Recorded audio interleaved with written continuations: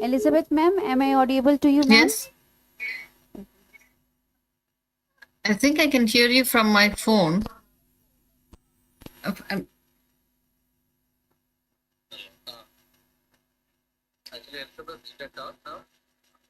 yes, I can talk. Okay. You can start, ma'am. Thank you, ma'am. Good morning, everyone. It's truly an honor to be here with all of you today at this international conference. I am grateful for the opportunity to speak among such distinguished professionals, scholars, and leaders from around the world. Before I begin, I want to acknowledge the incredible diversity and expertise represented here. Conferences like this remind us that while our backgrounds may differ, our shared commitment to advancing knowledge, improving practice, and inspiring change unites us. Today, I'll be speaking on challenges and applications of mixed methods, a subject that continues to shape our global landscape and requires collaboration, curiosity, and continuous learning. My goal for this session is not only share insights, but to also to spark meaningful conversations that extend beyond this room. Thank you for being here and thank you for your dedication to move our field of nursing forward. I'm just going to go ahead and begin my presentation. The topic for me is on challenges and applicability of mixed research methodology in nursing care practice. Just a quick introduction. Before I get into my topic, I want to speak a little bit or even read this overview of scope and importance. Nursing research encompasses systematic inquiry into practices that enhance patient care, fostering improved healthcare outcomes, and provides a foundation for evidence-based practices in clinical settings. Nursing practice itself is multidimensional. It requires understanding clinical outcomes and patient experiences. Mixed methods, in particular, reflect real-life nursing scenarios. It supports holistic and person-centered care. It enhances nursing judgment and clinical decision-making, whether it's related to patient care or processes. It is extremely important. A quick touch. I just want to make sure I can say it. Okay.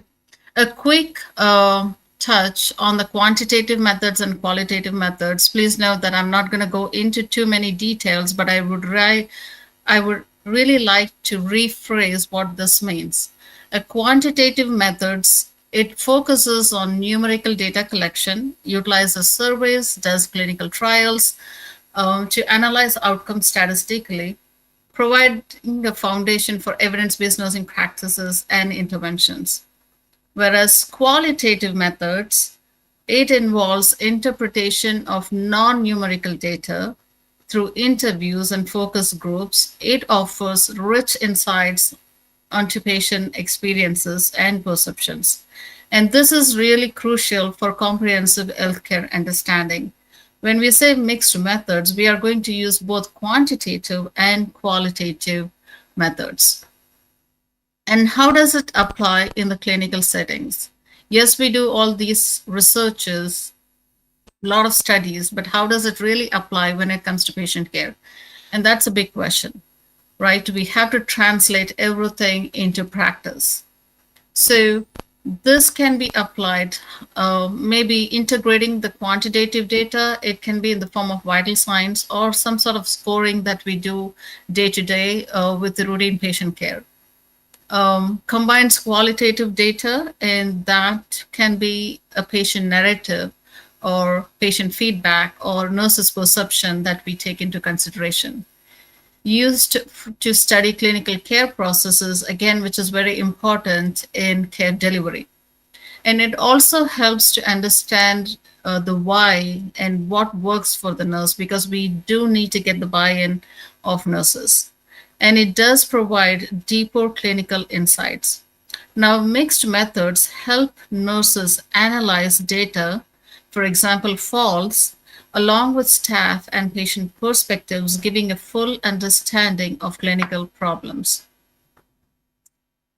Nursing practice and mixed methodologies. Now, we all know that nursing problems rarely have one cause.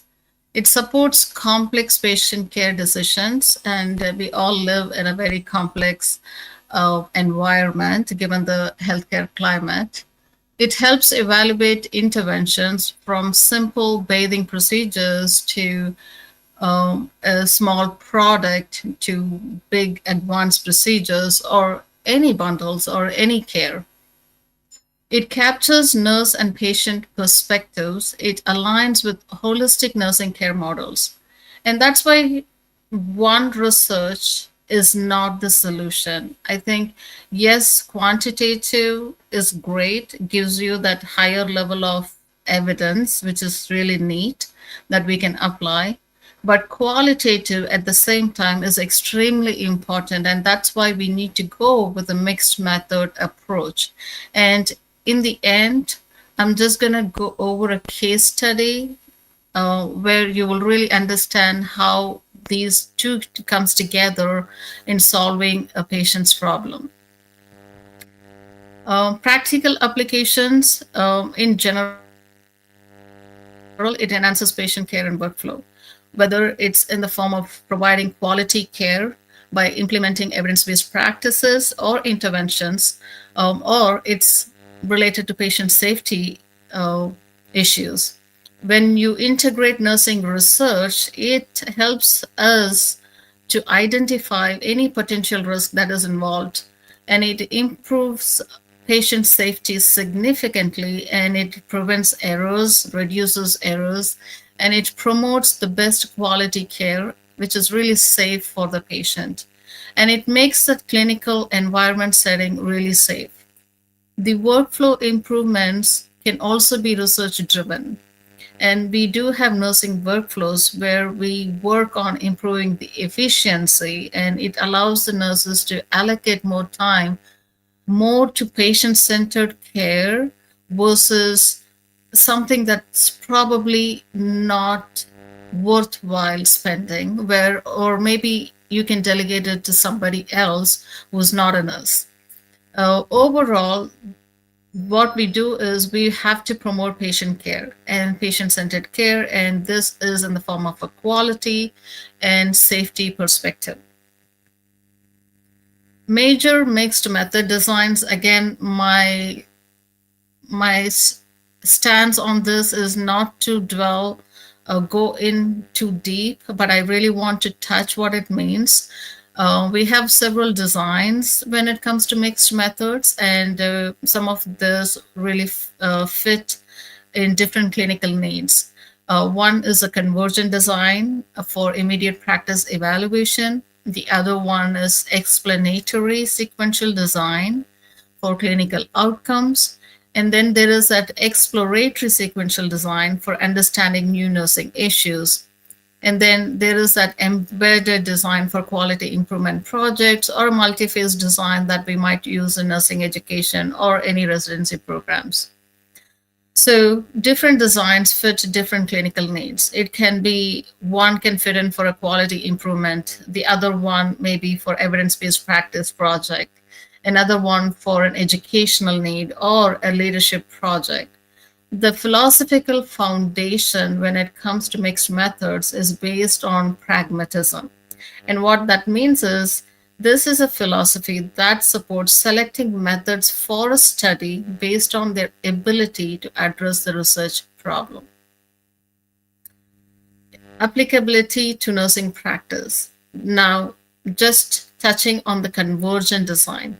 This is ideal for nursing quality improvement projects. It compares survey results with patient comments, evaluate compliance with bundles, merge bedside observation with the data, supports real-time clinical decisions. Now, I want to give you an example of a convergent design. Let's take patient satisfaction scores. In patient satisfaction scores, one of the things that we address is nursing communication.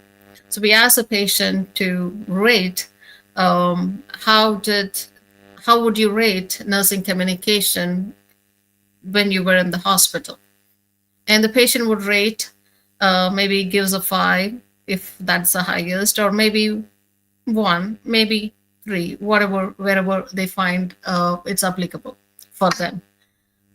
So that can be quantitative. We can convert that to a quantitative data, and in overall, we can have an n number of patients that says, oh, 80% of the patients said the nurses communicate really well. That's quantitative.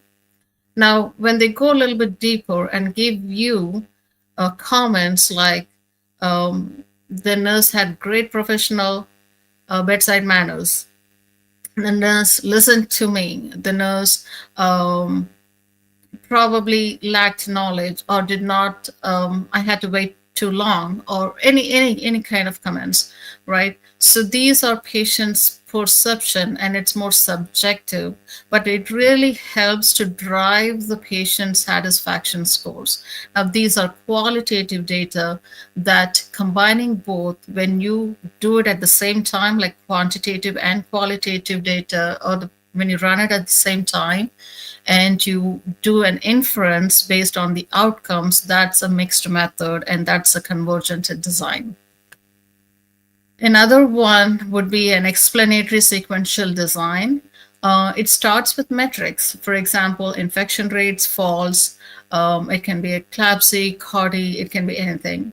It follows with, sorry, let me go back. It follows with nurse-patient interviews. It explains unexpected trends, helps revise nursing protocols. It's ideal for leadership and clinical educators. Explanatory sequential strategies are used to provide additional qualitative insight into a topic. And whatever I'm saying here is what we do at the bedside, what we do in nursing practice. That is initially studied. For example, if there is an increase in CARDI rates, and we are doing different measures to decrease the CARDI rates. CARDI stands for catheter-associated urinary tract infection. And the rates don't decrease, the infection rates don't decrease, then we are working on processes to decrease the infection rate. Sometimes those processes may not work. We really need to interview the nurses and also ask patients to explain why we're still having those gaps. So that's where the mixed research plays a huge role. The other one design is exploratory sequential design. It starts with staff or patient feedback. It builds surveys or interventions. It's useful for new care models. You can understand staff perceptions better. It guides development of nursing tools. When using an exploratory sequential strategy, the researcher collects and analyzes qualitative data before beginning the quantitative component of the study. For example, um, if the nurse is talking about patient acuity on patient assignments, and they have some subjective perspectives on that, it's important like we kind of get that feedback or get an insight on what they want, and based on their um, ask, we can build something and drive collect data to see whether it's really applicable, or is it really one person or more people, and and how far and wide we need to go with that problem, right? So that is an exploratory sequential design. Impactful nursing research outcomes. Recent studies reveals there is such an advancement of patient care through nursing research. And I say this because in like the place that I work in the hospital, in any facility that I know of, it's all evidence-based practices. And we do that very often. Almost we always have projects concurrently running all the time, all through the year. And if not one project here in critical care, maybe there's another project that's been worked elsewhere, or it's just in general. We have so many projects that is being implemented in the healthcare facility. And it's so important that it enhances healthcare outcomes, it improves quality of care, it promotes effective nursing strategies and clinical environments. Um, and it's influenced by staffing, environment, culture. And mixed methods would capture the entire picture of the patient in a given environment. And that's what it's important about. This is a quick, this is a good slide. I love the slide because it's one slide that tells you what it's all about, right? Significance of mixed methods. Nursing interventions are complex. You really need a model. You really need research studies that's gonna address the multifactorial problems that we face. And it's patient-centered approach. The focus is always geared towards the patient. When it comes to nursing workflow or staff experience, this method is going to work great. Quality improvement, evidence-based practice, program and policy evaluation, and that's so important. We all abide by policies. We are all dictated, like when it comes to nursing care, when it comes to order sets, we have protocols and guidelines and programs and policies that we have to follow. And we also have the Board of Nursing that we have to follow and practice within the scope of Board of Nursing standards, which is again, for you, it would be the council, right? For that, mixed methods, again, is very crucial. Anything and everything always comes with challenges, right? So is the mixed methods. The challenges in application. Data collection difficulties can lead to incomplete findings. There are ethical considerations that must be prioritized, and when it comes to patient confidentiality and safety, there is no compromise when it comes to this. And resource constraints limits the scope and also the scale of studies. We're going to look into each one. Time and resource demands. Sometimes it's really not that easy to collect the data during shifts. Yes, you want to get the data, you want to get the real data from the patients or from the nurses in real time. Sometimes it doesn't work that way. It competes with staffing shortages. It requires coordinator support. It sometimes can go I mean, the projects can run long than you anticipate. And there are costs involved definitely with software and suppliers. And it also depends on how far and what kind of project are you working on, or what kind of research that you want to study. Skill requirements. I think one of the biggest challenge when it comes to mixed methodology research, especially to this particular type of research, is having the right skills. If people don't have the right skills to run the mixed methods, I mean, it can go wrong easily, especially when it comes to qualitative data. Quantitative data, it's really straightforward. You get the numerical data, you run the statistics, you get the means, and it's pretty easy. It's straightforward. It's a higher level of evidence. Usually, you can do it. But with qualitative data, that's when you're going to have issues, because with qualitative, it's more about perceptions. And if the researcher or whoever is running the project or doing the study, if they don't have the skills, if they don't understand how to run the study, then it really becomes a challenge. Requires statistical literacy. It requires skills in interviewing, and that's where qualitative becomes a challenge, because whatever the person is saying, the message has to be taken correctly, and the perception of the other should be comprehended well, without any bias or any stereotypical views, and or even analyzing that type of data requires a skill. Nurses may lack qualitative training and need for mentorship from experts. And we want bedside nurses to do these projects. We want bedside clinicians to run it. I do residency programs. I teach experienced nurses in the ICU, and we start a research project, not research, we start evidence-based quality improvement projects in the first 3 months. Like, we do a 16-hour class on how to review the literature, how to search for the literature, how to come up with a PICO question, and then they have to really come up with a project that they need to develop, I mean, implement, and they have to do their intervention outcomes. I mean, they have to do the project, no doubt.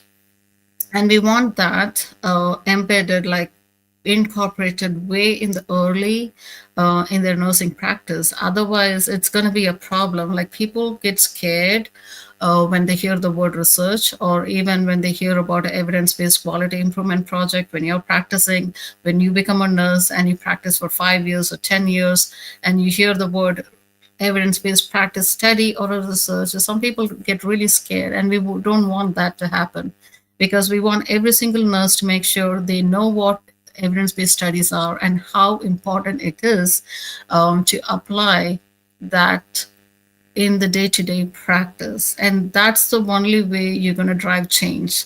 If you don't apply, if you don't ask the why, and if you don't apply evidence-based practices, we cannot move forward in nursing profession.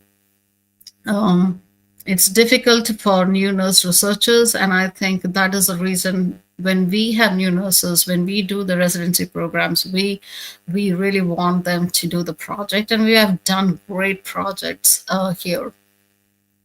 Complex study designs, it requires detailed protocol planning. It's hard to explain to staff. Institutional review board is something that has to approve a project, especially when it comes to human subjects.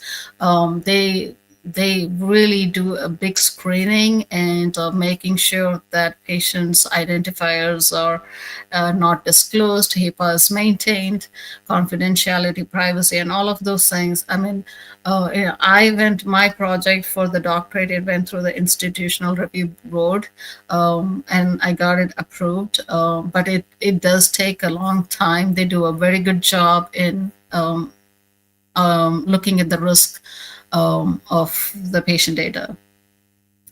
Other one would be a potential for methodological errors. Again, it all comes down to the person or what type of study that they're doing, what tools they're using for their research project.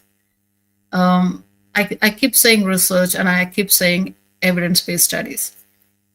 Research is when you do a research, you're trying to find something new.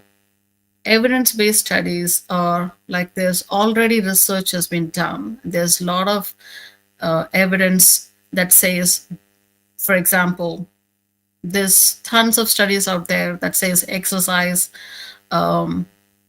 will reduce weight.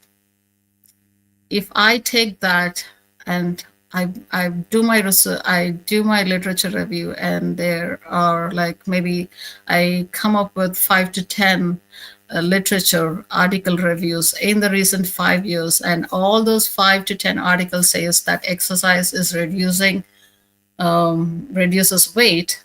That is an evidence based practice like that. I'm going to apply and test it in my unit for or my patients or people who are overweight, and I'm going to implement that study. That's evidence-based project, and based on the results I may find it positive outcome or a negative outcome. That's different. Research means you're testing something new. You're trying to do something and you're testing and you're making an inference. Okay, this worked, this did not work. You're making a hypothetical statement with research. So please understand those two are two different things. Research is different. Evidence-based practice implementation is different. In clinical setting, most of the time you're doing a evidence-based practice quality improvement project. When it comes to research, it's probably more like a clinical trial with drugs or interventions or something else where you're really testing to find new evidence. Let me see. Ethical considerations, maintaining confidentiality across data sets. Additional concerns are needed, protecting sensitiveness feedback, protecting the same thing applies for the patients, ensuring patients understand study purpose, avoiding undue burden on staff. Now, one thing that with quantitative data, it's actually easy to de-identify some of the data sets, data points, with quantitative data. But when it comes to qualitative data, sometimes when you're asking questions, when you're interviewing a person, because it's all that patient's perception or staff perception, their insights, and those are rich data, and you're coming up with the themes based on what they say.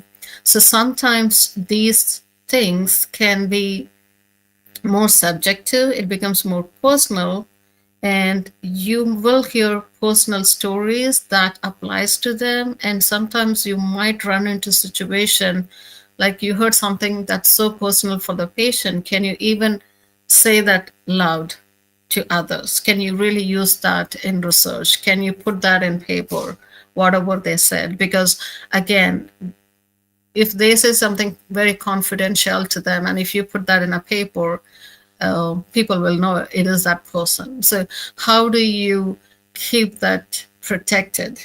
So that's why you have to be very careful when it comes to qualitative and ethical considerations. Running into IRB is always good because they can screen and they can tell you what is best for that particular study that you're doing. Data management challenges. We use Epic. I do not know what you all use, but I know we all are trying to convert to electronic health record at this point, medical records at this point. So we use a system called Epic. And Epic is an electronic health records that we use here, and it can provide enormous data. And I'm talking about tons of data sets, like tons of data it can pull and it can provide you.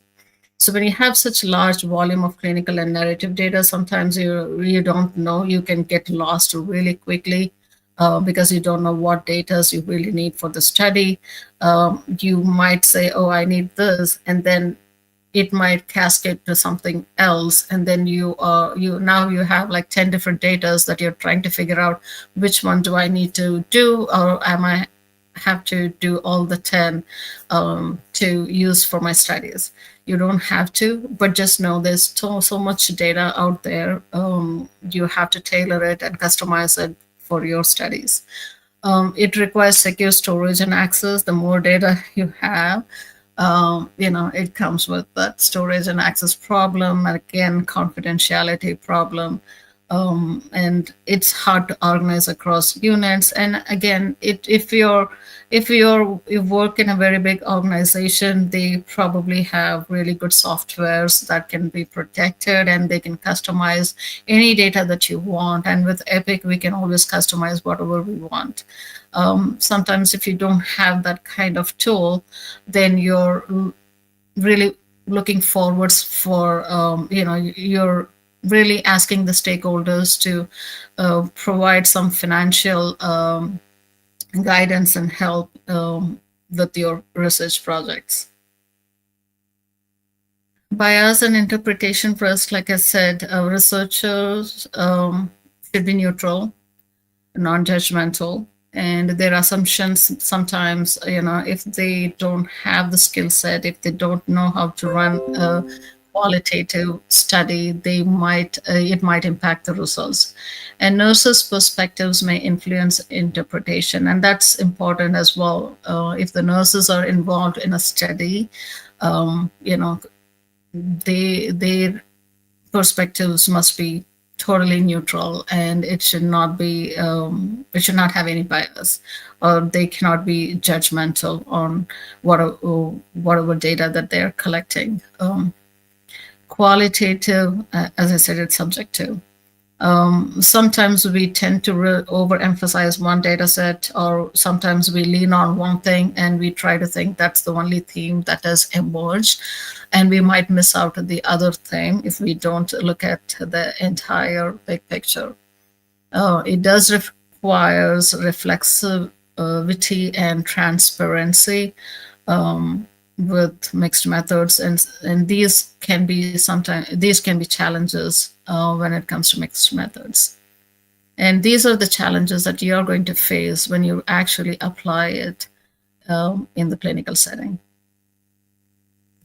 So in summary, before I go to the summary, I want to really kind of give you a case study scenario so you understand how the quantitative and the qualitative comes together.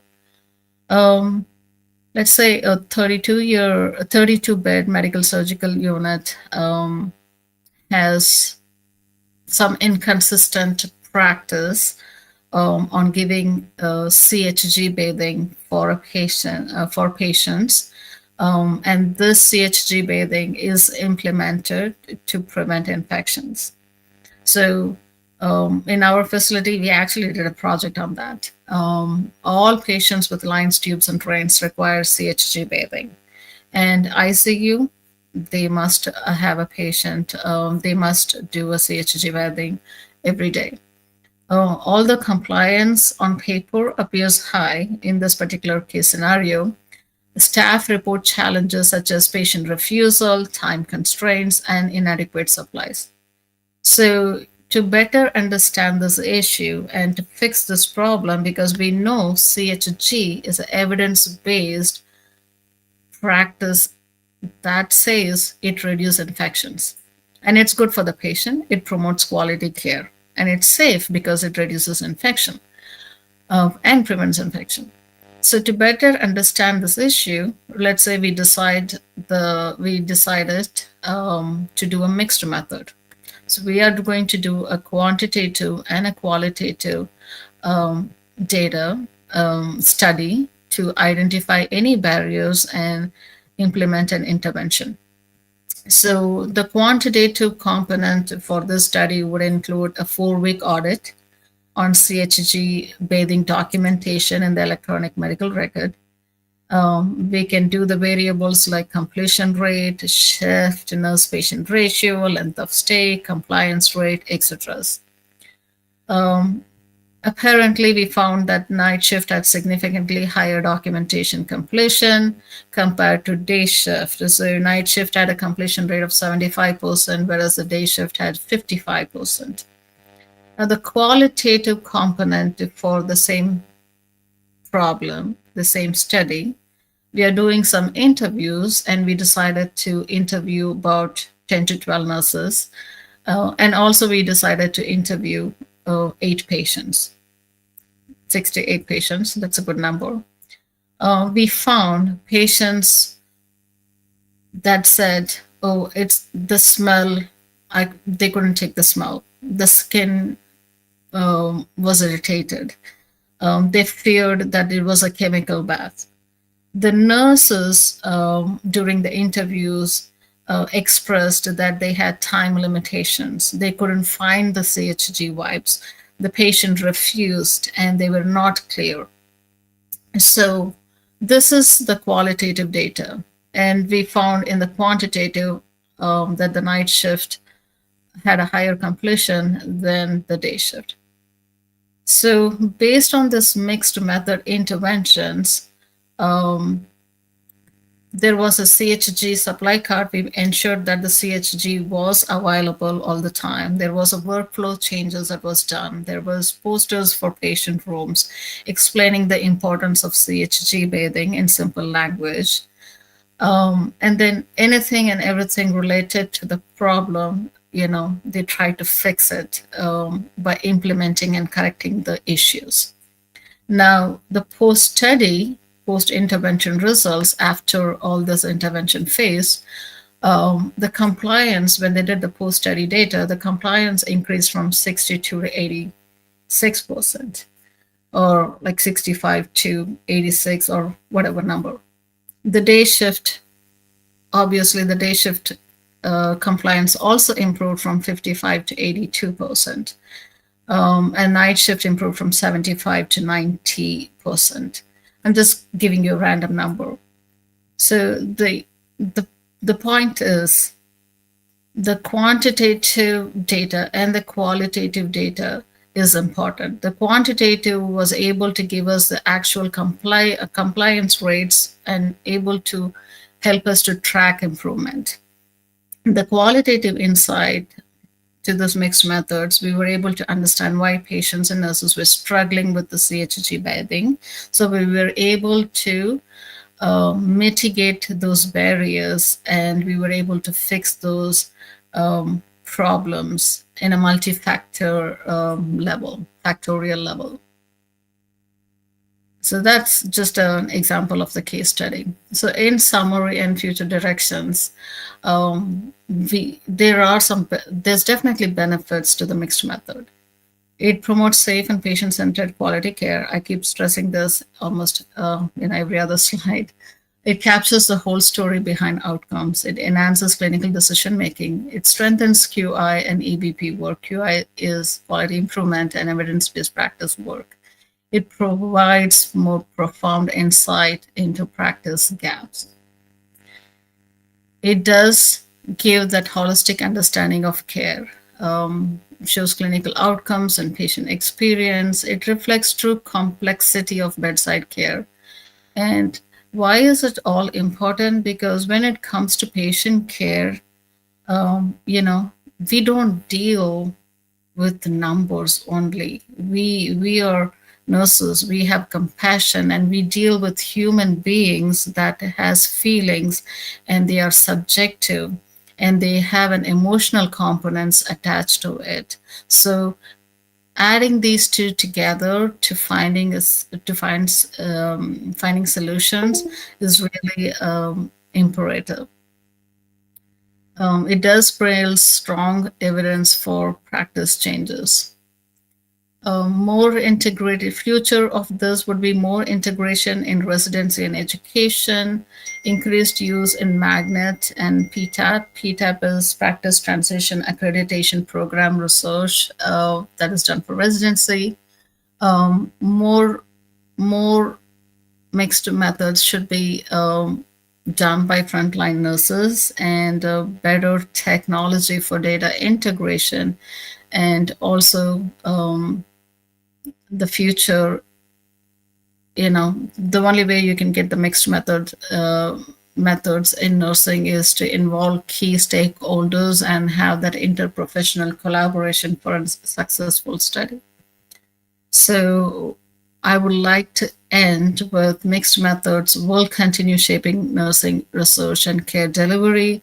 It has grown from an infancy state to another level, but there are still more research need, more studies have to be done on the mixed methods.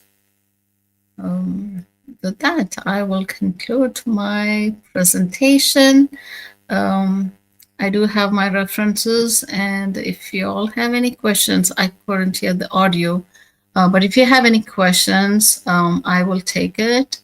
Or if you want to email me, that's fine. You can text me as well. Any questions? Thank you, ma'am, for the enlightening session. Sorry, I can't hear. It's time for discussion. We welcome any questions or clarification from the audience. Is there any questions? Any queries? Once again, thank you, ma'am, for that compelling and thought-provoking presentation. Your ability to distill such complex ideas into a lucid narrative is truly commendable. Ladies and gentlemen, we are delighted to share that Vision Publishers has launched a brand new book, Adult Health Nursing No, I First, cannot hear. authored by Dr. Ashok Kumar Bishnoi, Dean Faculty of Nursing, Atal Bihari Vajpayee Medical University, Lucknow. To release this, I request to our dignitaries, Dr. Kopula So Victor Babu, right? Professor Dr. Sandeep Podar sir, Dr. M.J. Kumari, Professor Dr. Renuka K, and Dr. Ramesh S. to kindly come forward to the stage.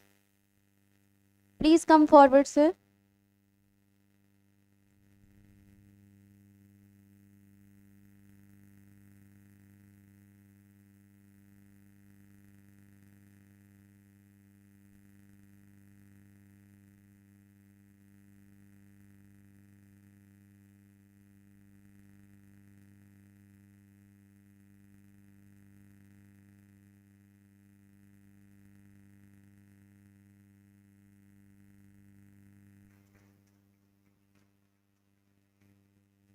Now, I request to Bharti ma'am, please come on the stage, ma'am.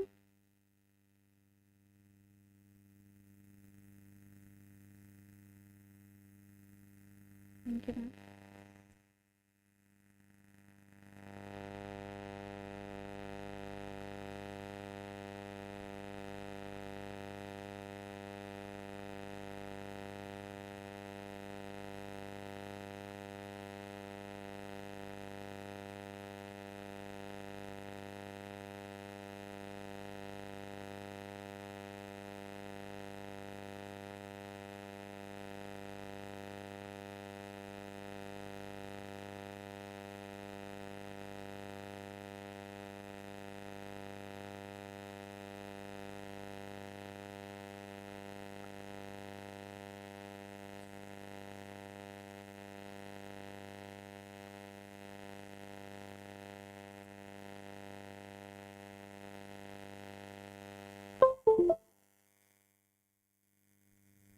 Thank you, sir and ma'am.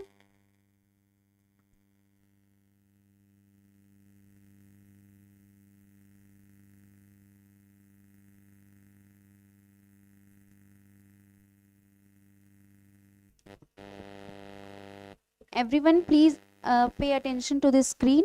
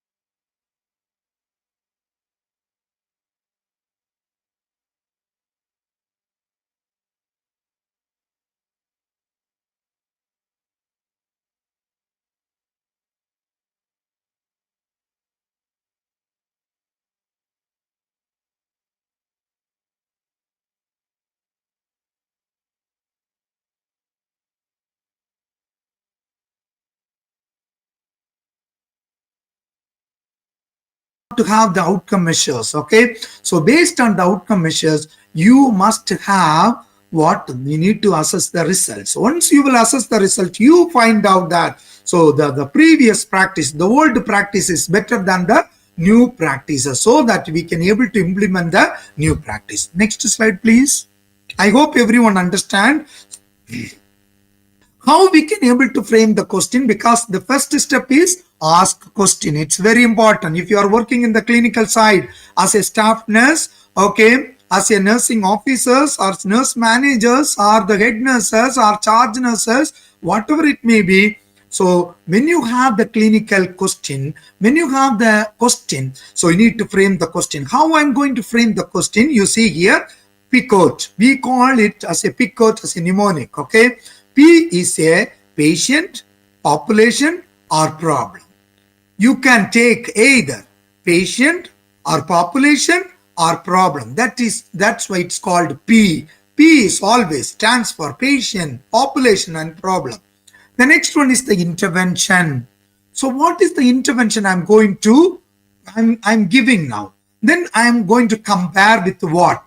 What is the comparison with? Okay, so the next one is the outcome and timeline. Whether I'm going to complete this project within 3 months or 6 months or 1 year. So it's based on your question. Okay, it's based on your timeline. So you need to make the project question as PICOT.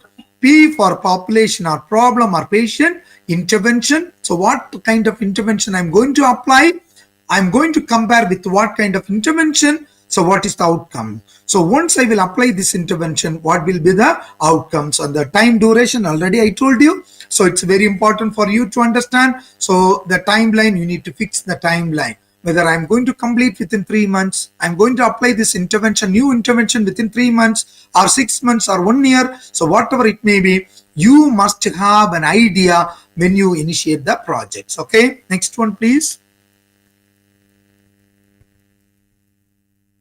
Okay, so I gave an example. You can see here, it's very good for you to understand if you are a faculty of nursing or the clinical nurses or student nurses, whatever it may be. So you must know the evidence-based practices, how you are going to initiate the projects and how you can able to take all the research articles from the qualitative and quantitative mixed method of studies. So this is the one how we can able to bridge the gap between theory and practices. As I gave an example, you see here, Isabel is a 45 years old woman who asked you for advice on chronic diabetic wound healing with wound vac therapy method.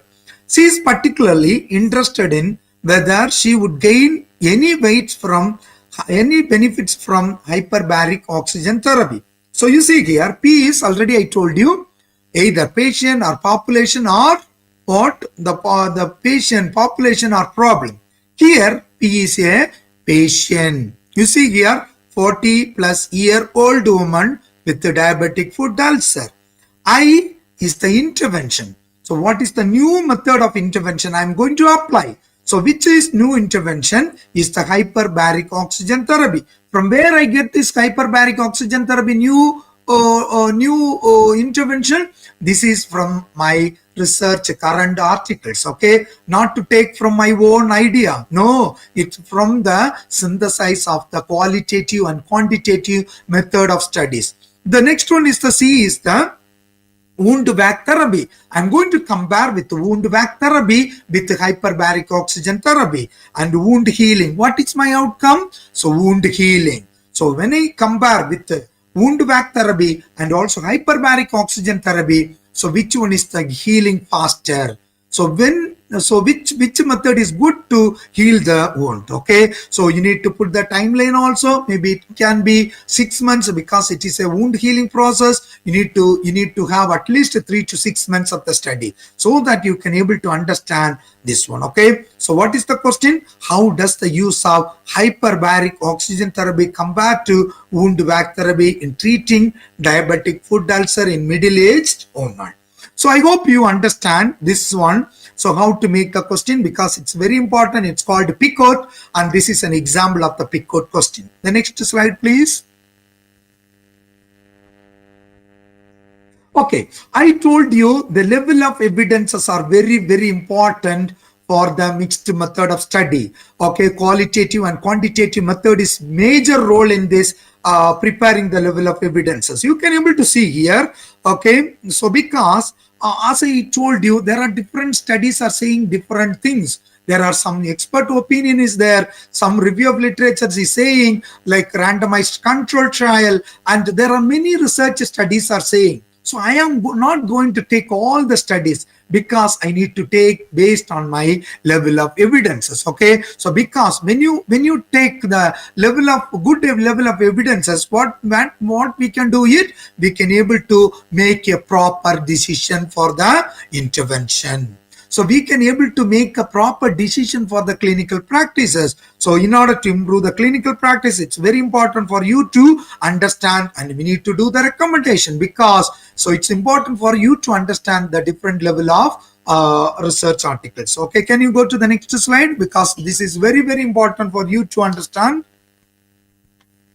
You can able to see here there are how many levels are there. You can able to see there are 7 levels are there. Okay, so you can able to see the toppest one is the strongest one. That means level 1. So that means mostly systematic review with or without meta-analysis of randomized control trial. As you know that systematic review is a mixed method. Either it is a qualitative or quantitative. So you have the question, you are going to get all the systematic review. So this is the filtered information. Okay, so really this is the best of the best study you can able to take for the evidence-based practices. Okay, so here the major role of the qualitative and quantitative study is the major role here. Okay, so this is very important. Okay, so you can able to see here level 2 is the randomized control trial. As all of you know that, okay, nowadays before 2 or 3 years we were suffering because of the coronavirus. I'm right. So all over the world they wanted to invent the vaccination. Okay, the corona vaccination. How they will made it? So they did the randomized control trial. Okay, so they did the randomized control trial. Then after that they invented the corona vaccine. Okay, so this is also important for you to understand. And also the next one is the level 3 is the non-randomized control study, that is called quasi-experimental study. That is also good, but when you go down, it is the weakest one. Don't take the expert opinion. Okay, don't take the some method of study like descriptive study. Don't take all these things. Okay, as I told you, when you wanted to fill the gap, okay, between theory and practice, go the highest one. Level 1, level 2, level 3 is the highest study can able to take. That is the systematic review, randomized control trial, and also the other non-randomized control with the study with the quasi-experimental study. So these kind of studies are important for you to fill the gap between theory and practice to apply the evidence-based practice in nursing. Okay, the next one is next slide, please.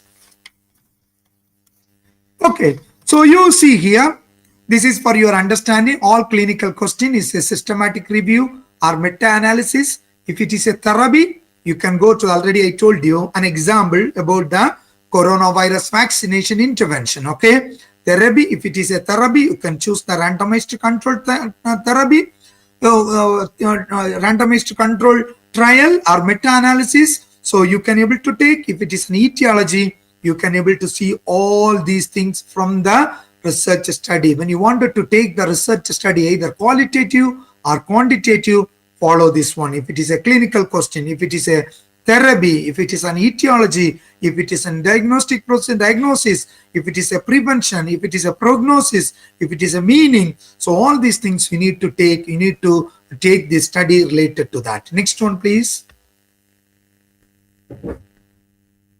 So benefits already I told you. You need to have the positive patient outcomes. How positive patient outcomes? The patient will not stay longer. The higher quality of patient care will be higher and higher. So the patient will be satisfied, when the patient is satisfied, we are also satisfied. I'm right, because we are all sometimes we are the one giving care for the patients. Okay, so once the patient is satisfied, so they will appreciate your care, and they will be they will tell you that you did a great job, thank you so much. Okay, so what we need to do it for that we will be satisfied. Okay, so there are many things I told before. And the next slide please.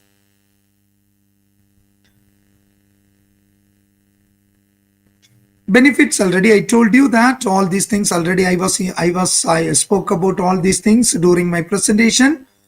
Okay, because when you wanted to make the decision, so better to use the evidence-based research articles, so that you can able to either it is a qualitative or quantitative methods can be incorporated, so that you can able to give the priority and quality care for the patients. Next one.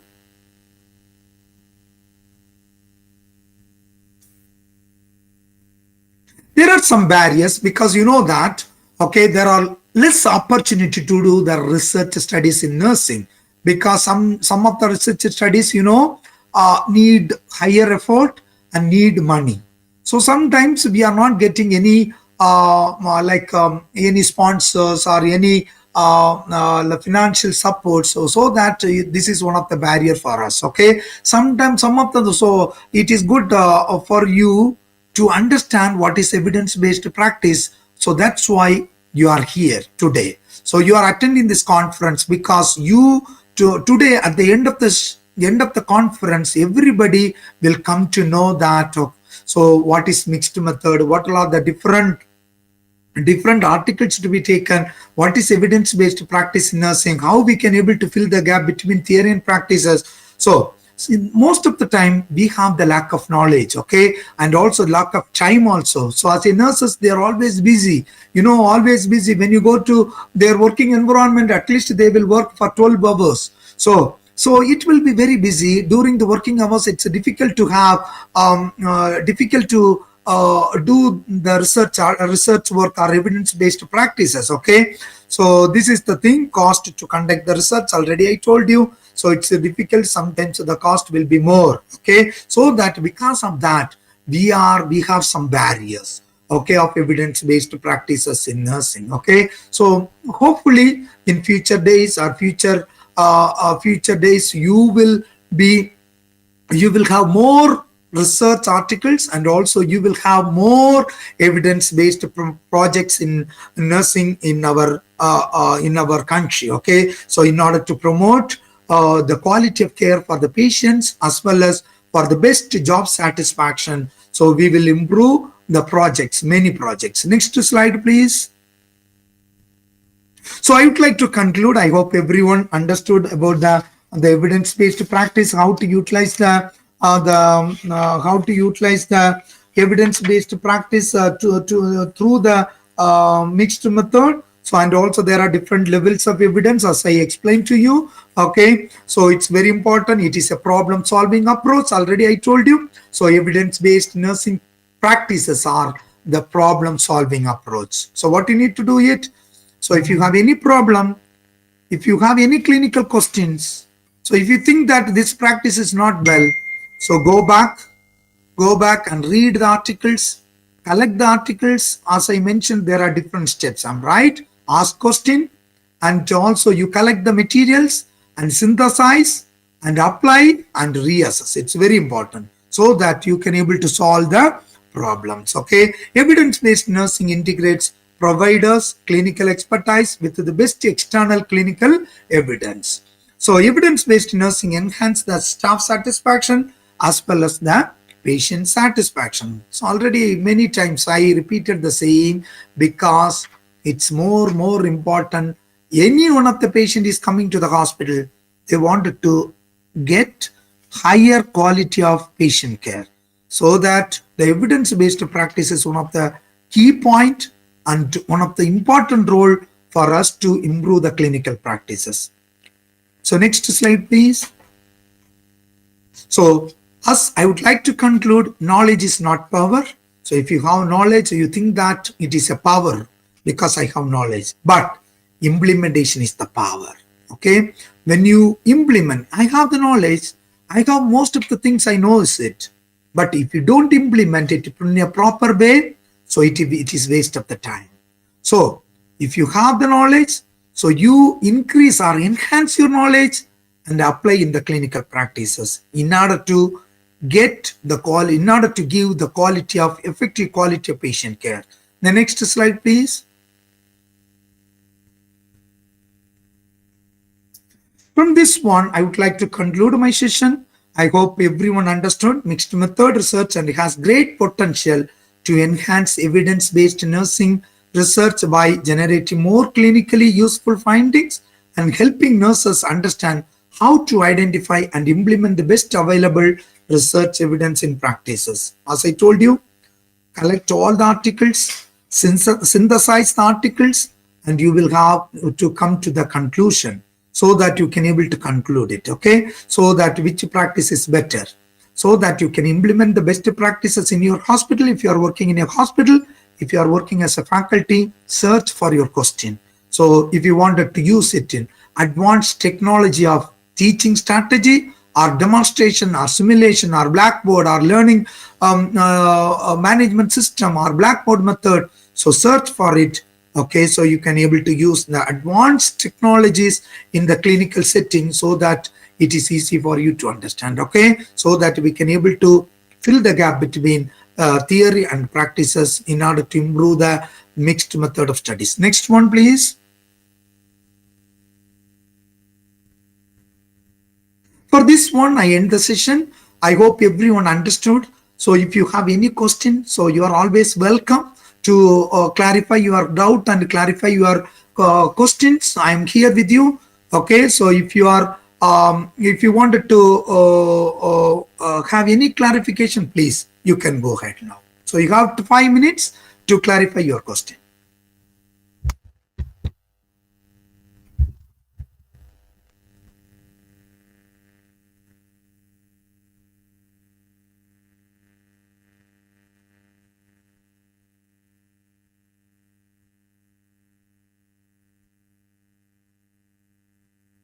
Any question, any doubt or any clarification?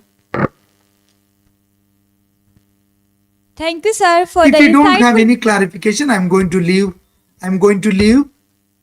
Thank you, sir. Now we will open the floor for questions. If anyone has a query, please raise your hand. Is there any query or clarifications? So we will proceed. Once again, thank you, sir. Our final speaker before the lunch recess is Dr. Shaila Silvarani.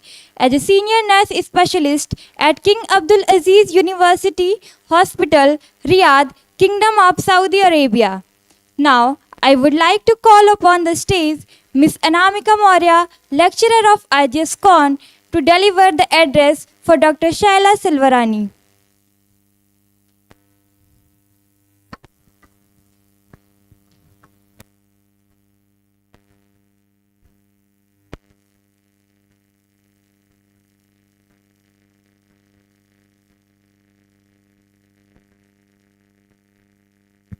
Hello. Good morning, one and all. It's my immense pleasure to introduce our esteemed speaker, Dr. Sala Selvarani, Senior Nurses Specialist, Medical and Surgical Nursing at King Abdul Aziz University Hospital, Riyadh, Saudi Arabia. Ma'am is an accomplished nursing professional with over 20 years of extensive experience in clinical practice, teaching and leadership. She is highly skilled in quality improvement, evidence-based practice, and staff mentoring, and is deeply dedicated to advancing nursing excellence, patient safety, and professional development. Her academic achievements include PhD in nursing, MSc in medical surgical nursing, BSc in nursing, PG diploma in hospital management,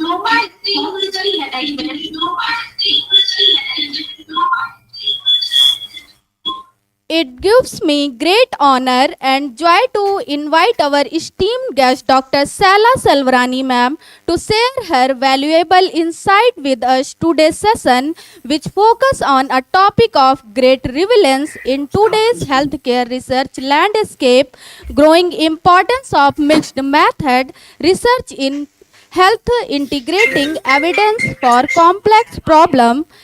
Please join me in giving a warm virtual welcome to Dr. Sala Selvarani ma'am.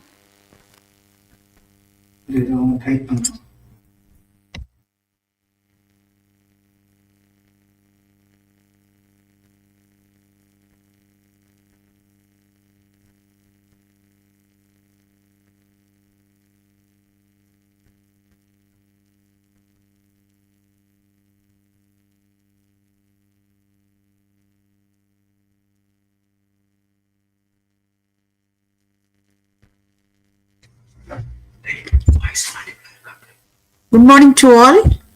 Can you hear my voice? Good morning. Okay. Good morning to all. Before starting my topic, I would like to thank for the wonderful opportunity to participate as a speaker in this international conference. I will introduce myself. My name is Dr. Shaila Selvarani, working as a clinical service manager in one of the hospital in Saudi Arabia. Before I work as a educator, then I promoted as a service manager. Now I work as a nursing specialty manager in one of the hospital in Saudi Arabia. Today, my topic is growing importance of mixed methods research in health integrity evidence for complex problem. Next slide.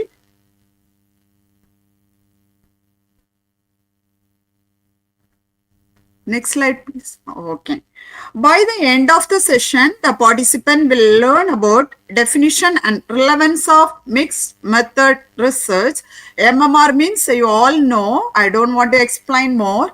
Understanding health integrity, why mixed methods are important for complex health, evidence of complex problem in health, why we use mixed methods, advantage of mixed method in health research, applications in health integrity, types of mixed method design.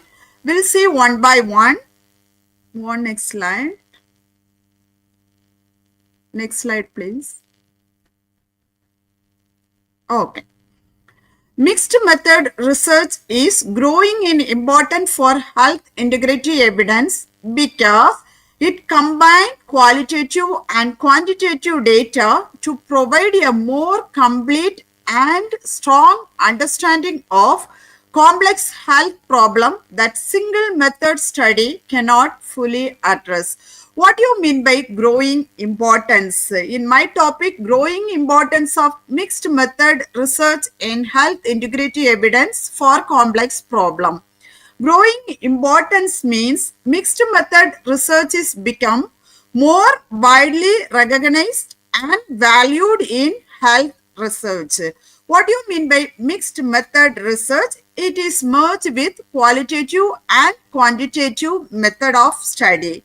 Health integrity evidence means it is producing reliable, valid, and comprehensive evidence that support ethical and accurate health decision. That is why this approach means mixed method approach ensure strong, reliable evidence to address complex health challenges like chronic diseases, mental health issues, and health system reforms because this problem involve multiple dimension and cannot be fully understood through number only. We are using the mixed method because the researcher to gain more comprehensive understanding of their research question by using multiple method to collect and analyzing the data. This method is called third research paradigm. That means what? it is merged with the qualitative and it is combined with the qualitative and quantitative research. Qualitative means what? Focus on. Quantitative means what? Focus on numbers, measurement and statistical analysis. Qualitative means focus on patient experience, staff experience, patient perspective. It is a patient relationship. This all related to qualitative study. Move on next slide. Next slide. Yeah. Definition and relevance of mixed method research. First one, MMR combines qualitative. Already explained about this one, and you all know what is mixed method. It is combined qualitative and quantitative research method for comprehensive problem understanding, the collection and analysis of both qualitative and quantitative data in a single study, which the data are collected concurrently or subsequently. Second one is quantitative research rule.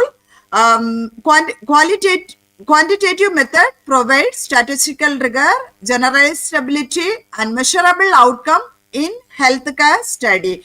Quantitative mainly focus on analyzing numerical data to identify the patterns, trend, and relationship. Next one, qualitative research role. Qualitative approach give in-depth and context to patient experience and healthcare system complexity.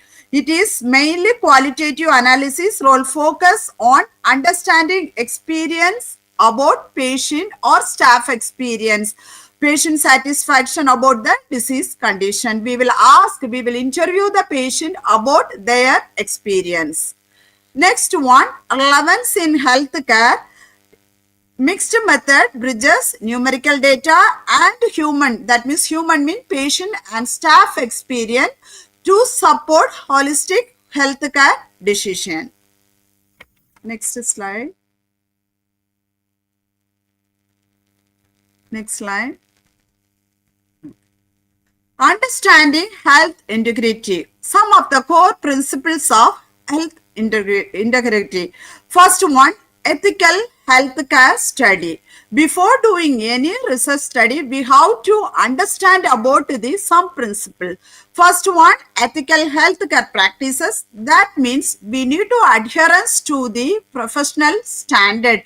That means ensuring honesty, fairness, and when you are taking the decision or it is not from your own. When you are selecting the topic, you have to understand the professional adherence to the professional standard. Second one, patient autonomy and trust.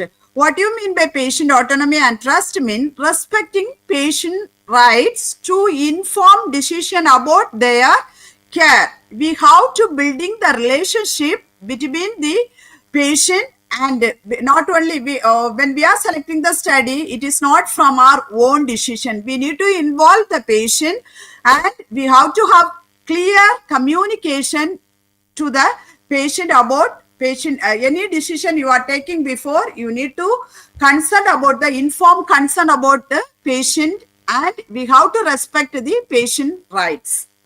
Next one, regulatory compliance and fraud prevention.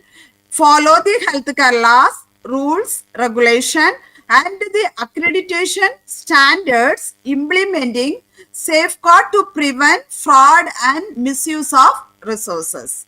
Next one, role of mixed method research. It means it will provide the strong evidence by combining qualitative and quantitative data, and it is support integrity by ensuring the decision are based on comprehensive and reliable research. Next slide, please.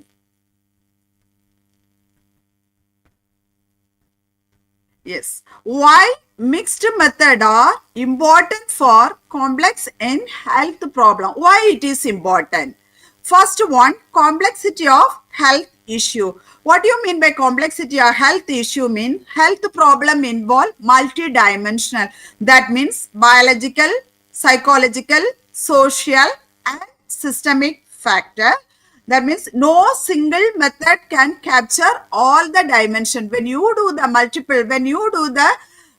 mixed method research, we can identify in both way, qualitative way and quantitative. Next one, comprehensive understanding. Combining qualitative data, combining quantitative data means numbers and trend, and qualitative insight, that means patient experience. It will give the full pictures of the study. Improve intervention design. Improve intervention design. The mixed method evidence help to create the intervention that are both effective and acceptable to the patient and the researcher. Next one, validate and triangulates finding. Using the multiple method, it is strengthen reliability and reduce the bias. If you are doing one study, that means quantitative study, if there is any gap, if you are doing the both method together, combine the both method, we can identify where is the gap. Diverse stakeholder need. That means policy makers, clinician, and the patient all require different types of, that means different. It is whatever need we are expecting doing the study, we can get it when we are doing the mixed method research. Next one, capture patient-centered perspective. Qualitative data ensure patient voices are heard alongside the clinical decision. Because when you are doing the qualitative data, we are asking the patient experience. Then we will come up with the decision, those who are doing the research study. Next one, adapt to the dynamic health system. Mixed methods are flexible and can respond to changing healthcare environment and policy. When you conclude the study, we can create the policy or we can modify the policy according to the outcome of the research problem. Move on, next slide. Okay. Evidence of complex problem and health. Evidence. First one, you can see here, quantitative means what, qualitative means what. It is related to the studies. As I mentioned before, when you do the mixed method, we need to find out the multidimensional, biological, social, economic. We need to look for the multidimensional. First one, chronic disease management. Here you can see here, quantitative means we are collecting the prevalence, only the numbers. We are not going in depth. Prevalence rate and treatment for adherence of data. How common chronic diseases, for example, diabetes or hypertension or the population. Treatment adherence data mean when you are injured, we are just collecting the data or only the number, percentage of patient following prescribed medication or lifestyle changes. Next, in qualitative data, patient experience, we are looking for the patient experience. How you will understand about the patient experience, how you are collecting the data means by doing the interview or focus group about their living with chronic illness. These cultural barriers and lifestyles, how cultural norms affect them. When you do the interview, you will understand what about their diet and exercise and health behavior. Second one, health disparities. Here the quantitative meta means health disparities means we are collecting the data from the different group of people, different group, not same the group, different group of people, like mortality and morbidity statistic by socio-economic status. Data showing that when you collect the data, it will show the difference of in death rate and disease burdens among income or educational group. Qualitative data means social determinants. That means it is, well, when you do the interview, it will give us clear idea about factors like income, education, housing and employment that influence the health outcome. We are getting from the patient side. That means we are asking patient experience by do the interview.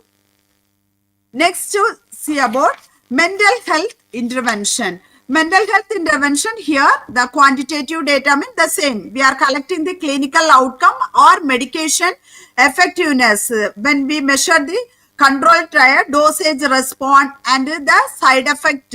We are just collecting the data. But qualitative data will provide stigma, that means patient experience of social judgment and discrimination related to mental illness. Next one, patient coping mechanism, that means strategy, how individual manages stress and adherence to the therapy and maintain well-being. Family support, that means role of family involved in recovery and adherence to treatment. This all qualitative data doing by interview. We can get to the fully understand about our study. Next slide. Next slide. Implementation. This is also another evidence. Implementation of new technology. Now telehealth. You all know about what you mean by telehealth. And Pixel system means that means automated medication system. That means what? Once I don't know, it is available in India. Here all the hospital, it is the new system here. Once the doctor will order the medication, the machine will provide the medication. Once we enter with our ID number, the machine will provide the medication according to the doctor's order. Here this is the new implement technology. So here the quantitative data means what?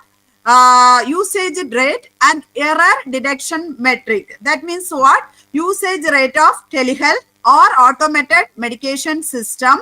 This metric shows reduction is medication error or improve efficiency.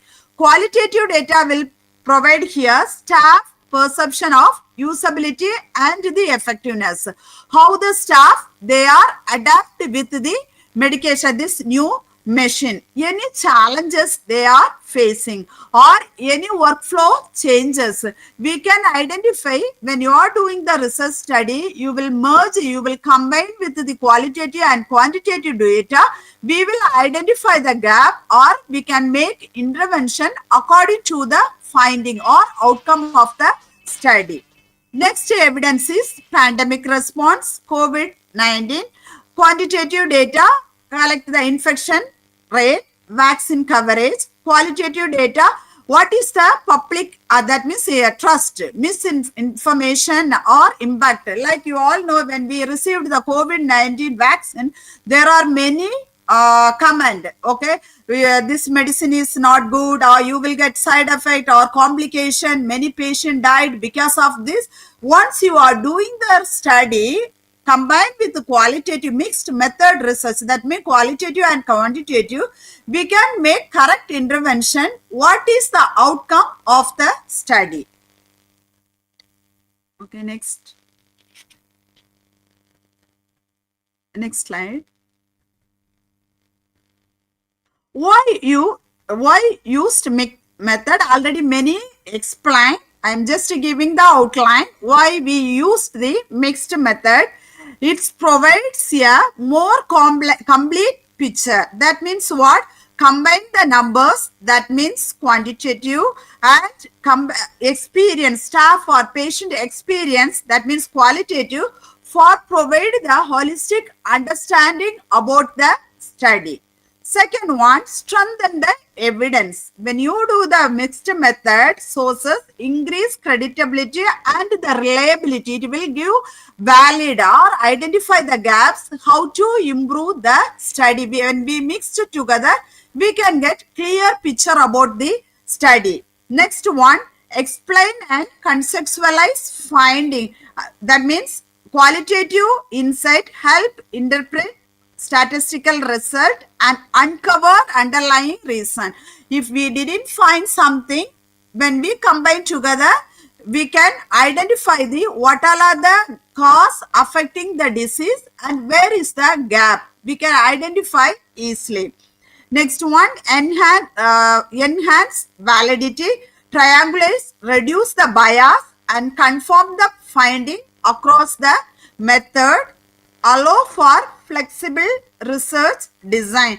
That means adaptable to complex, allow adjustment and freedom during the research process. If there is any adjustment during the time period of the study, this will allow to flexible how to, that means what all are the, how to make the research designs. One next slide. Okay. Next, see about advantage of mixed method in health research. Here some comprehensive understanding through the integration. First one, quantitative data insight. Quantitative method provide measurable evidence like incident rate and treatment outcome in this research. That means what? Measurable outcomes, evidence, incidence of prevalence rate, treatment's outcome and statistical strength and trend and the pattern. Quantitative data insight here, it will capture the patient experience or staff experience, perception about the disease condition and conceptual factors influencing health behavior and outcome. It will capture the patient experience about the disease condition, perception and attitude towards the health intervention, cultural and social influence of health behavior. These points highlight why mixed methods are powerful in health research. Next slide. Okay. Here the integration of benefit, combining the both method, quantitative and qualitative, it will give us uncovered hidden pattern and validate the finding and offers rich or strong insight for the researcher, those who are doing the study. Next, enhance validity and applicability. Mixed method research strengthen the validity and makes finding more relevant to clinician, that means a policy maker and patient. It will give more clear picture about our study. We can make decision accordingly. If we need to create the policy or we need to change the treatment modality or we can give more education to the patient. Those who are doing the research, they can get clear picture about the disease condition or clear picture about their study and make the intervention accordingly. Okay, next. Application in health integrity. How we are going to apply in the healthcare setting. You can see here, first one, patient safety audit. Combining quantitative error data with qualitative staff interview, reveal causes and barrier to patient safety. Here, patient safety, for example, quantitative data means incident, if something happened, patient fall. So we can get to the statistical numerical data, how many incident happen related to patient fall. That is incident rate. When you are creative, when you are doing something, introducing something related to patient fall, we can get the data of compliance rate of our new intervention. Only we will get the numerical data. But in the qualitative data, we can get to the staff feedback on safety culture, staff feedback about new intervention. When you do the research study, for example, we have done the face down position for those who did the eye surgery, glaucoma surgery. So first one, how many patient compliance of the face down position.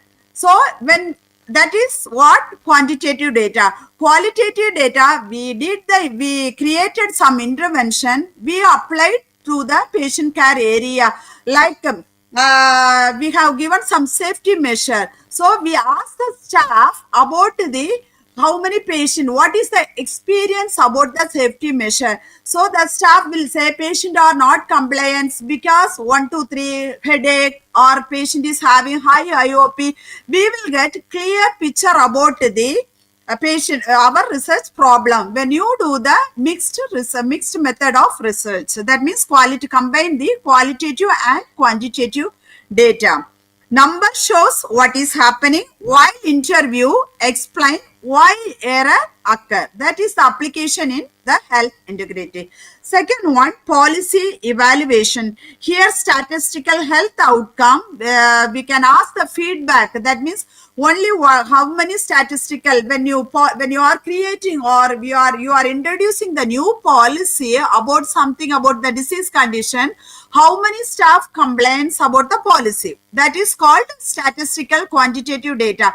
But when you do the qualitative analysis, their prospective, that means their staff experience, how effectiveness of the policy, it is okay, it is it is applicable to our health setting. So if there is some staff are not following we can get clear idea, staff are following the policy or any changes in the policy, it is applicable or it is related to our hospital or no. Next one, ensure this policy are not only statistical effective, but it's also practical and acceptable. When you do the policy, we need to understand it is applicable to our hospital setting. Otherwise, it is not effective. Then ethical compliance assessment, that means incident report combined with the cultural and staff perception assessment identify systemic ethical issue. Here quantitative data, we are just collecting the number of staff reported the incident, like OVR. In our hospital, we are following the OVR. If some incident report, they are reporting to the quality. So in the quality, what they will do, how many reported collected, number of reported collected from nursing department. But in the qualitative data we will do the root cause analysis. We will find out what is the exact reason of the problem. So how we will know? We will do the interview for the staff. If there is any related to patient complaint, we will ask the patient experience and patient satisfaction. You are happy, why you are wrote OVR. Once we will do the investigation, we will find the gap and we can improve the hospital problem. That means if there is any problem related to patient fall, we can improve it. If you do combine both study together, qualitative and quantitative study together. One next slide. Slide is not showing here. I cannot view my slide.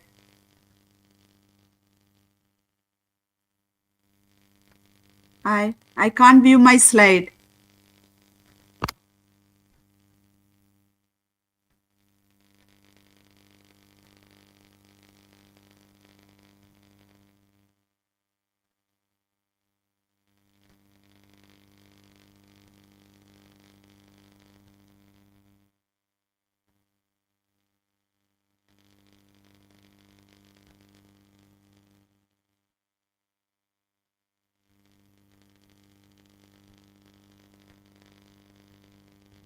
Hello. Just wait for 2 minutes, ma'am. There is some network issue. Just 2 minutes, ma'am.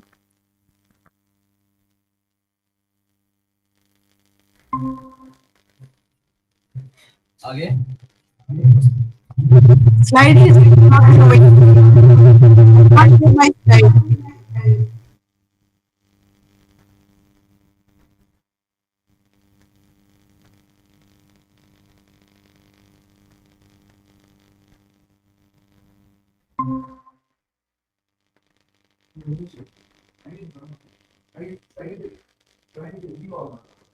Okay, fine.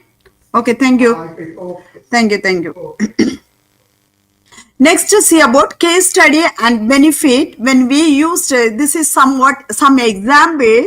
Case study means okay, example only. Okay, reducing medication error. How to combine both study together, quantitative and qualitative. Quantitative here analysis is related to reducing medication error. Error frequency was measured before and after the new electronic prescribing system implementation.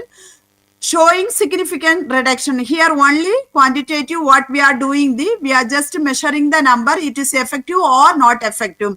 But in the qualitative, what we are doing here, interview with the staff and pharmacists, because we can't interview only the staff, it is implemented by the pharmacist. So both we need to get feedback from the both side. Interview with nurses and pharmacists revealed workflow any changes, or it is user satisfaction, mean they are happy about the new system, and challenges like if you need any training and usability. Next slide.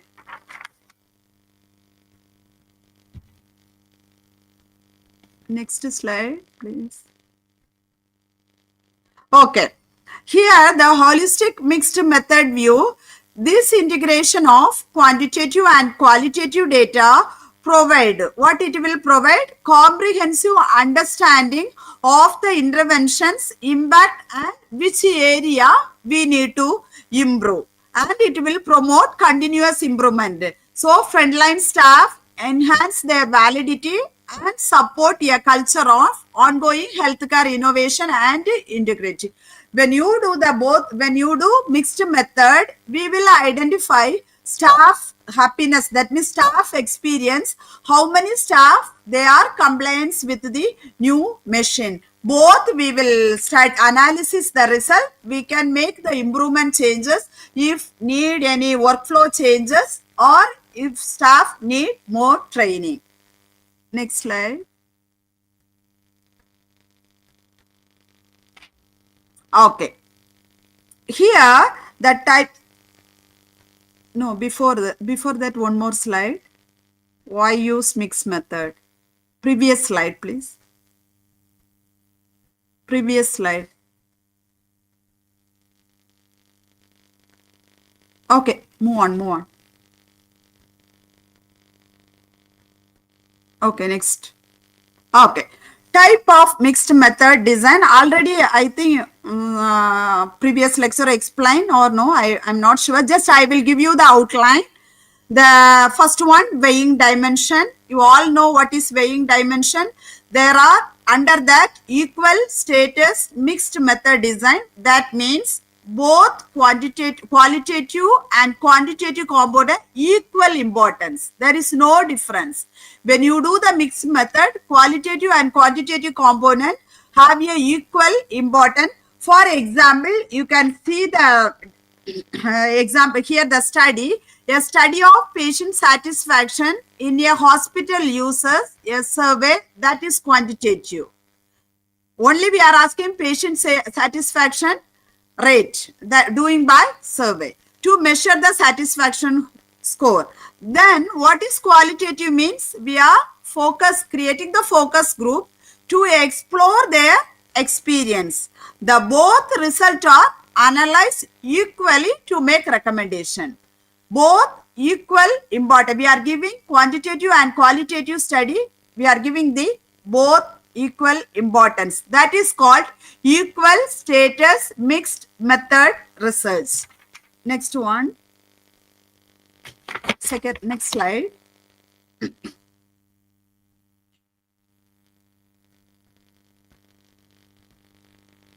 Okay. Next one, mixing dimension.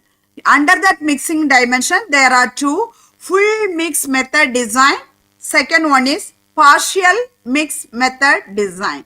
Full mix method design means both qualitative and quantitative data are integrated at multiple stages. There is no equal intervention, equal importance. Both qualitative and quantitative data are integrated at multiple stages. You can integrate it in the design or analysis or interpretation, wherever. Here you can see the example, a study of medication error where you collect error rate. So that is quantitative. And conduct interview, that is meant qualitative. Then merge the finding to develop a training program, any recommendation, whatever your studies recommendation you can implement. This method, fully mixed method, both qualitative and quantitative data are integrated in multiple stages. Okay. So here the quantitative, that means quantitative means collect the error rate. You can just collecting error rate by number only. But conduct interview is the qualitative data, then merge the finding to develop a training program. Move on next. The benefit of this study, fully method study, mixed method design, it provides deeply integrated understanding and inform actionable intervention. Next one, partial. Okay. Second one is partial mixed method design. Qualitative and quantitative data are collected and analyzed separately, then combined at the interpretation stage. You can collect the data separately, then when you are interpreting the data, that time you can merge together, combine the qualitative and quantitative data together. Here the example, a study on nurse burnout. You analyze the survey score first. First you are burnout. How many staff burn about their because of workload, because more workload or whatever.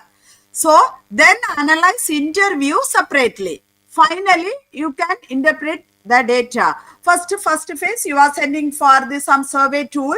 How many staff are burnout? You can make the questionnaire accordingly. Okay, you are just collecting the number. Second stage, you are doing the analysis, the interview the staff, why it's happened, what is their problem. You are asking from the staff experience. Then finally, interpret together. That is called partially mixed method design. Next one. Okay. Next, third method, third type is time dimension. In that time dimension, there are sequential mixed method design. That means one type of data collection follows the others. Under that, sequential mixed method design, under that, exploratory sequential design. You can see here, start with qualitative to explore, then quantitative to test. That means one data collection follow the others.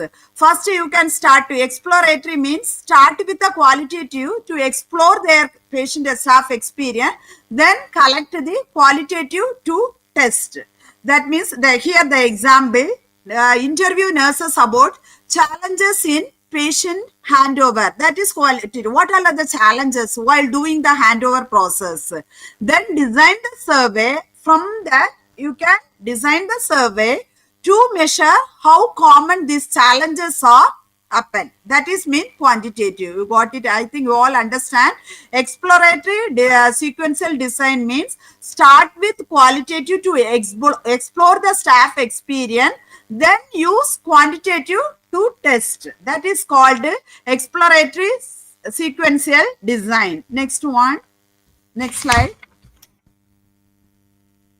Okay. Here, explanatory sequential design. That is means what? Here start with quantitative, then explain the result qualitative. This is opposite. Explanatory, first start with quantitative, then explain the result qualitative. That here survey the nurse on staff job satisfaction. They are happy about job or no. That is called quantitative. Then interview those with a low score to understand what is the reason why they are not happy. You can select the low score people and do the interview, then understand what is the reason they are not happy about the job. That is called explanatory sequential design. Start with quantitative, then explain the result with qualitative. This is called explanatory sequential design. Next slide.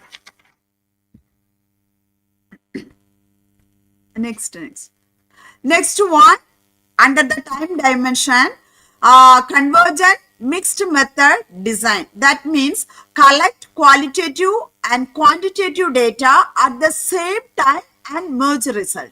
Collect both in same time and combine the result. During the study of pain management, collect pain score. That is called quantitative.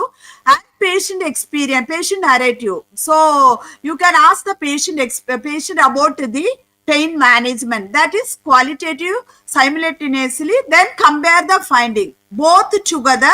Then compare the finding and then make the recommendation. This is called convergent mixed method design. Next one. Next. Next slide.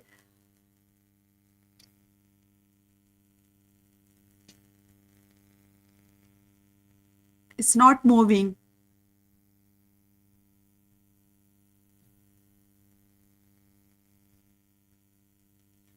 It's not moving. Next slide, please.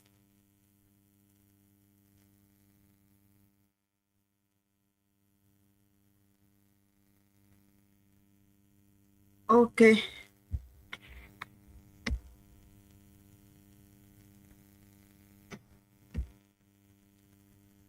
It's not moving. Slide is not moving.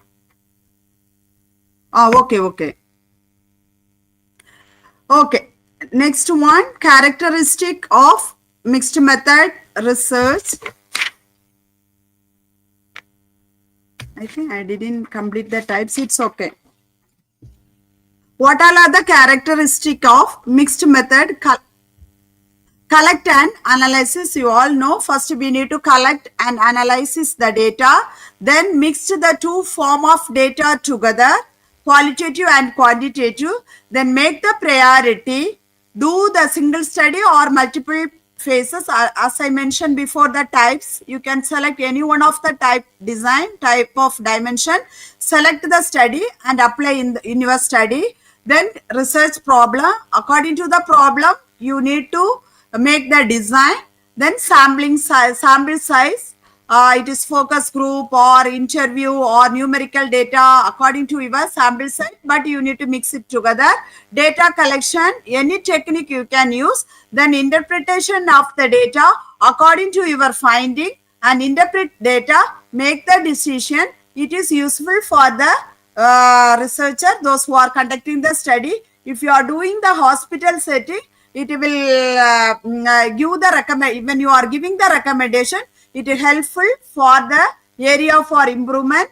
At this intervention, it is applied to the hospital setting according to their standards, professional standard and policy and procedures. Move on, next slide. Next slide. Okay. Then typical situation in which mixed method is used. You all know about, I don't want to go very deep because already everyone explained. Morning I heard the lecturer, previous lecturer, they all clearly explain about which situation we have to use mixed method. First one, to compare the result from qualitative and quantitative research. We have to compare both result, that means combine the qualitative and quantitative research study. We will use the mixed method. To use qualitative research to help to explain quantitative finding. Each one, when you use qualitative, it will help for qualitative. When you use qualitative first, it will use for quantitative. To explore using the qualitative research, then generalize the finding to the large population using quantitative research. So next one, to develop instrument, because none are available or useful, because you can make the instrument according to your finding. Then this finding you have to validate, not just you can simply implement. No, you have to validate your finding. Then when multiple perspective or add, if you want to improve it, you can improve, make the recommendation. Then after the recommendation, make the, you can see it is applicable to your setting or no. So that is the one, some typical. We can't use for mixed method all the problem. You need to select, choose and the problem accordingly. Next one. Next slide, please. Okay, here the summary. This mixed method recognize strength and benefit of doing research, but still there are limited number of nursing research related to mixed method study, and because of what researcher need training in how to make design, how to conduct the mixed method research, analyze, synthesize, and disseminate mixed method. That is why this international conference they are mainly focusing the mixed method research, because when we look at the internet, there are few studies related to mixed method. Most of the study quantitative or qualitative, or because they are not fully implemented mixed method research. So from this, those who are participant here, students or MSc student, teachers, faculty members, professor, you can choose the study related to, you can apply now mixed method, so you can explore your study to benefit for other people also. Most importantly, they need to consider appropriate research question that can be addressed using the mixed method approach to add our knowledge in evidence-based practice. This method will help add our knowledge in evidence-based practice. The previous lecture already explained how to select the evidences. So when you do the mixed method research, we can choose the best evidence. It is helpful for future generation. Next one, last slide. Next slide. Okay. Thank you. If you have any question, because the slides, some slides are not showing, it's okay, but already some presenter explained, I think so. Thank you so much. Once again, thank you for giving this wonderful opportunity. Thank you so much. Thank you, ma'am.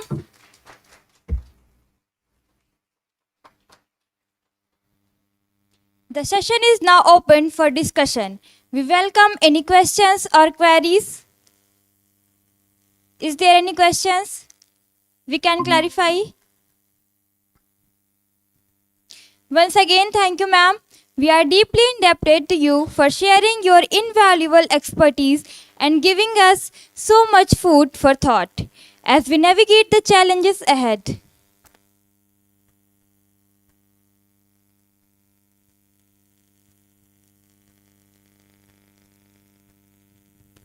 Dear delegates, CBS Publishers and their branch Nursing Next proudly announces the release of their latest book, Target High 8th edition, authored by Dr. Muthu Venkatachalam S. and Emily M. Venugopal. To release this latest release, I would like to on Professor Dr. Renuka K. Ma'am, Dr. Erwin Jairaj Sir, and Dr. Ramesh S. Sir. Sir, please come forward.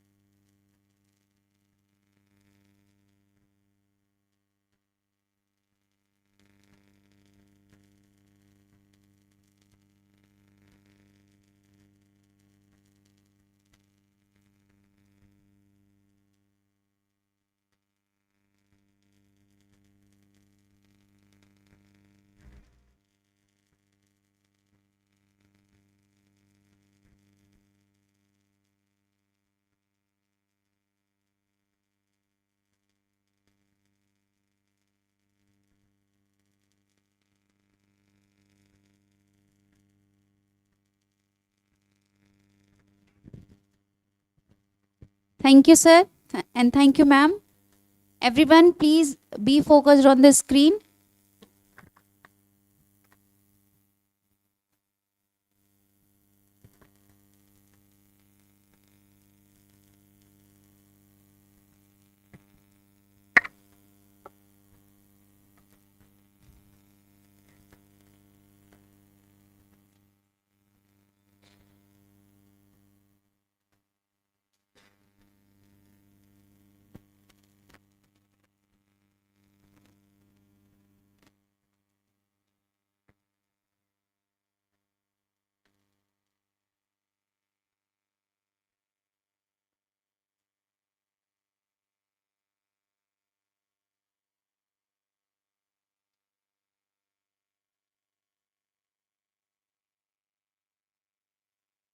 So, hello everyone. I am Abhishek Pandey, Business Development Manager from Nursing Next Live.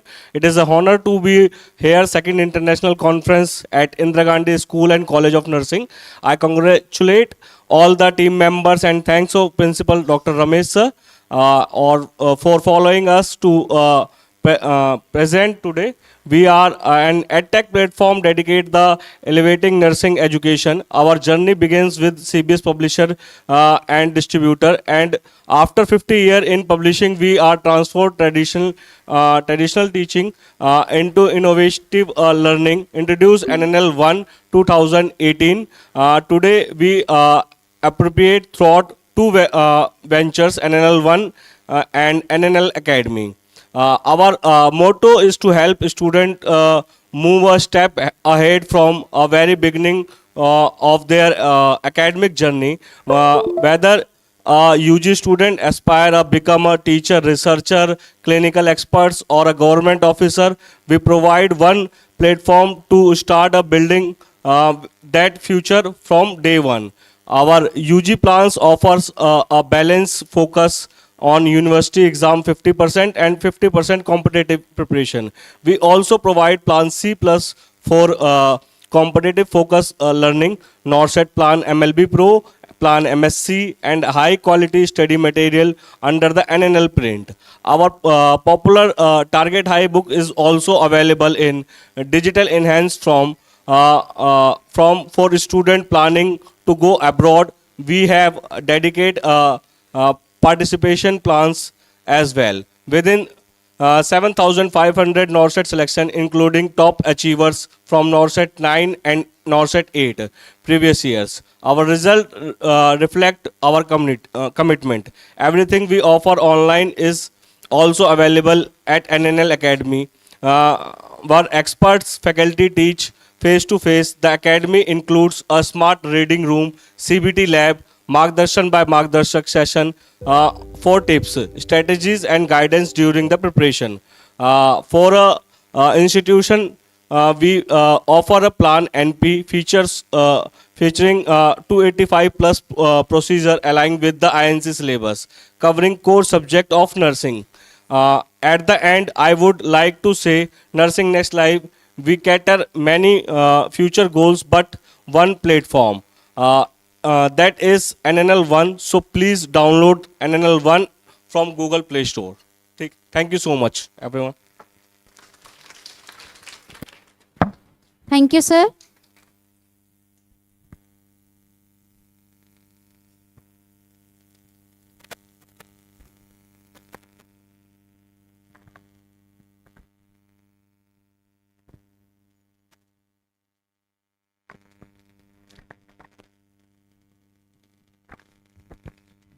Ladies and gentlemen, research says tea improves thinking. So let's get smarter. Let's sip, snack, and come back refreshed. It's now time for our 15-minute mid-morning ginger break. This is the perfect opportunity to stretch your legs, refresh yourselves, and connect with your fellow attendees to discuss the fascinating topics we have heard so far. Our amenable volunteers will guide you to the snacking area. We will reconvene promptly in just 15 minutes. It is a humble request to everyone. Please be on the time. Thank you, everyone.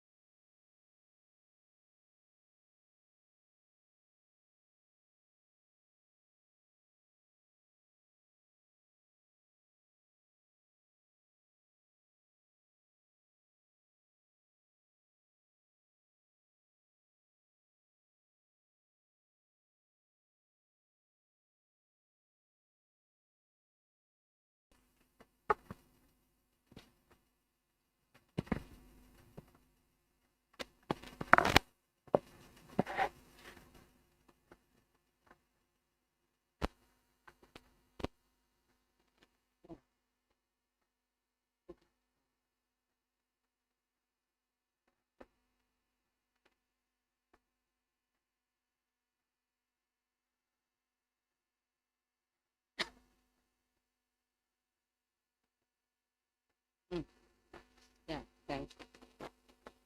This one not. Yeah.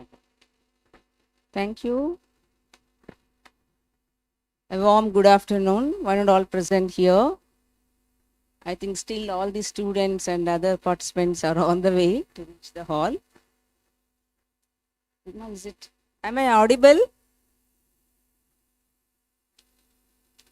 And respected guests, all the speakers and participants and dear students, I welcome you all to this afternoon session. See, I am Dr. Bharati. Already my introduction has given, and I am from Karnataka state, from Bangalore. Today I am talking about mixed methods research. Means, what are the data collection methods in mixed methodology? I think since yesterday you are all listening about research. What is methodology and what are the research designs in mixed methods, both quantitative and qualitative, and also on how to collect the data and what are the ethics and what is evidence-based practice, right? Different topics you all had been to this. And I think my topic also little overlapping, but still you have to understand and integrate. And what is mixed methods? See, anything you wanted to hear, meaning the sentence itself, it is mixing. It is mixing both the things. I think all of you have listened what is quantitative and qualitative.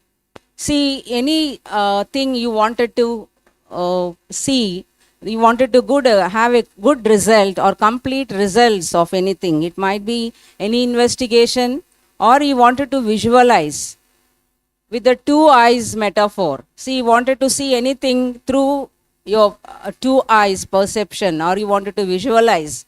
You need both the eyes, right? With the one eye, you cannot visualize completely. You can visualize, but not completely. The same thing you wanted to do mixed methods means you have to use quantitative and as well as qualitative. That is called, if you use both the methods in your research, you can get complete results, complete visualization and complete achieving of your project or investigation. You can get a complete results. That is called two eyes metaphor. I am introducing here as an introduction to your mixed methodology research. See, you wanted to eat a very nice dish. Only quantity you want or you want quality? Both the things you want. If even you have a more quality food, less quantity is given, and you may not satisfy your hunger.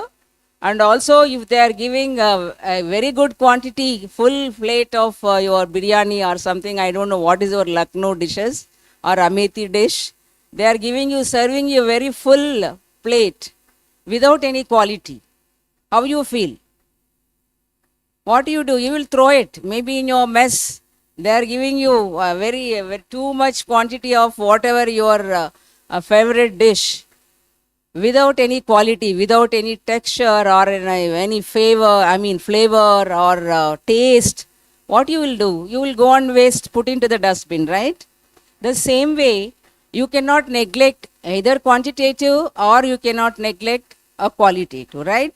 Both the things you have to give equal importance. That's why today's my presentation. And also I wanted to thank one word here to your management and also your principal and vice principal and all the team members of the organizing committee and all the students committee who are all involved in this workshop. I thank because of this committee dedication, we are all here. You brought us from different corners of India and different corners of the world, where people you brought here to Amethi. We are able to stand here. I am able to stand here in Amethi, your newly auditorium in front of you all means it is a total work of your organizing team and your principal, Dr. Ramesh and Dr. Gomati ma'am. I thank you all, and I thank your management also for giving so much freedom and willingness to conduct such type of conferences, workshops in Amethi. Thank you. And also, before starting, one or two introductions say about the history. I think all of us know how research has started. How it has started, nursing research? Anyone is having idea? We are all standing here as a nurses talking about research. Then who was the person started nursing research first in nursing? Florence Nightingale. She was the researcher, first researcher in the nursing. She started the, she thought about the nursing, research in nursing. I think she has started application of environment and starting the correlating with the environment relationship with the health, right? Environment and personal hygiene, how it affects the health of the patient, how it helps the recovery of the patient soon. Like this, the research has started in nursing. And also, I think all of us know if we study the nursing research, and slowly it has evolved. In 1950s, like that, the first journal of nursing research has come. I think most of the nursing, MSc nursing students or PhD, those are all viewing. You can come to know, right? The 1950, the American Nurses Association has started a first journal on nursing research. Like that, the slowly in our nursing profession research has started. People are, I think, in your MSc nursing curriculum and BSc nursing curriculum, and there is a project compulsory you have to do on nursing research. Like that, the research has grown up, but still we are all back in nursing research. The nursing professionals, as though we speak on the stage, but we are not doing nursing researches. It might be BSc they are doing, but MSc or PhD, or every student and every staff nurse in clinical area, every community health nurse in community setting, everyone has to think about research. Yesterday, your guest speaker has spoken, a dean has spoken about the stress about this point. I think comparatively to all the disciplines, we are all backside still on nursing research. I think we are all took part since the technology and scientific science is evolving and global changes are happening. We all should be innovative nurses. Not only like traditional nurses, only doing bed making, checking the temperature and coming out. It's not like that. We should become an innovative nurses by applying scientific principles, and also you should evolve your knowledge. That is called innovativeness. At present society, nursing society, what all the things, innovative points we have to apply in order to compete and also develop the profession. If you do the research more, your profession is going to become a strong. That you please understand.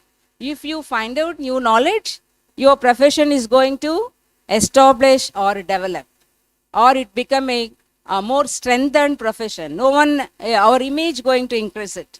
There are many things I can say. See, we had a very low image when nursing has started. We had very low started. Slowly it has picked up, but still our image, it is not equivalent to the other medical professionales. Maybe in other developed countries they are, but here, especially in India and developing countries, still we are lagging backside, because we don't have scientific principles much. We don't accumulate the scientific knowledge. Only we go, they will get a training, all students in the school level or college level, go to hospital, they work. And they don't apply why, what, when, and they don't question themselves and how I have to become a proficient or profound nurse in the hospital setting or any setting. That's why we all should question ourselves in order to become a best nurses and equivalent to the other professionals. That's why in other medical field, they have that, because they have to treat. See, we are all treating with the human beings, living persons, right? We are not going and taking care for the other things without life. So human beings we are dealing. That's why you should be very careful and you should be scientific and innovative. I think that is a small introduction about the nursing research. All of us, we should become a researchers, and that extended and expanded role of the nurse. You see, nurse as a, what nurse as a? Researcher. All nurses should become a researchers.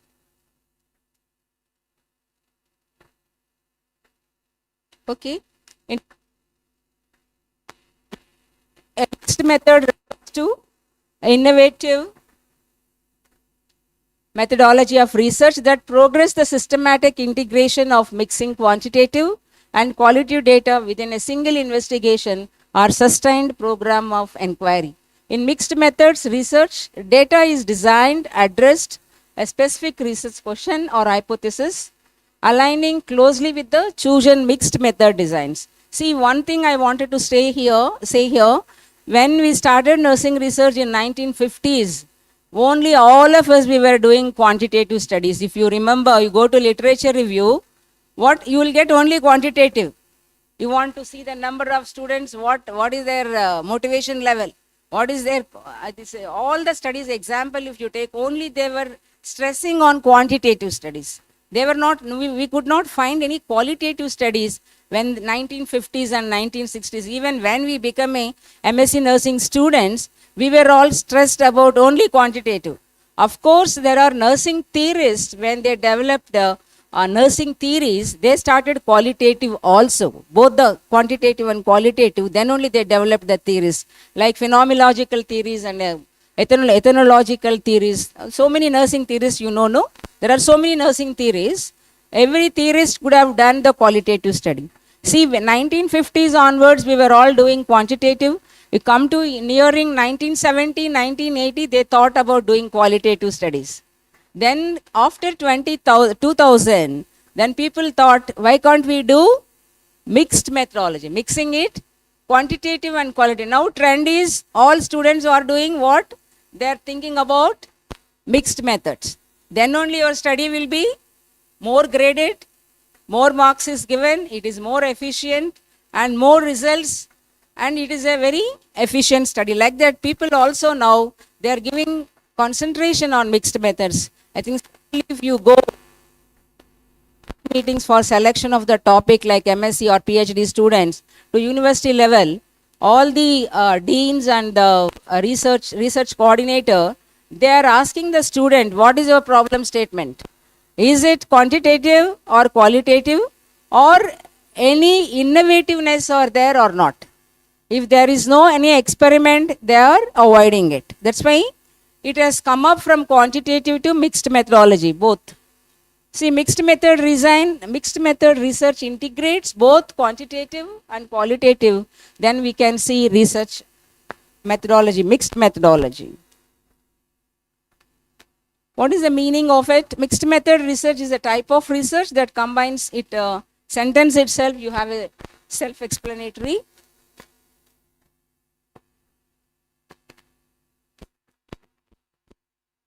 Some problem?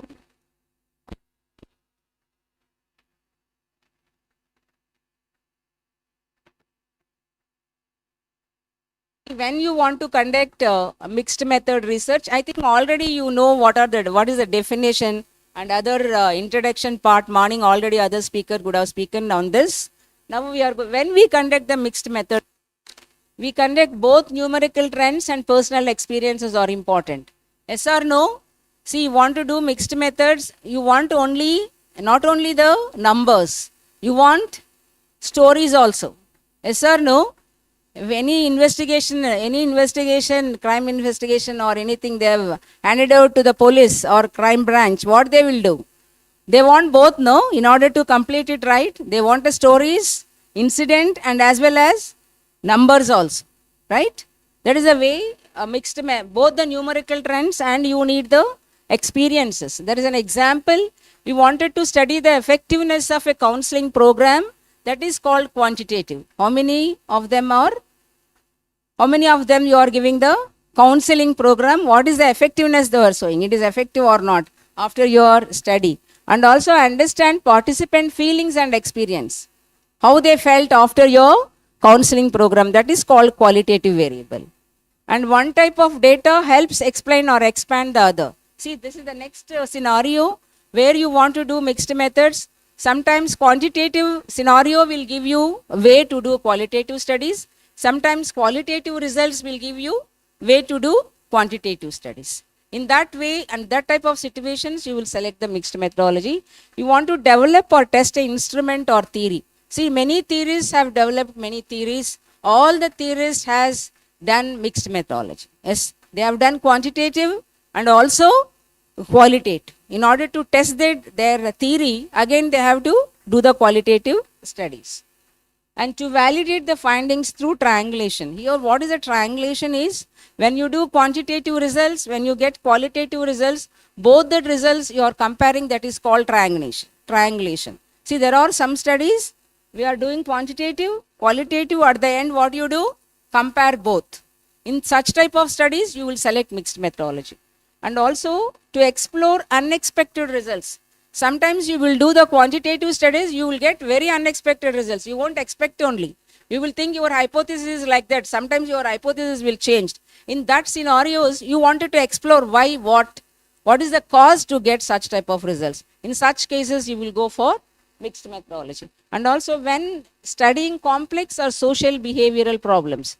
Yes or no, many qualitative studies we do in society regarding culture, their norms, their behavior, their living experiences, a community setup. There are many social norms and many things about the behaviors, settings of the community. You do in such type of situations, you will select a qualitative mixed methods. See, this is about what is the purpose and what is the typical sequence you will follow. See here, exploration followed by measurement. Means what? First you do your qualitative, then go to the quantitative. First you make your qualitative objective, then go to the quantitative objective. That is called exploration. The study itself is an exploratory study. Then at the end you will get it a quantitative variable, right? Then going to the next explanation of statistical results. First you do quantitative objectives, then you go for qualitative. First you do quantitative data, then you go for qualitative data. That is called an explanation of always explanation is a quantitative. Exploring is qualitative. You can remember like that. Exploring. You explore why, what, when, describe, right? And you go to the statistics in number. Explanation is number. Then going to triangulation, already I told, triangulation for comprehensive understanding, mostly that is called concurrent type. Concurrent means at the same time you do. Same time you will collect quantitative and qualitative. Together you will collect it and compare at the end. That is called a concurrent type of study. Here, what is quantitative research? All of you know, simple, I will say that quantitative means always you think students, it is structured. You have to keep, it is a structured. Like A for apple means like that, you have to think quantitative means what? It is in numbers, it is in statistical and it is structure. And also you go for statistical analysis, you will make your objectives and conclusions and you will use your surveys and experiments. Go to the qualitative, it is unstructured or semi-structured. See, qualitative means it is not a structured one, right? That you have to keep first point, key point for qualitative. You go for summary of your findings, then go for subjective conclusions, and here you will use data methods mainly, interviews and focus group. What is quantitative and what is qualitative? Want to conduct statistical analysis, know what you want to measure, want to cover large groups. See, already you know, it is already predetermined. You have made your objectives, you have made your hypothesis, you know what statistical analysis you are going to do, you know what questionnaire you are going to do. It is a structured questionnaire, it is a structured survey, and also if any biophysiological measurement, it's structured. I mean, already the BP operator or thermometer, it is already a measured instrument, a standardized instrument, you are going to use it. That is all structured one you will be using in quantitative. You go to qualitative, want narrative or in-depth information. You want always depth information or the narrative or explanations from the patients or the sample. And also are not sure what you are able to measure. You don't know what you are going to check it. After you go and talk, after you go and survey only, you will come to know, oh, this is the problem, I wanted to do it. That is called unstructured or semi-structured. And do not need to quantify the results. Here we don't want to expect any quantification. What are the phases of data collection here? Mixed method research. See, in first sampling an example, you go for quantitative data. See, there are two types of samplings. All of you know, random and non-random sampling. Here, I mentioned mostly, if feasible, most of us we can.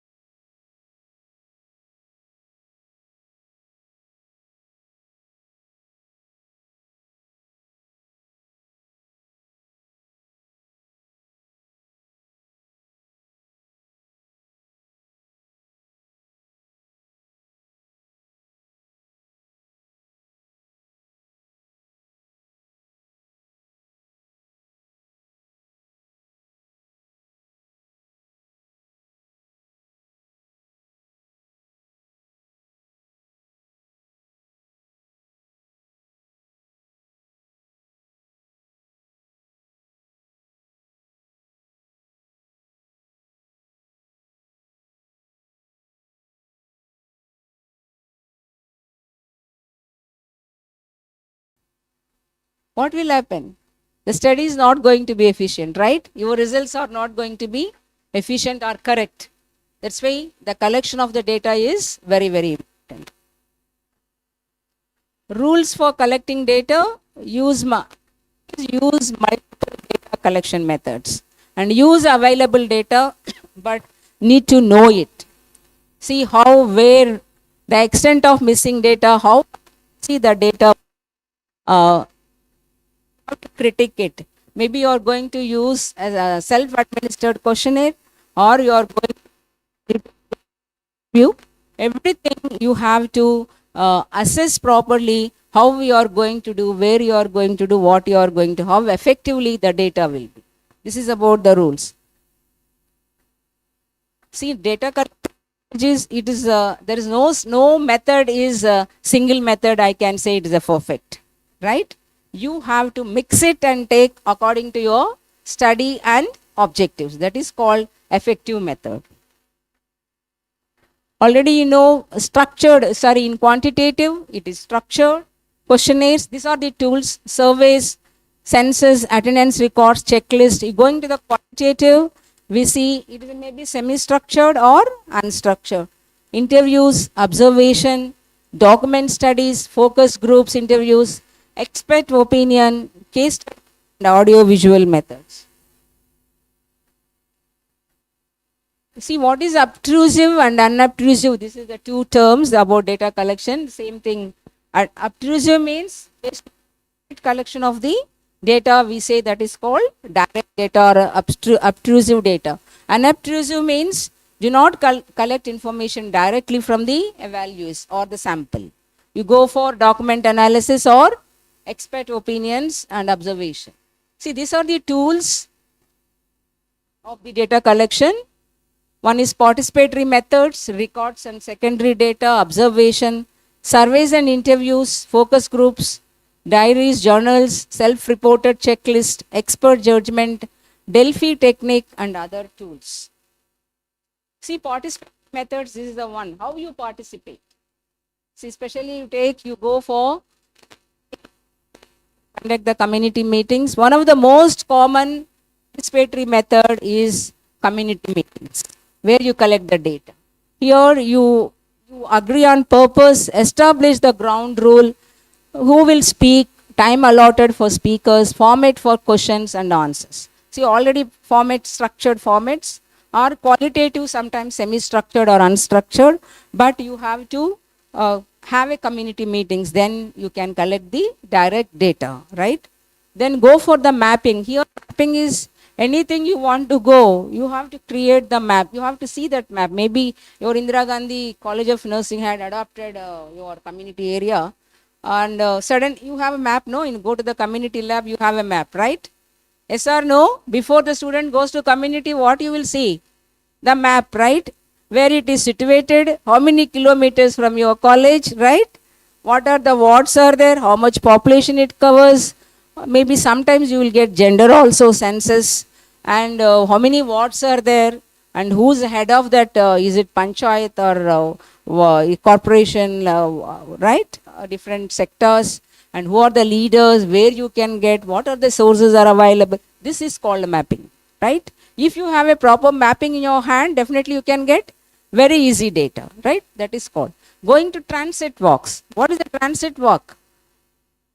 Maybe we could have heard transit airport. When you get on somewhere in between, when you are traveling, maybe London transit, you have to take the flight changes. But transit means what you will do in that airport. You have a 2 hours time. What you will do? You will walk around, no? Observation. You go airport or 2 hours, observe what are the shops are available. Especially ladies, we do this. What is the we Google what is there in this airport to want to buy. That is called transit. Whatever the you have a time, you do the have an experience of that. Same way, community also you have to walk, man. Suddenly you go to the community, suddenly go give me the data, they will give you. You have to do transit walk. Every walk you have to walk. Every area you have to see. Every PSC, sub-center, the leaders, the medical officer, where they are working, what are the resources. You have to walk and observe. Then you have to effective data, you can get it. That is called observation. Then go to the examples of records and secondary data. What are the examples of secondary data, students? All MSc students, BSc students. Need for the study, review of literature. How you get secondary information? By literature review. By literature review. Where you will go for literature review? You have a Google, no? Nowadays you are all master of Google, Chrome. You go and search the data, electronic devices. There are websites like Medler. There are where you will get research articles. There are different websites are there. If you type your content, you will get 10 years, right? You can go retrospectively, you can go present, right? These are all, and your library is one of the secondary data where you have different types of journals. Your sir is subscribing the journals, right? Go advanced nursing research, American Association journals, pediatric journal, right? There are electronic, literature, secondary data where you are available. Daily newspaper, you will read a newspaper. You will get health articles, right? And also you can get secondary data from Google. These are all the different types of, census, household survey, electronic mailing lists, documents like budget organizations and policies, procedures. How you want to get any policy and procedures of the organization, you have to go and ask and get it, right? Maybe you have your own hospital policies. Sanjay Gandhi, your hospital name is Sanjay Gandhi, right? You have their hospital have their own policies. You won't get it. What to do, what not to do. Every health worker, they have to read their policies. This is the way of getting and also reports, newspapers. See, you wanted to do some of the case studies. You want to get some of the cases who are admitted in your hospital on so-and-so disease in your particular medical ward. How you will go and get? You go and get the material, right? They would have saved. Maybe hypertensive patients, how many are discharged in last month? Take the census. See, these are all getting of the secondary reports. Going to advantages and challenges of secondary. See, every method, collection of method, you have a challenges. At the same time, you have a disadvantage, right? Your challenge is, what is the main advantage? Very less expensive. Sitting in a sofa, lying down on the bed, type Google. No need to spend, right? It's very less expensive, and also you can save the time. What are the challenges? Disadvantages. Sometimes it may not apt to your topic. You will get, and sometimes duplication of always. These are all the disadvantages you will have. See, observation, this is also one of the tool in collection of the data. Here, observation is helpful when you need a direct information, trying to understand ongoing behavior. There is a physical evidence, products or outputs, anything you can be observed. Need to provide alternative when other data collection is infeasible or inappropriate. Maybe as a nurses, it is very rightly suited to us observation, right? You wanted to observe as a nurse, going to preoperative ward, what you will assess? What you will assess? In preoperative, what you will assess, man? Commonly, anxiety level of the observe. You will observe, right? They will be very roaming here, this side and that side. They don't talk. They will be keeping a very sad face and lying down. They don't want to talk to any family members. This is called, see, just an example I am giving. This observation, it is according to topic, it will vary. As a nurses, see, sometimes you have a structured observation. Here observation also, it may be used quantitatively and qualitatively. Quantitatively, what observe, as a teacher, I wanted to assess a student nurse observation when she is doing checking the temperature. I have a checklist. She has setted the tray or not. She has used, right? She has given all assembled all the equipments or not. And she has checking it properly. What time she is time spent. What are the scientific principles she has used. Tick. There is a checklist, right? As a teacher, I can observe the student behavior. Same way, unstructured or semi-structured observation also will be there in the qualitative studies. See, sometimes just observation sheets will be there. You can take that sheet and go to the ward. Or that is called maybe I wanted to see the pain level of the post-operative patients.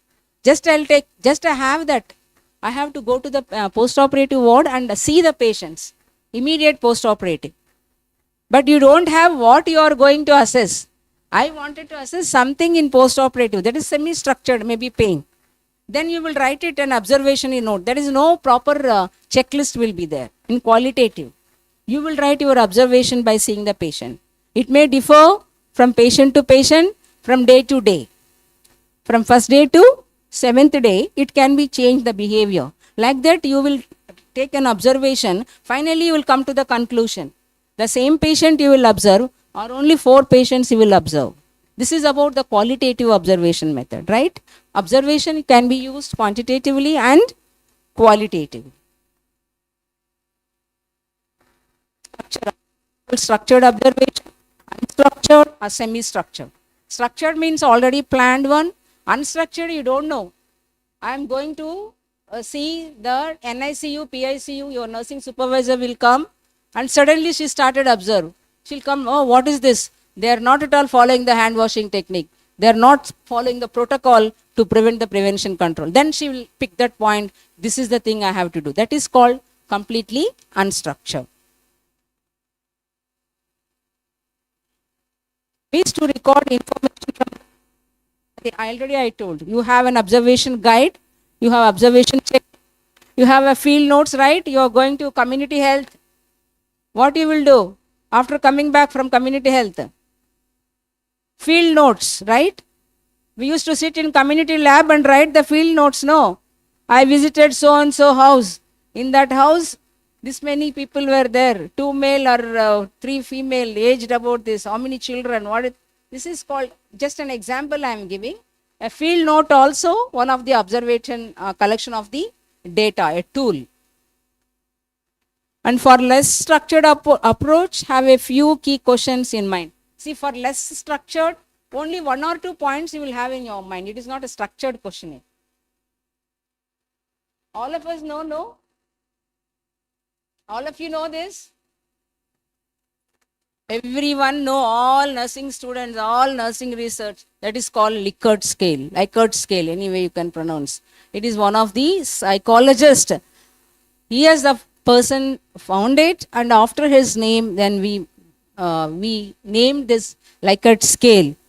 Maybe other scales. As a nursing student, I myself remembering only Likert scale. Because when I am doing 1990s, when we were doing the research, everyone is using Likert scale. But there are many scales.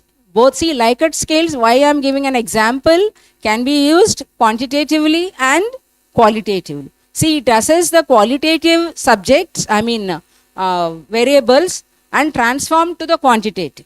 See, you will see an expression, you will see their feelings, you will assess their subjective level of their things, characteristics, and transform to numbers. That's why Likert scale can be used quantitatively and qualitatively.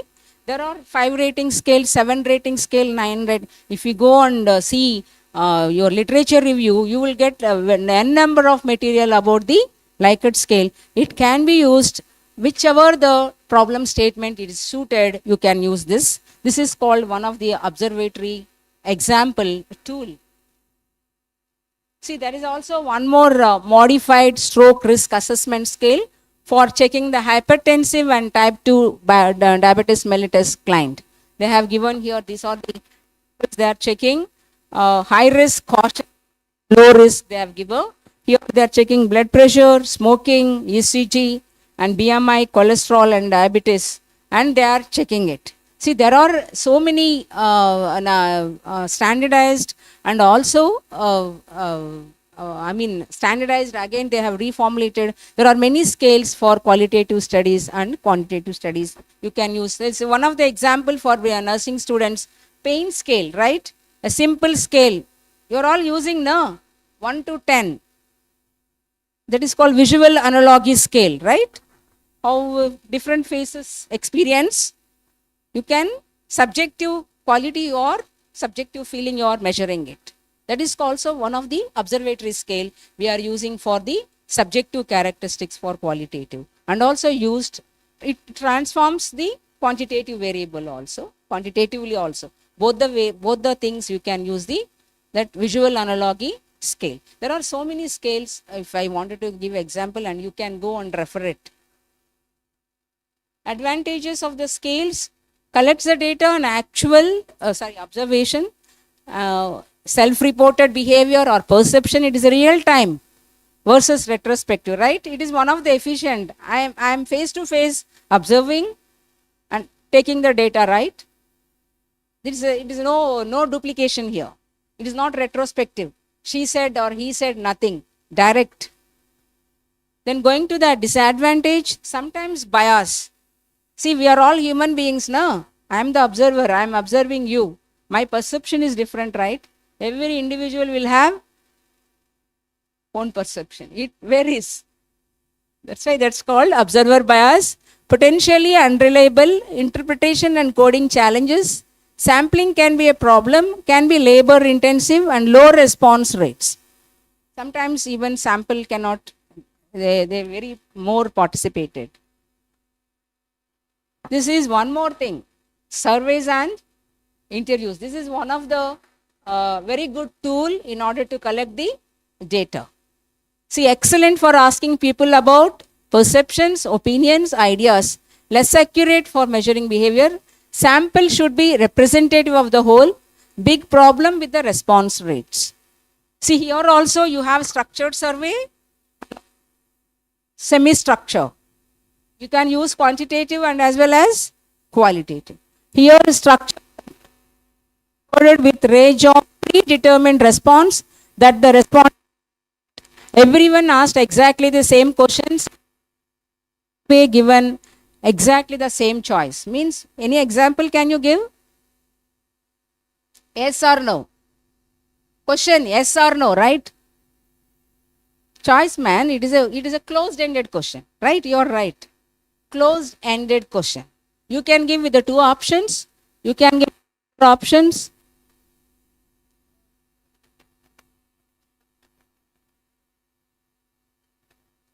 Yes.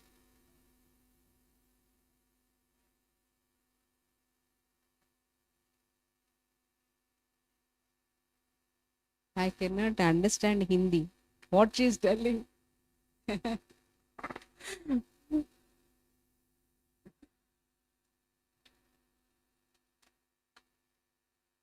No, man, no grammatical issues, no problem. Just tell what I have to get your answer. That's all.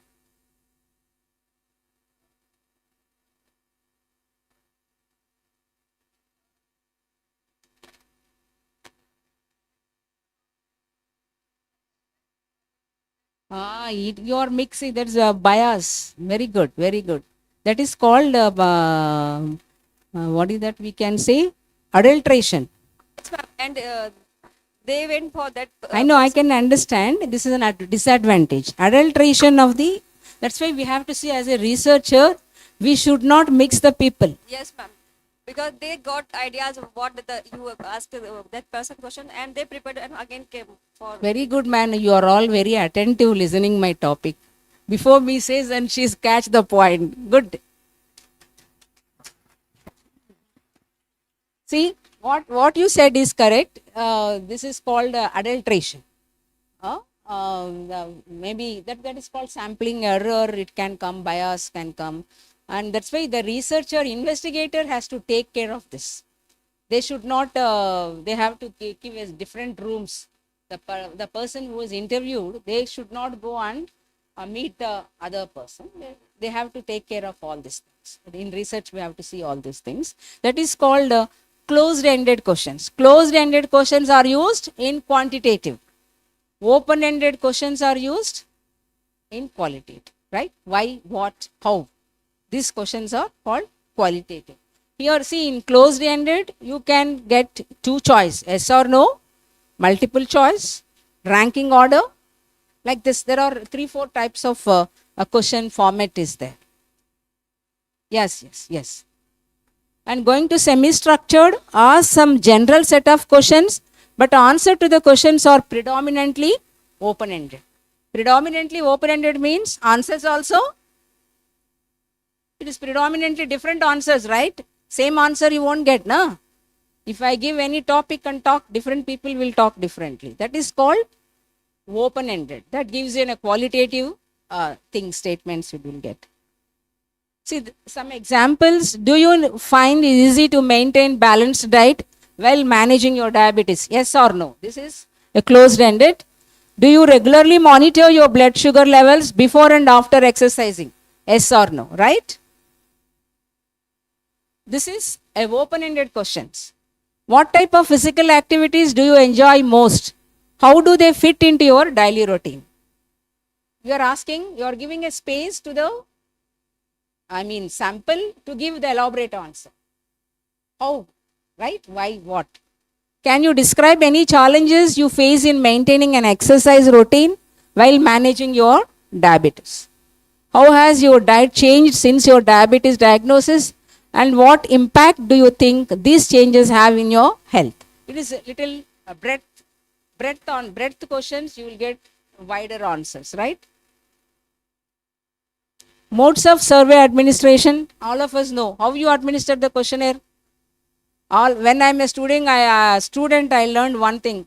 A self-administered questionnaire means what? You are going to give directly, the questionnaire is formed. Every individual you are giving the questionnaire.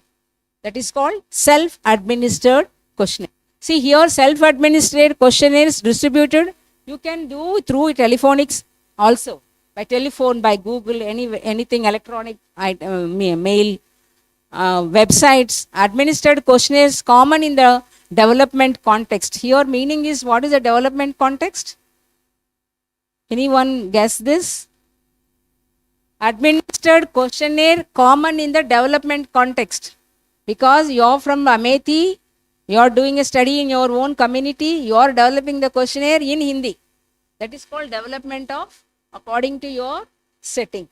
Because I am from Karnataka, Kannada local language, when I am developing a questionnaire, what I have to do? Develop in a questionnaire in Kannada. But you have to translate in English also because there is a criteria for the institution and the university. This is called development, that point meaning I am telling you, right? Most of you people make a questionnaire in Hindi, no? If you don't give a Hindi questionnaire in community or in your hospital, give a questionnaire in English, what they will do? They won't give you correct answers, right? You have to develop the questionnaire in your setting, according to your setting, yes? In development context, often issues of language and translation. Sometimes when you do Hindi, when you want to translate, see now how I have a problem of translation, right? This type of problems you also will get when you do the study. Advantages and challenges of this.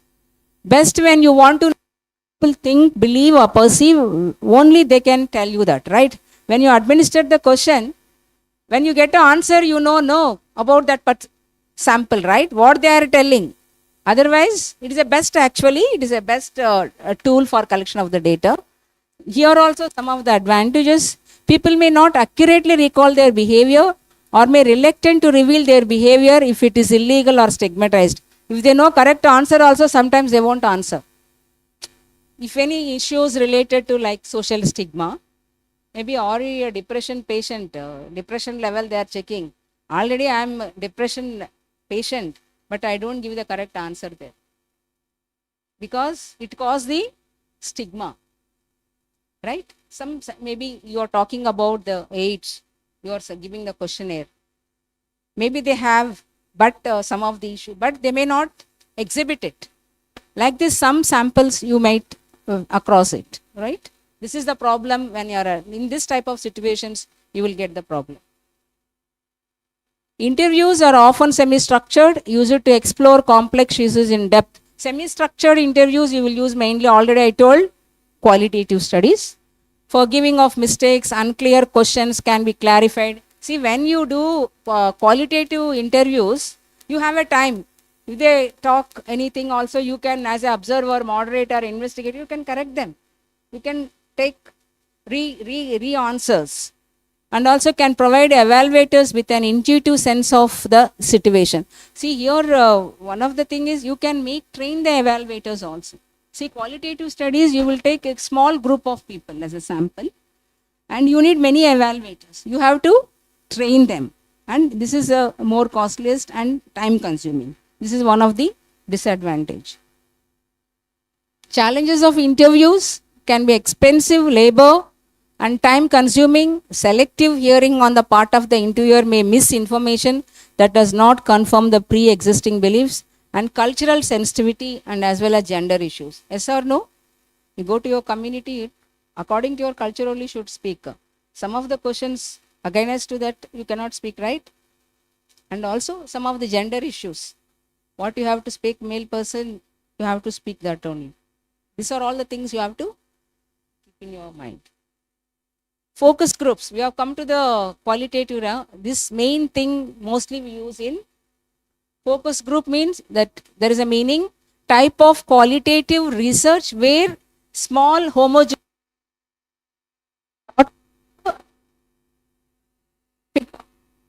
evidence of a moderate. See, your according to your sample, according to your statement, you select the small groups, homogeneous groups, which have same variables, characteristics who are setting to your topic, and you will have an interview with them. Focus group, you discuss. You don't have any determined questionnaire or predetermined objectives, nothing. You're going there and talking, then getting the information, and you make a themes and you make a problem. From the problems, you make the themes. That is called here beauty of the focus group. Okay, that we are not doing mostly in quantitative. We do here qualitative. See, qualitative we are doing less sample means it is not that study is waste. See, as though less sample, we are going to get in-depth information. See, you are seeing the 10 people as a group or 20 people as a group. You will take around 50, 100 incidents of their life. Each incident will give you rich experience. So you will get more in-depth data. That is the difference of the qualitative studies, right? Mainly focus groups are using nowadays. Most of my PhD studies also coming out mixed methods.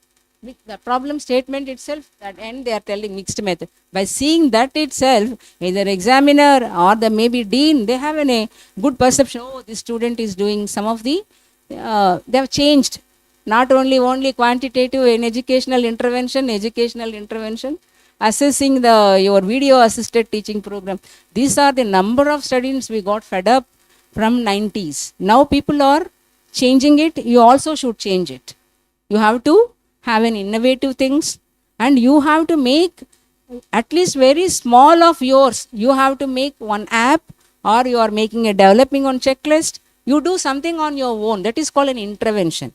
Without intervention, that's why your madam, Renka madam, yesterday correctly saying that as a nursing student also, you have to do something innovative when you do the research. Don't copy of others. They have done same thing, I have to copy it. Don't do that.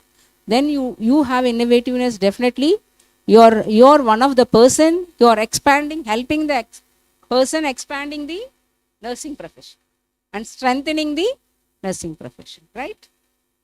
This is about the focus groups. Focus groups are inappropriate. When it will become inappropriate means language barriers, evaluator has little control over the situation, trust cannot be established, free expression cannot be ensured, confidentiality cannot be ensured. See, language barrier should not be there. When you are talking to the Hindi group, a Hindi moderator should be there. When you are talking to the Telugu person, sample, you should have an Telugu. Or when you are talking an English participants, you should train them. There should not be a drawback the language. Then going to evaluator has little control over the situation. See, always evaluator should have a more control over the situation. Yes. Then as an investigator or evaluator, you should be very sound in order to control the group and also have a capacity to manage it. And trust free expression cannot be. And see, when you are in a group, some of the participants, they cannot express freely. Yes or no? Everyone is different. Not everyone has become like you, no? There are 4 people, one person she will hide. She don't want to express it. This type of disadvantages you will get when you go for focus interviews. See, focus group interview you do, it is like a process. When you do counseling process, you have a process, no? I think guidance on counseling you all studied. You have to give introduction, like same thing, like opening. That I'm not able to see that. opening, warming up, main body and closure. This is the steps when you follow the focus group interview. Yes? What are the advantages and challenges of focus group?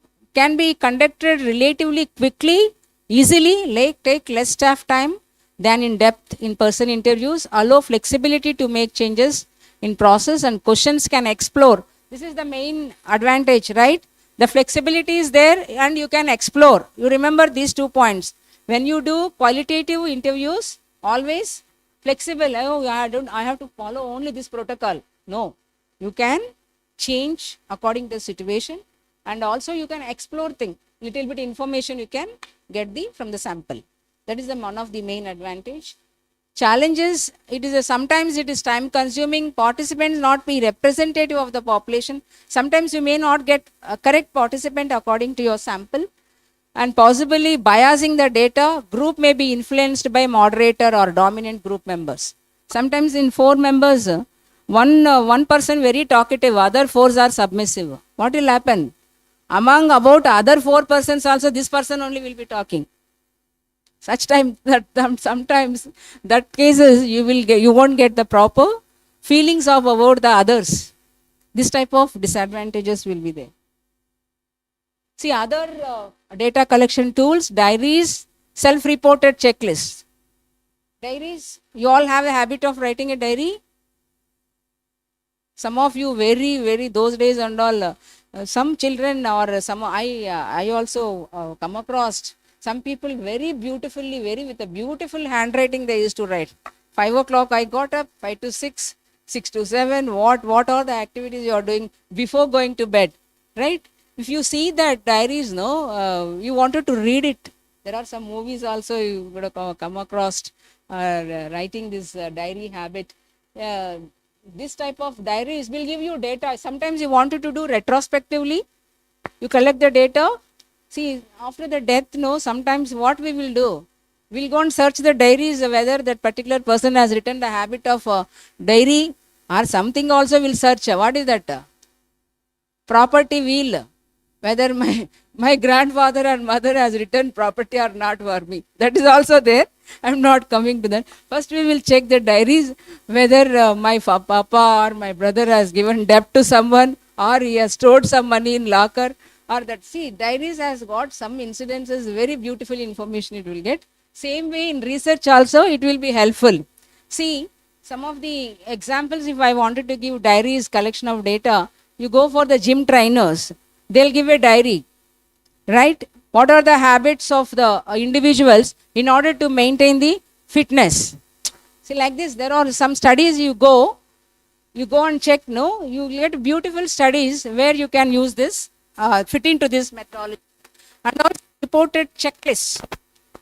Checklists also, some of the conditions, maybe in COVID-19 or protocol also they have made a checklist. Every individual what they have to do. Hand washing technique. Facing, I think you have a pre-operative and post-operative also. There is a checklist, right? See, just now, 1/2 an hour before, I had attended one science who has presented online, I forgot the name. She has done a study on, they have made a checklist and given the new staff nurses about the sepsis control and prevention. Sepsis control and prevention, along with the training, they are giving the checklist. They formulated a checklist and given 10 points, whether you have followed this, hand washing, right? Wearing a gloves, an example I am telling, wearing a gloves, wearing a gown, right? And using how to do the dressing properly, the techniques of doing dressing, and applying this lotion and covering of dressing properly and changing of the dressing every 2 days or every 24 hours or every 72 hours. This protocol, checklist, they have made it and given, and it was very useful for the nurses when they have a checklist. They were implementing properly on the patients and they found out the results is the checklist has created enormous results in order to prevention of the sepsis, and also they were following very correctly. They are not missing anything. That is called checklist. Yes or no? See, maybe you do the inspection, inspector will come and do the inspection, and the end, they have a checklist, the inspector. I have collected government order or not. I have collected all the data, whether the institution has given this letter. This is called checklist, right? There are types of checklist. It will help you in collection.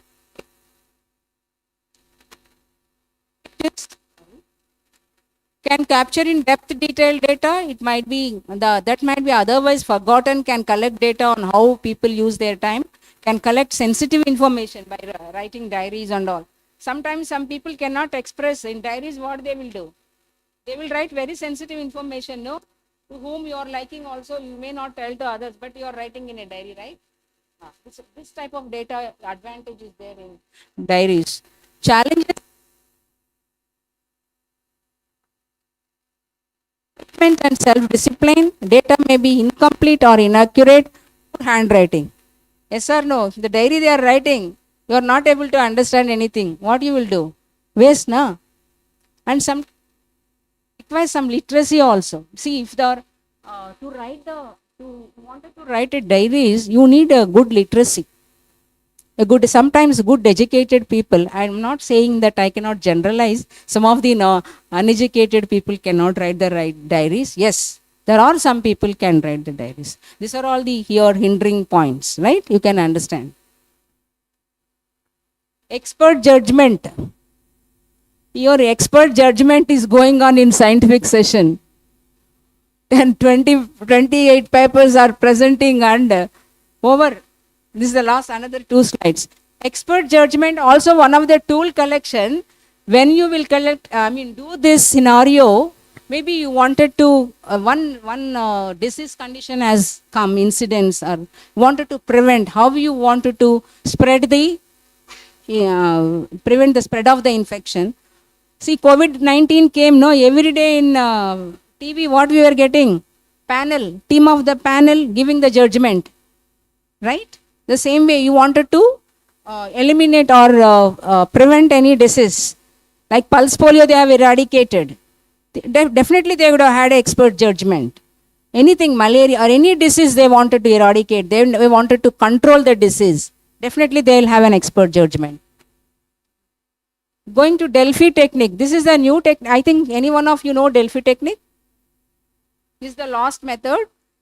Enables experts to engage remotely in a dialogue and reach consensus often about priorities. Experts asked specific questions, often rank choices. Responses go to the central source or summarized and fed back to the experts without attribution. Experts can agree or argue with the other comments. Process may be iterative. Means there are remotely 10 experts will be there. Then one a center person will be there, and a mediator, or they will be asking the advices from different person remotely. They don't know each other. They will be giving it, and this moderator will be ranking it, collecting the data, and they will plan it and send to them. And sometimes iterative means it can be re-evaluate, rechange the plan, reassessment. Mostly this type of studies, even formulating the COVID-19 vaccine, yes. See, when we want to make a COVID-19 vaccine, yes or no, this type of technique they can use. They can take the panel of the 10 members, take their data, again judge, again transferring, again taking. They would have done repeatedly this cycle to formulate the vaccine, right? This is an example I am giving it. Mostly this type of studies, even management administration also, they are doing this type of studies. See, some of the other measurements like tape, scales, stopwatches, chemical tests, health testing tools, aptitude and achievement tests, citizen report cards. Yes, we have come to the summary. Choose more alternative technique. No best tool. I told you already, no tool is the best. You have to mix the methods, a collection of data collection tools according to suitable to your study. Do not let the tool drive your work, but rather choose the right tool to address the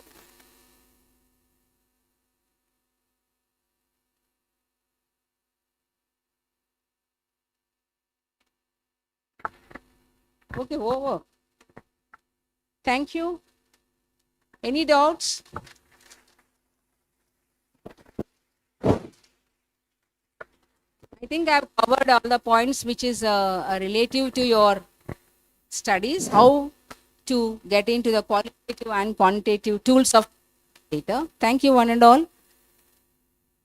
Please remain on the stage, ma'am, to receive the honor. Now, I humbly invite Dr. Ramesh S., Professor and Principal HOD of Medical Surgical Nursing, IGSCON, to kindly come forward and felicitate our esteemed speaker.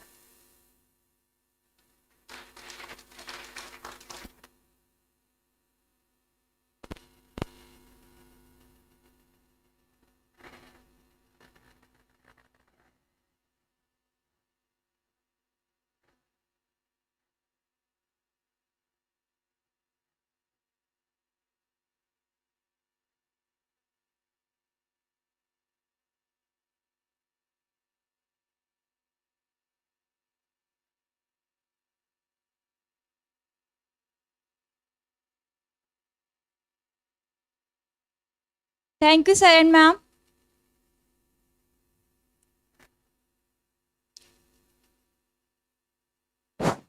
Attention everyone, your stomach just sent a message and it says, please send food. It is now time for our well-deserved munch o'clock. Lunch will be served in the Rajiv Gandhi Medical College and Hostel Guest House. Please take this extended time to enjoy the excellent cuisine, make your tummy happy, continue your networking, and prepare for an equally stimulating afternoon. I request our food volunteers to kindly guide the dignitaries toward the dining area and assist them with seating and service. Thank you for being supportive. We will resume the conference promptly after 13 minutes at 3 o'clock. Enjoy your lunch.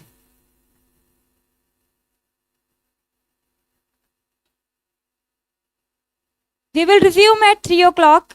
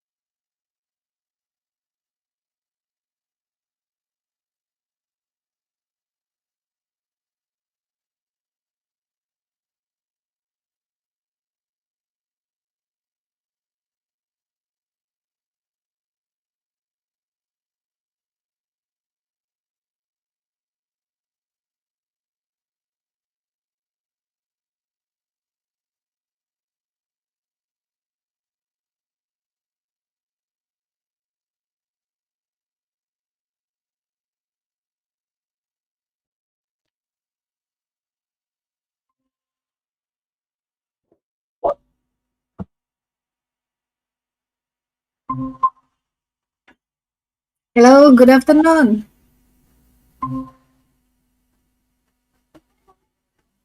Good afternoon.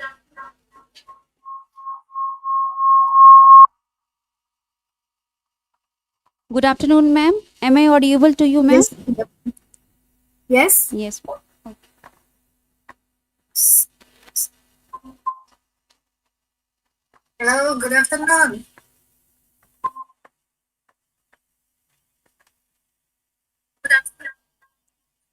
Welcome back from lunch. I hope you all enjoyed the break and ready for exciting final half of the day. Am I audible to you, ma'am? We have Yes. three brilliant speakers lined up beginning now. Our first afternoon speaker is a true visionary, Dr. Neelu Puttu Agustini Karta. She is the Vice Chancellor of Triatma Mulya University, Bali, Indonesia. Please give a very warm welcome to Ms. Neetu Pandey, Nursing Tutor IGSCON, to introduce Dr. Neelu Puttu, ma'am.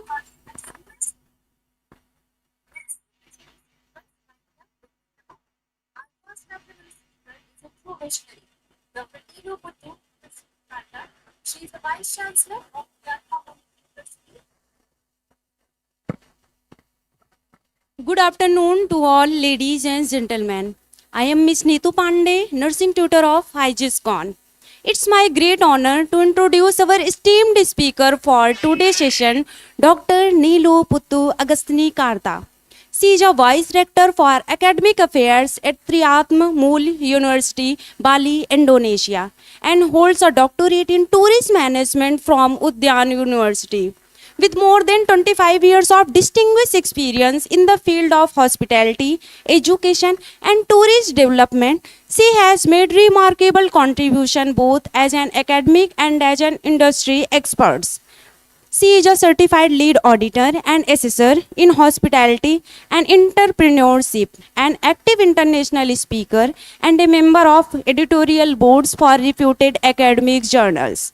Her research focuses on marketing, management, and sustainable tourist development, promoting excellence and innovation in higher education. Today, Dr. Neelu Puttu Agastini Karta will be sharing her insight on the topic Bridging Management Science and Nursing Research Through Mixed Methods. This session promises to enrich our understanding of how interdisciplinary approach can strengthen both management and nursing research practices. Ladies and gentlemen, please join me in warmly welcome Dr. Neelu Puttu Agastini Karta, who is going to join us virtually and will take her session through virtual mode. Welcome, ma'am.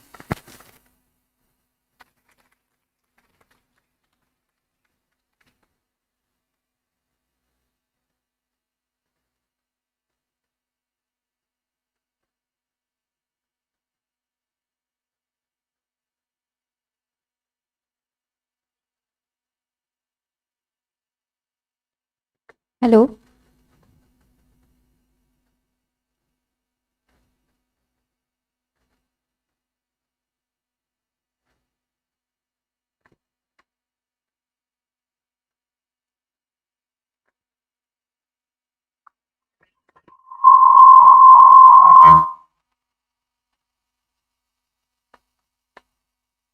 Please unmute, ma'am.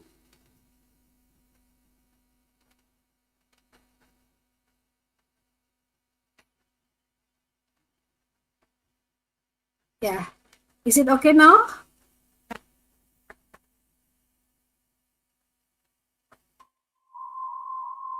Yes. Can we start now?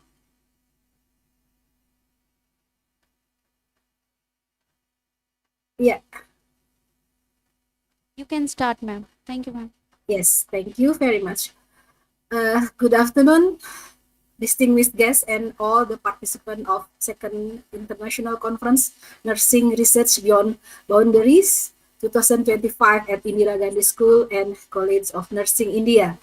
Let me convey my respectful greetings to Professor Ramesh, Professor Gomati, Professor Victor Babu, and Miss Piu, who always contact me for the update information.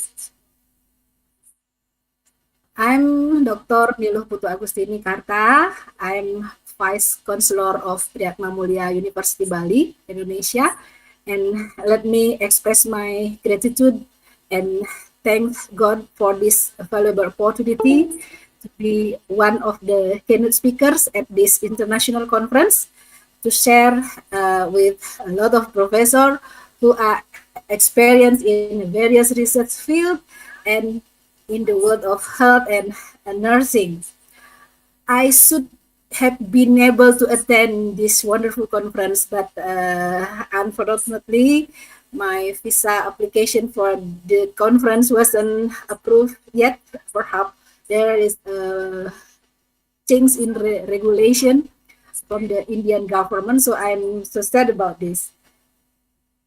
I have visited India 3 times. First, I received a scholarship program from government of India. It's ITech program where I go to the IMI in management campus. We had a training strategic business for emerging country, and the second time we visit India, we conducted a research collaboration with Professor Victor Babu, and also we conduct conference international online with Professor Ramesh. So I hope next years, maybe we can meet each other on offline. As a lecturers in Indonesia, we have 3 responsibility: teaching, research, and community service. In Indonesia, the government provide incentive and grant also for the lecturers to conduct and assist the government in community service and empowerment. These years, through competitive competition, I successful on a highest level of community service grant. It's in Kosa Bangsa. That's why by this research, this conference, I would like to share what we have done in that project. And we know that Indira Gandhi School of College of Nursing is dedicated to healthcare, education, and rural development, helping the nation with all its figures. My field and expertise is in management, marketing, and tourism. So this contextual will be bridging the management science to community nursing service in the local community of the village that become my object of the community service.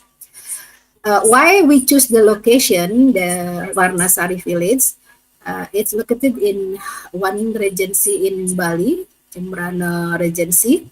This village produce best quality of cacao in Indonesia, and its product have entered the export market.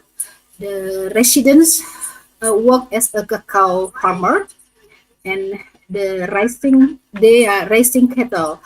Each head of family owns 2-hectare cacao plantation and own 2 cows. They are local Balinese transmigrants who opened the land around 1970s. Their cacao plantation and harvesting methods remain highly traditionally and untouchable by technology. And last year, the new fever outbreak devastated the community and become the new endemic area in that regency. Now, investigation revealed the cause was the rapid proliferation of Aedes aegypti mosquito in cacao pod that collect rainwater.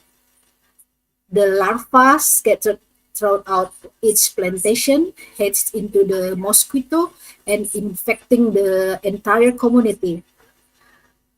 Report of this outbreak motivated us to take action to provide the best possible solution for the public health in this case. I have a nursing study program, and we engage students and lecturers in community nursing services to address this outbreak. We assist students to use the qualitative research methods first, and then continue with analyzing the impact of the project to the community, and we also analyze how the community participation in that project quantitatively. So in this project, we can combine mixed methods to find what is the best solution to prevent, to solve the problem in that village. Let's see my PowerPoint. How did we solve that problem of the new fever outbreak in Warnasari village with SMIC method? I'm interested with the statement of Professor Oliver that he said knowledge is not power. But in this presentation, I would like to present that implementation is more powerful than just knowledge. Okay. Yeah, I would like to share screen.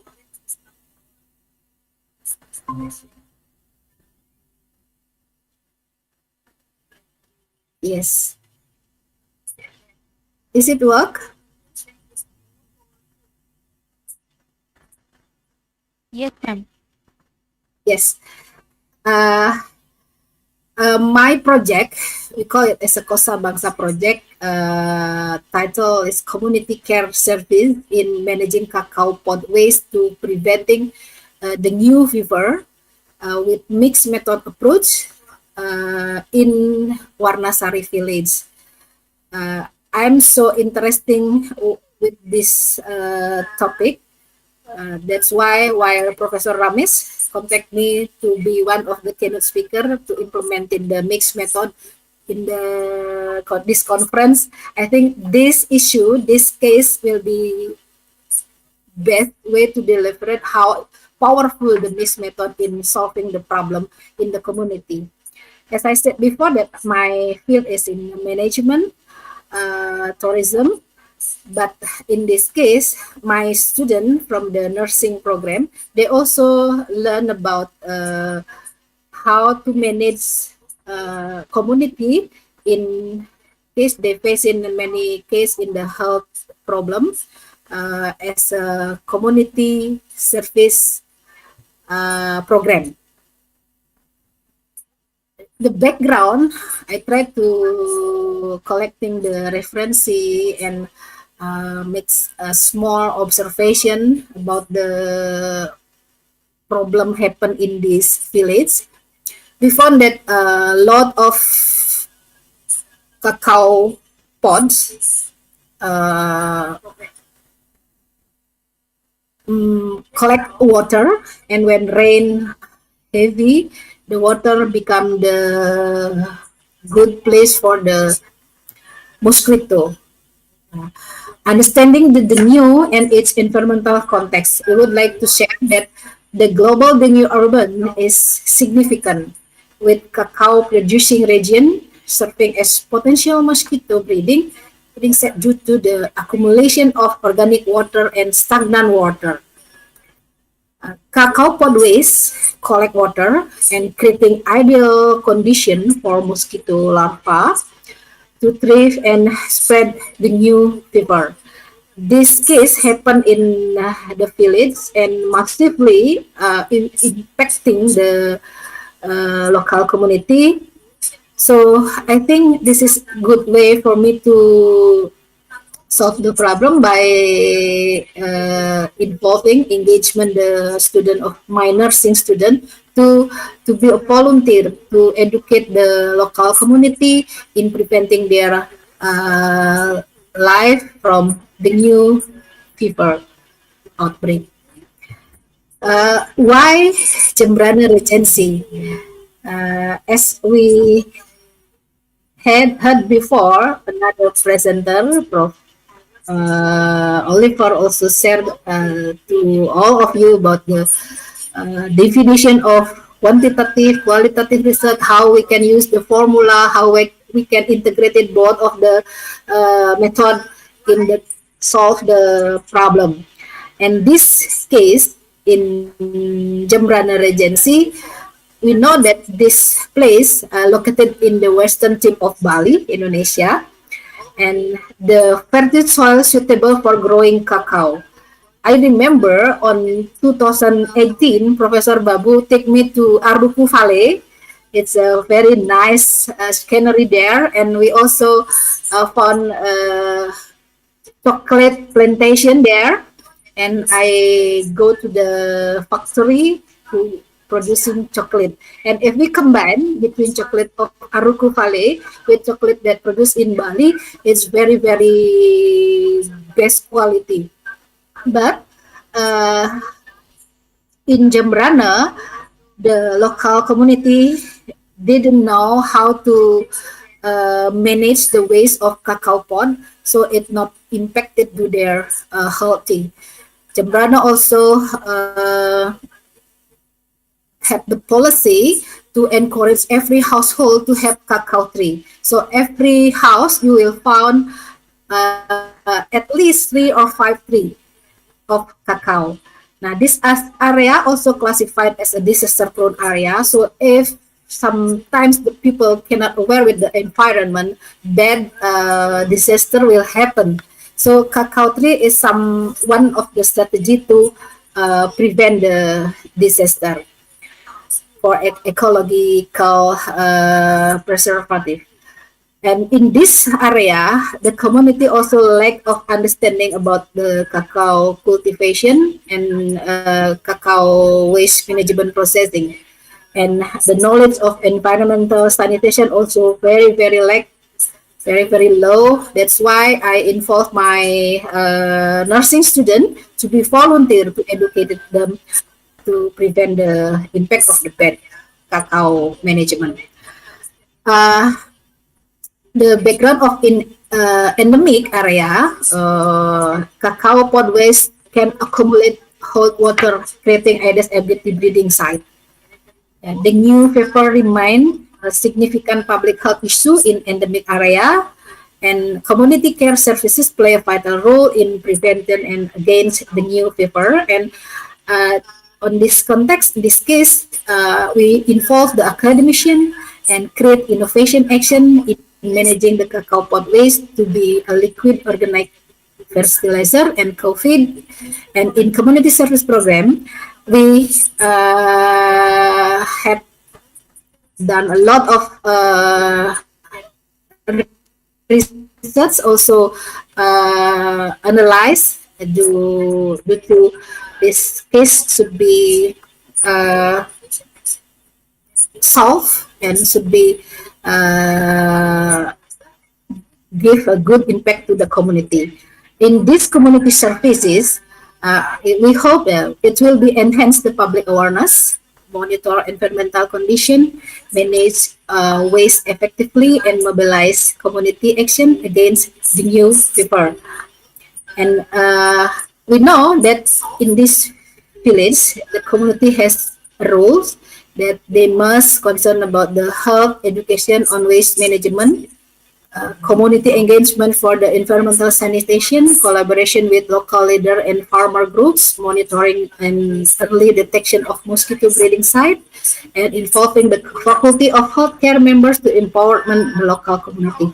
These roles encourage me to push my faculty, the dean, and the study program head of study program, also with the student, to involve to do this project together.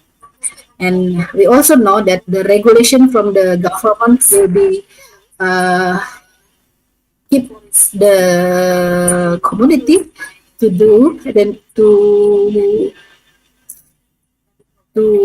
implement it, what the theory, what the activity that we must do to prevent that the new fever outbreak. Mixed method approach. Why mixed method approach is very important when we implemented this project? It will justifying the value of data combination. Employing the mixed method approach will enhance our understanding by integrating qualitative insight and quantitative measurement, yielding comprehensive evidence for effective community intervention against the new paper. In this case, the quantitative action, we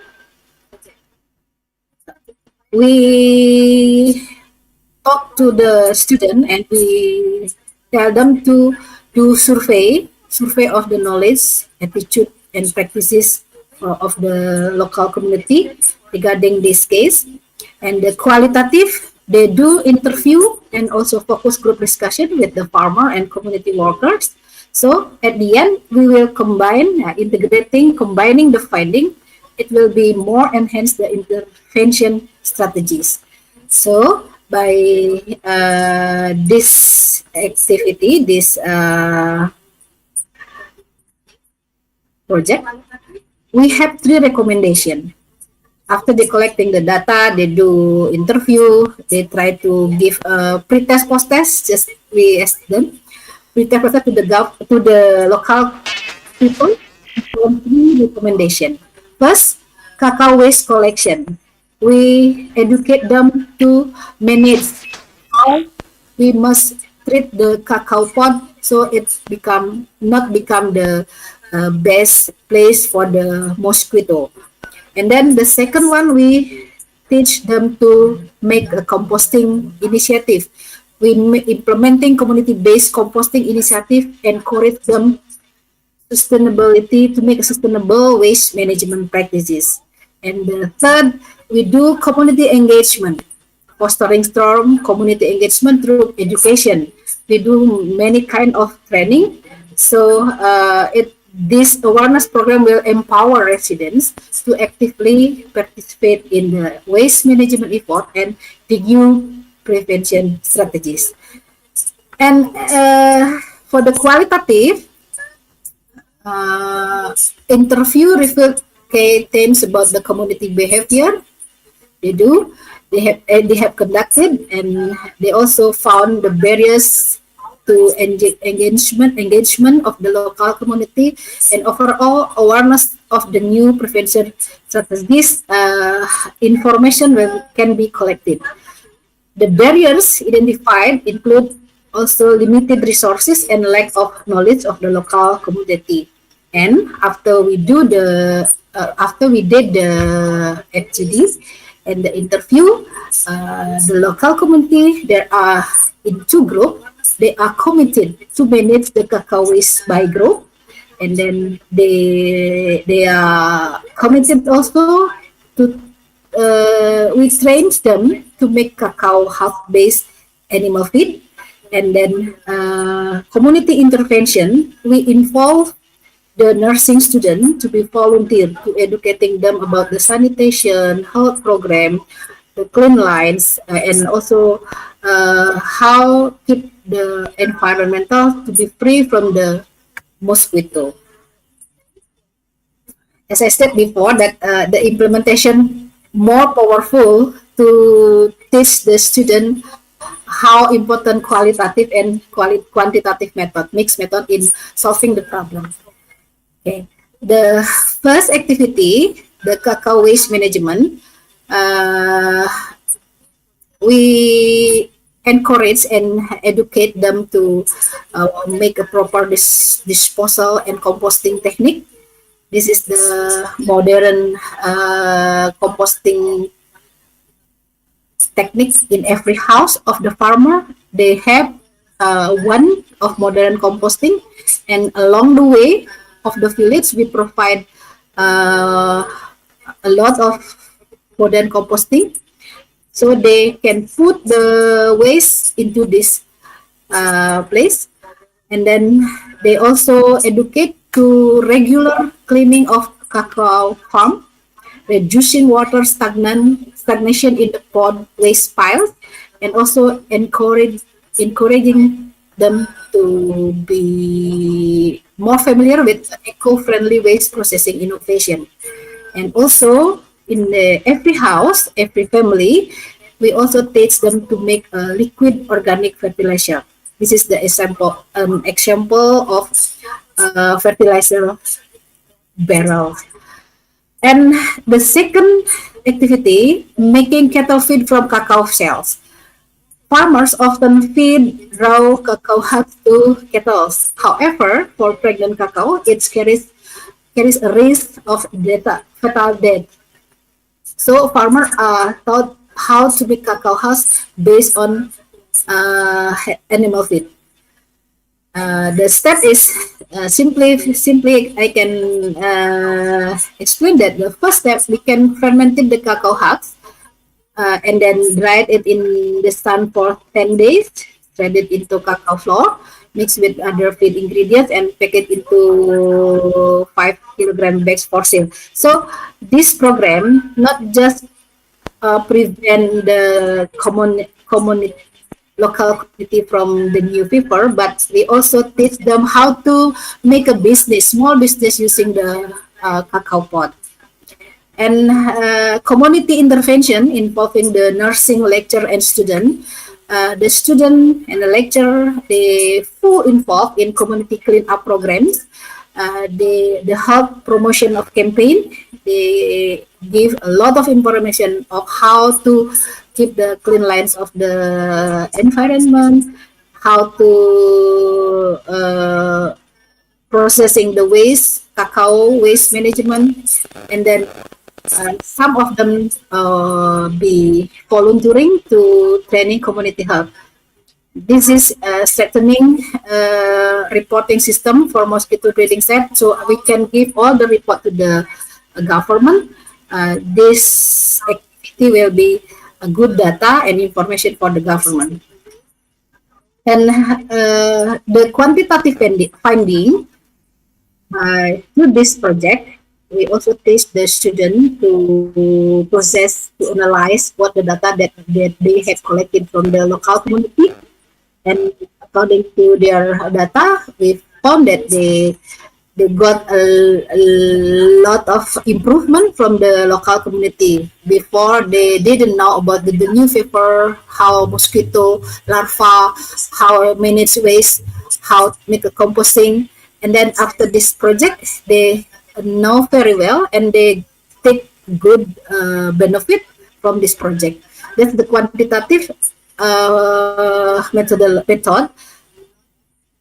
Teach our student to measure what's the impact of their program.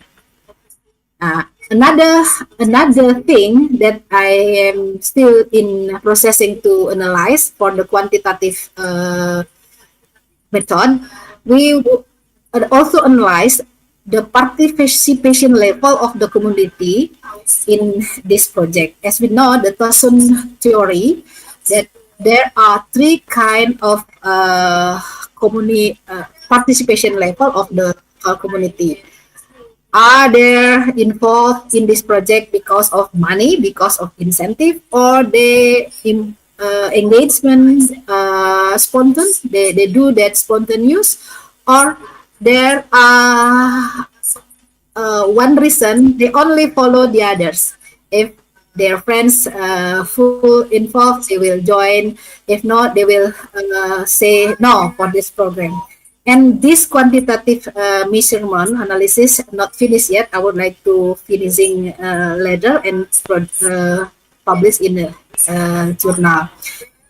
And the data integration, combining the qualitative and quantitative data, it will enhance the understanding of community dynamic and inform effective the new prevention strategies. So by the data that we collect from the FGD and FGD interview, we will combine with the data that we got after we done the survey and count the data. We have any descriptive data, and then for the last analysis, we do SEM analysis to analyze the participation level. So I hope the integration, combining finding, it can be enhanced the intervention strategy.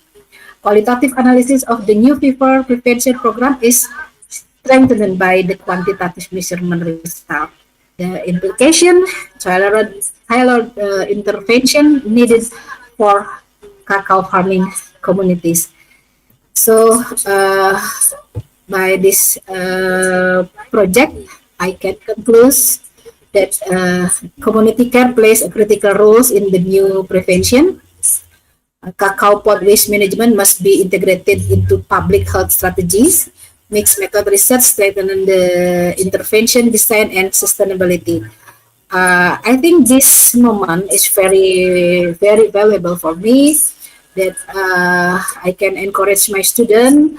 I can give them the proof, the evidence that when you do the research, you must combine between the quantitative, the qualitative. So the integration of both of them will be give you the conclusion, good solving the problem as what the objective of what the main research gap that you would like to find out. I think that's all from me. So thank you very much. Hopefully next time we can meet each other in Indira Gandhi. Thank you very much also Miss View, who always contact me for the confirmation and update the information. Thank you.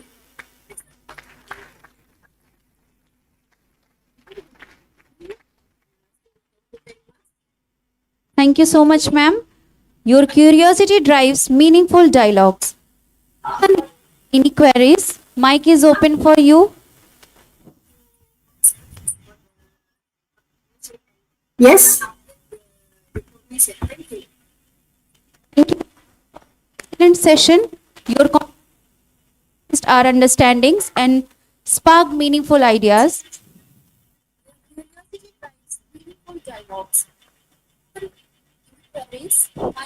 Keeping the energy high, our next speaker is Dr. Erwin Richard, an eminent researcher known for their pioneering work at Essex Partnership NHS Foundation Trust, United Kingdom.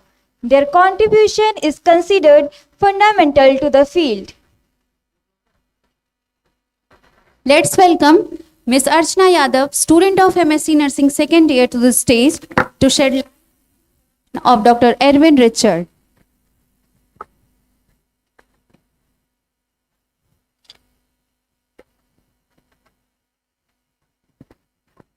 Good afternoon, ladies and gentlemen. Myself, Archana Yadav, MSc Nursing second year.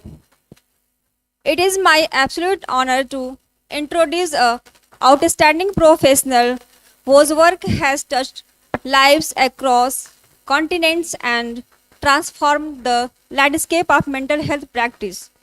Our speaker today, Dr. Erwin Richard, brings more than 21 years of frontline psychiatric expertise, from high-intensity clinical environment to community-based crisis team. His career spans both India and the United Kingdom, where he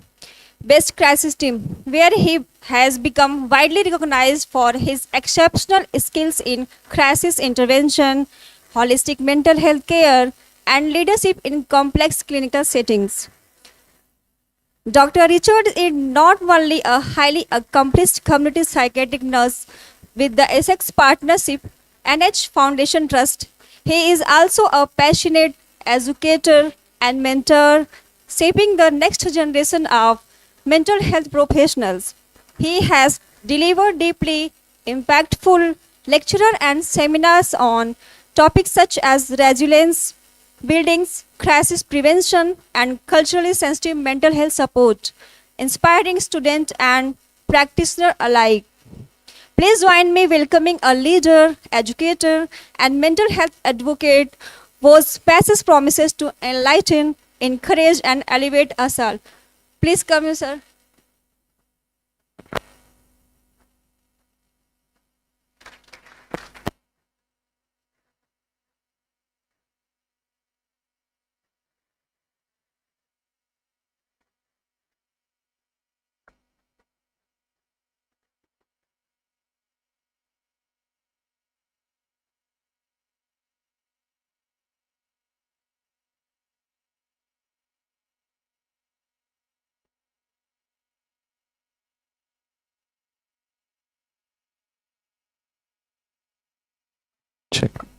Good afternoon, everybody. Good afternoon. Thank you. Thank you for such a beautiful introduction. And also thank you, Dr. Ramesh and Dr. Gomati, for inviting me here. It is my greatest joy and privilege and honor to be among you this afternoon. I've been here since yesterday, watching all the programs that has been presented here. There's few things that I've picked up, and I want to deviate from that. I'm going to ask you to help me with those few things that I've picked up. It's all in your topic. Those are the words that has been repeatedly used. So anybody, you're more than welcome to interact with me. I want this to be an interactive session rather than me speaking. Is that okay with you all? So at the end, you may ask many questions as you want, and I'm happy to answer. And I will also encourage you, let's do a test together. Anybody in the volunteer from your sector can come up and join me. We can do a test together so that I can show you how the technologies are used to our own advantage to make our practices much easier and better. Is that okay? Thank you. And once again, I thank you all for joining me.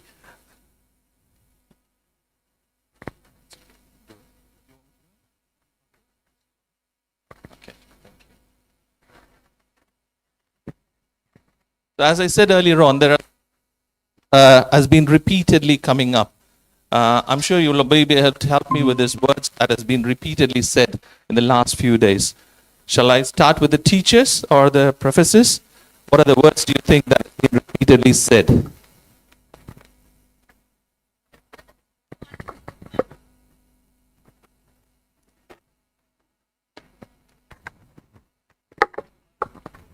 So research, quality, quantity.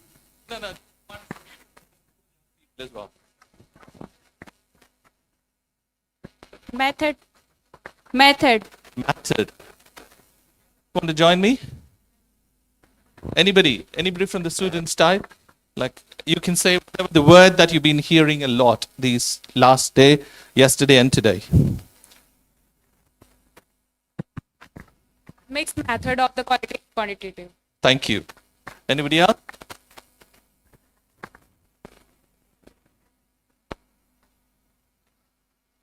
Fine. I think Evidence-based practice. Evidence-based practice. space practice. Thank you. So, are you all bored of hearing this word a lot in the last day and today? Yes or no? Shall we forget that word for a bit, but we're going to focus on that, but we're going to forget and not use that word. Is that all right? Yeah? Right, thank you. So, this session is going to be more focused on the mental health rather than the quantitative, qualitative, research, methodology, this, that, and everything. But we focus on mental health, but we're going to implement those things without saying those words. Is that right? Great. So,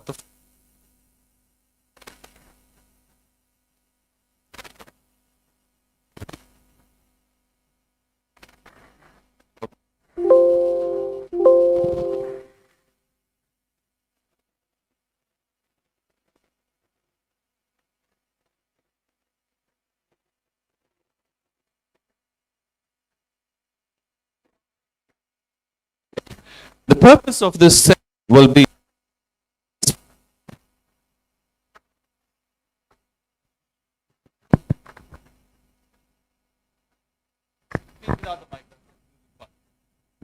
check.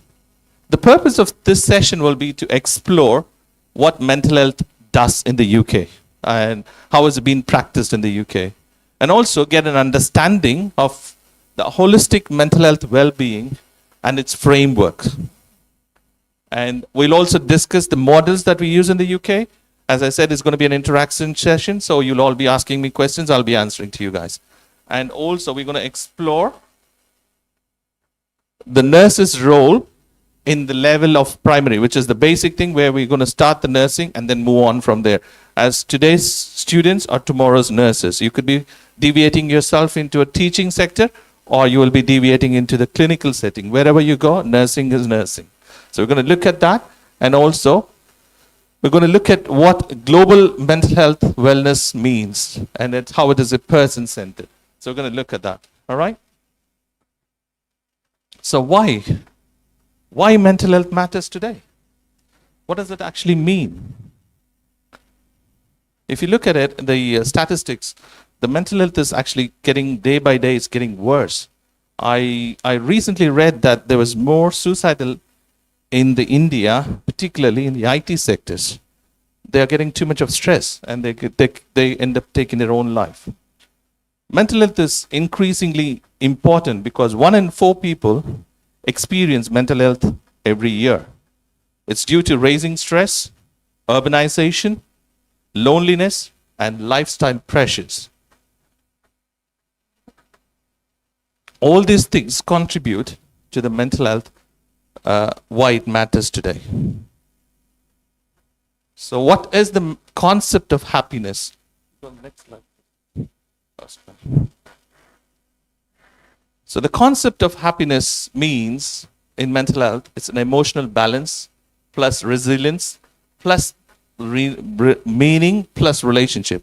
So altogether is a happiness.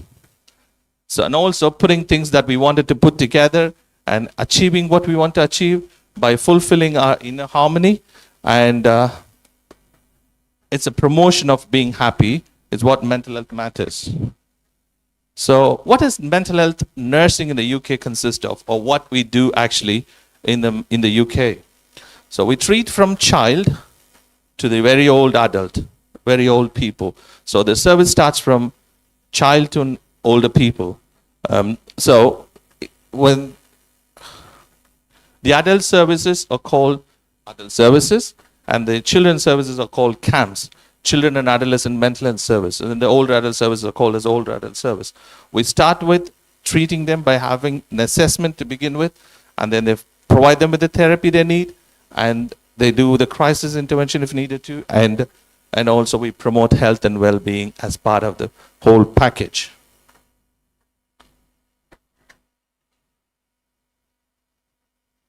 So when we look at the mental health practices in the UK, we look at, as I said to you, we look at the primary, secondary, and tertiary care.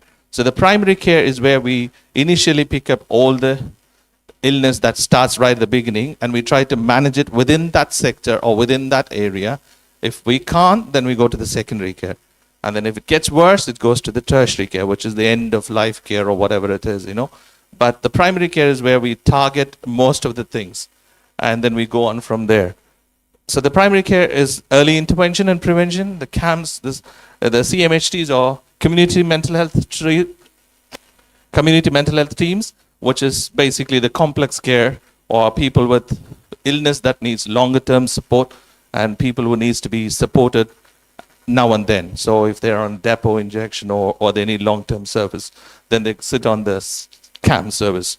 And also that's the CMHT and the inpatient crisis service, all they sit under the secondary care. And the specialist services are older adult, younger adult, and the psychological therapy services.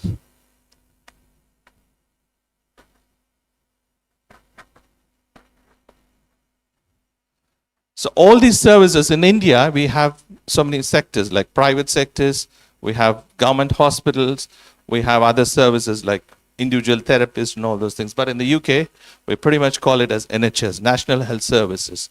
And the National Health Services, the governing body where we all sit under, all our treatment plans, everything will happen in the NHS.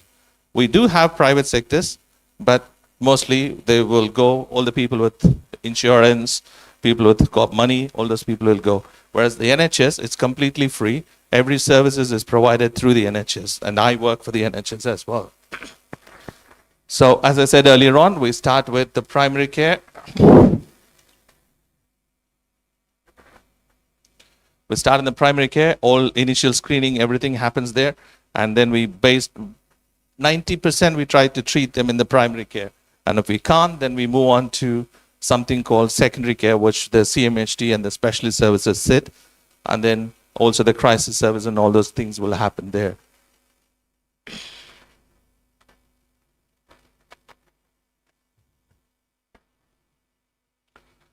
what is the role of a nurse? Because we as a nurses here, what is our role in the mental health services within the UK or anywhere in the world? I think we need to assess and triage. So I'm going to explain what assessment and triage basically means and how I work. So every patient in my catchment that I work for, I think I have 25 to 30,000 roughly mental health patients, just the mental health, and I cover about 3-4 surgeries.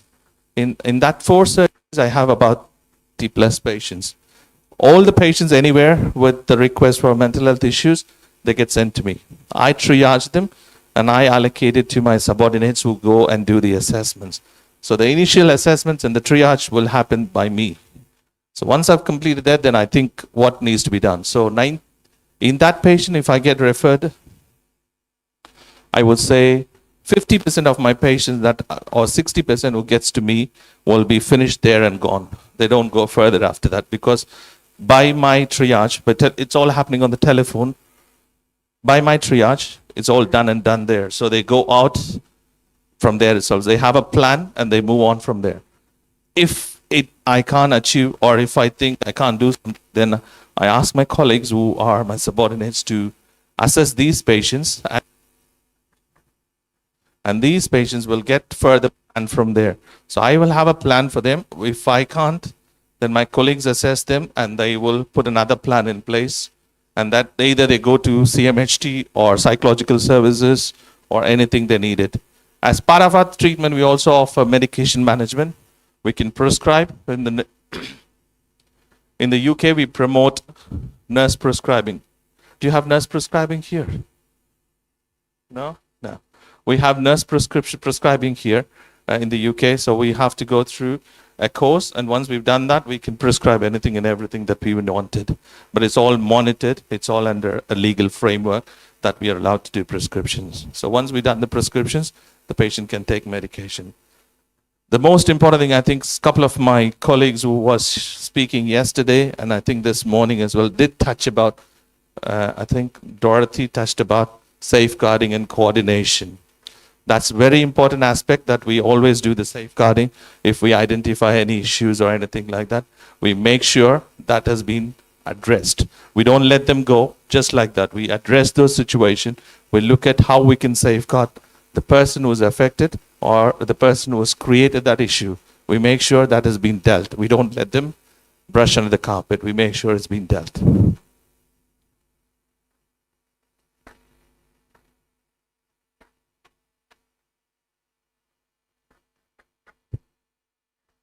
So what does the holistic assessment means? When we assess a patient, we look at, as I said, safeguarding is part of the role, but we also need to look at what is happening into their lifestyle. So I'm going to give you a scenario that a patient gets referred to me, and the patient has gone in through some sort of depression. The depression, we collect some data of what has happened and why this has happened, what is the reason. They could be going through some emotional stress. They might have lost somebody. They could have gone through something else. So we look at, as assessment, we look at what is happening and how best we can do help this patient. So as I said, the depression, we can refer them to psychological services, or we also can look into what has happened. Is there anything physically caused to them and that has caused the depression to them? Look at, as I said, some lost somebody, that's an emotional distress. So, and also, as you know, UK has now become one of those places where you have less cultural issues here, but we have more down there because there's so many different cultures, so many different people across the globe lives there. That means there's a social issue really there. So when I get patients from our background, Indian background, they're quite catchy about speaking with me because, you know, they get shy. They feel bad speaking to me because it's my own guy. He's from India. He knows what he's talking about. This is my issue. How can I speak to him? I feel embarrassed talking. So the social issue comes in there. They don't talk. They try to say, can I have an English person? Or can I have a female to speak to? Because they're more comfortable opening up with there. So we look at all those aspects when we do assessments. And then we look at how, when we look at what has happened, then we look at how they can get the support as a coping to make sure they're okay and they're managing. So all these are information gathering. What is the word that I didn't want to use? Data collection. So this is what we do. Things. So we looked at what has gone wrong and what is happening. We offer the support. We offer what needs therapy-wise or what sort of simple, basic mindfulness changes loads of things. Simple treatment to get them sleep. Sleep deprivation is one of those key issues. Once we get them to have some good sleep, things do change from there. And also, there's so many community services available in the UK.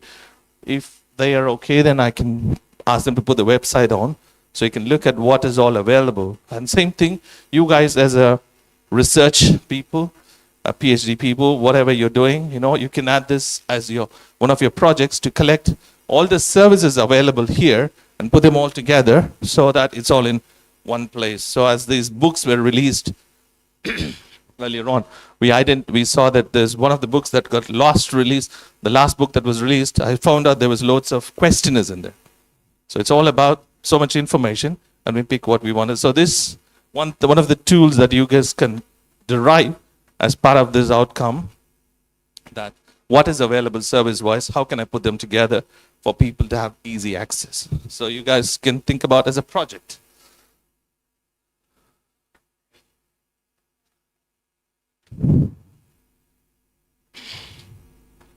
So how do we promote mental health and well-being? That's the most important thing, isn't it? It's all about, so we looked at collecting data as a patient, how much of information they have, how much of issues they have, and what are services available. Then we have to put them all together and give them the right service they needed. So how do we promote it? Building resilience. As I said, an Indian lady who wants to talk to me, they couldn't speak to me, but then I have to reassure her to make sure, you know what, nothing to worry. I'm a professional here. I maintain confidentiality. Everything that we discuss here is going to be confidential. It gets recorded on your database. This is my standard words that I use to everybody. Everything is recorded here. It's on your database. It's safe. It's secure. I have to use my smart card to go in to access your own record. Once I've finished with you, I can't access your record because I don't have access to it. If I do so, then I have to justify why I'm doing so. So confidentiality and all those things, I give them good reassurance, bring out them from that worry they have, what is going to happen with my data. I have to tell them as a standard word that I joke with them is saying, your data or your record has not been sold in eBay or Amazon. It's all safe and secure. That's the word I use for them. And then I create a kind of, encourage them with stuff that is available. Say, this service is there. There's therapy for you. You can access to this. You can access to that, and all those things I give them.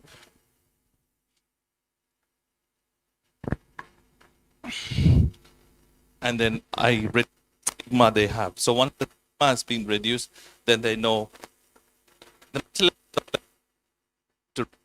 the anxiety in addressed, things get better from there.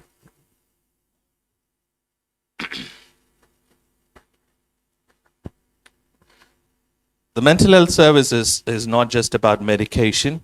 It's not just about what is available. It's all about therapies, People go through loads of traumas. I believe in this country, it's also quite high at the moment.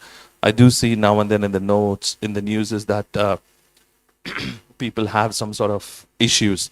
And abuse is quite a lot of them happens across India and anywhere in the world. You can see that abuse things do go on.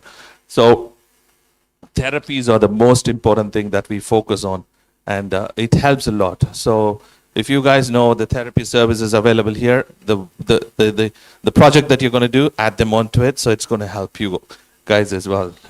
Empower them, make sure they know what they need and they know what is best for them. So you have to equip them, which you call it as a student, you call it as health education. So do all those things, make sure they get in the right direction. We also have others. So we spoke about what the adults are so far.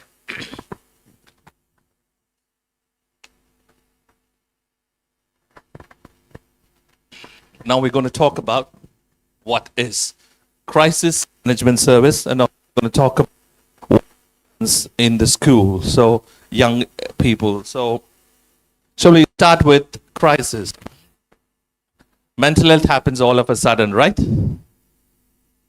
No? Yeah, it can happen anytime. So I could be sitting here now and suddenly anything could go wrong to me. So it's a crisis happens, as in we don't know when it could happen. So when a crisis happens, there's a service called crisis management services. So we pick up the referrals as quick as I can, as fast as we can, and we try to provide the service as we can. So the crisis service acts so immediately. A referral comes in within the next 24 hours. The patient has been seen by the psychiatrist or the nurse prescriber, whichever needs to be seen. We get them the medication, we start them, we give them the therapy, we give them whatever they needed at that point. So treatment happens as quick as it can. And they have access to 24 hours support, and also we kind of look at the issues, not just one day. We continue the service with them until they feel slightly better. So I'm going back to what happens in the primary care. So things that I couldn't handle in the primary care, then they get escalated to this crisis team. The crisis team assess them. The crisis team provides the service. Being done, then they look at the secondary care or back to the primary. So it's an intervention that goes as a cycle. You start in the primary care. If you can't do much, you go to secondary care. From secondary care, you can go back to primary care if they feel better and things improve. If that doesn't happen, then you can go to the secondary care, and where you get sit on there for a long time, or you get the therapy that you need, you get the support that you need from there. It's for the adult. For the young children, what we call as adolescents or young children, young person, we call them as young person. We don't treat them differently. We treat them as a human being. If they need some support, the school nurse, there's a nurse service available at school itself. So the school nurse the teachers initially pick up what's going on with the child, especially around ADHD, autism, and things like that. The school nurse, they collect the data. Once they collect all this information from there, then they put it on to the school nurse. The school nurse does the assessment, and then the treatment starts from there. So the school nurse then refers to the crisis team. Then crisis team picks up. The treatment starts there. And once the treated, if they believe everything's okay, they put the child back to normal. If not, it goes to the care system. So they get it sucked into the system and then being supported and being looked after from there. Does that make sense? No? So what happens in older adult services? When people are old, we are expecting them to be frail. We're expecting them to have some sort of illness, both physical and mental. So when they are in the mental health, the possibilities of them getting would be dementia or any other Alzheimer's, dementia, you can name it anything. There are some illness that comes with the older adults, So when they service, same like the crisis team, they get referred into the service, they picked up, they get assessed. Either they need primary care or secondary care that's been decided in the crisis level. Once dealt, then the system to get the right service for them. Mostly in elderly service, the needs could be either dementia or they feel lonely, they need someone to talk to. Then the voluntary sectors that we pick up will be able or they're old, they're company with them, the children are living far away, then they need some carer support. Then the council get them the care needs. Come to their house every day in the morning and evening, give them the care they need, the support they need, help them with the daily living activities, and then put them. So overall, all through the way in the nursing field, we are collecting data. We are collecting data every day, and we put them into test. We put them into measurement, and then we use that for the advantage of the patients. So once they can get the help they need. As I said earlier on, UK is a country where you have all cultural people. You name it, it's there. You want to say a particular religion or your particular community or a particular tribe, there. There's no thing called it's not in the UK. Every single aspects of them are there.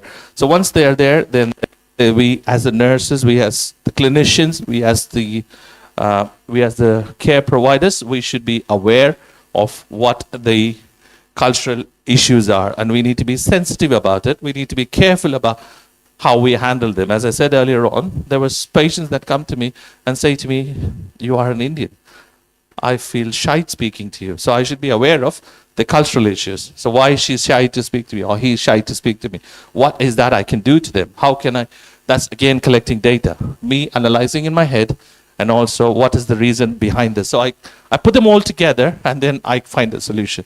So if it's an African patient comes to me, then I know I have to put it to who needs to be there in that service. If an English patient tells what to do, then we have to work around that. Again, an Indian or any country people, then we look at the cultural awareness and make sure we provide the service they need. We are not going to say, because you decline me, I'm going to send you away. No. We as nurses, as we collect data, we are quite sensitive about them and their needs. Mental illness is something very silent. You can't see physically. If you have a broken bone, you can see hands being swollen, it's hard to touch. Everything is there. But whereas in mental health, isn't there. You wouldn't know what's going on. So you have to be very sensitive. As you look at a patient, you're not just looking at the patient. You're observing, and you're not only observing, you are analyzing them. You are creating a picture in your head. A, B, C, D, like that. What is going on? So you are working on that one. And then also this new thing that is popping up across the globe is the LGBT and all the other Q plus and all those things are there. So you need to be culturally aware of what is their issues, how can we sensitively handle them and all those things. So those are the things we are also looking at and supporting those sort of patients. Well, so far we looked at patients. We are, as a nurses, you and me, we are all human beings, aren't we? So we should also be sensitive about ourselves. We should be careful about being who we are. We shouldn't be taking the problems home. You know, we have a family to live. We have people to look after. We have to be available for our next generations, our family members, our extended family members, or whatever, you know. So we need to be looking after ourselves. As nurses, we are more prone to be burned out.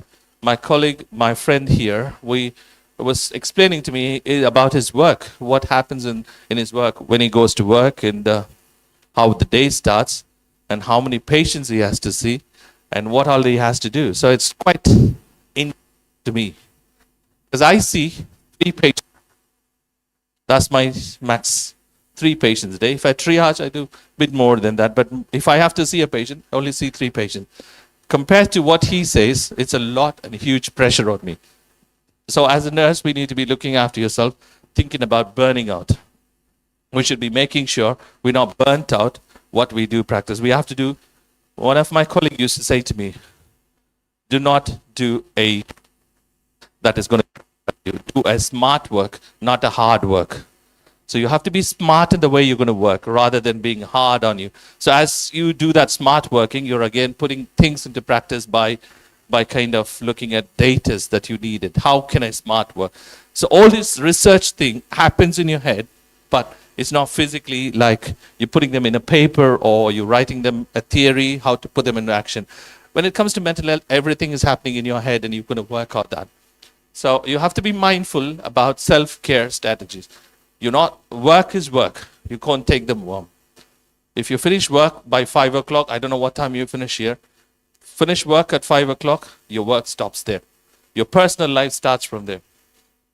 Then your work starts again next day morning at 9 o'clock when you start again. That work-life balance should always be there. Never take your work home. I was shocked. I'm not quite sure who I spoke to. There's one day I was, when these PowerPoints and all these things were putting, was it you I spoke to? You. Sorry, madam, what's your name? Divya. Please sit down. 3 o'clock in the morning, she was responding to my text. I felt bad. I felt so bad that I disturbed her sleep. And I said, I'm sorry that I've disturbed your sleep. Then she told me, no, I'm awake. I'm working. You should have a work-life balance. That's my point. I put it purely for you. So, life balance should be there. Boss, Dr. Ramesh, he texts me at the wrong times. I said, what the hell are you doing, man? Why are you not sleeping? This is my Because we're friends for 25 plus years, I asked him, what the hell are you doing? Why aren't you sleeping? He said, I'm doing this, I'm doing that. I'll excuse him. And I say to him, I'm going to speak to your wife. But I never spoke to her about it, but I'm intending to do. There should be a work-life balance. But I realized she's equally the same to him. They both are workaholic. So there should be a work-life balance as a nurse. The future nurses here should always have a work-life balance. Put that in your head. Smart working rather than hard working. And be mindful when to take a break. And reflect if you're going beyond the pressure of work is taking you beyond what you should be. Reflect, analyze, and think what should you ask for supervisions, put them into practice and say, what should I do to slow down? How do I do a smart working rather than hard working? And always this ventilation should happen because the mental health stress could take anybody to anywhere. So sometimes people do, I have seen this in my own place of practice in other sectors. People go into the toilet and scream. Go in the toilet and scream. You know what? Ventilating themselves. Or people just blast at you with words. Sit there. You just have to sit there and listen. What the hell are you talking about? Why is this to me? You don't know what they are talking, but it's them, they're ventilating themselves. So you have to look at yourself. That's the point here. All these things happens, and we also have the tools that we can use. This is the most important thing that I want to touch a little bit on. All these data that I've shared with you, I spoke to you all, is just, I spoke to you in a way that you can understand, that can go into your head. That's the reason I didn't use the hi-fi words such as words that you said, all those words. But I just wanted to bring that insight into you guys so that you understand what exactly it means, rather putting those words and making it more as a conference presentation. But I want to make sure that my purpose here should be a reasonably acceptable purpose for you guys to know as a take home. So in the NHS, we have so many digital platforms that we use.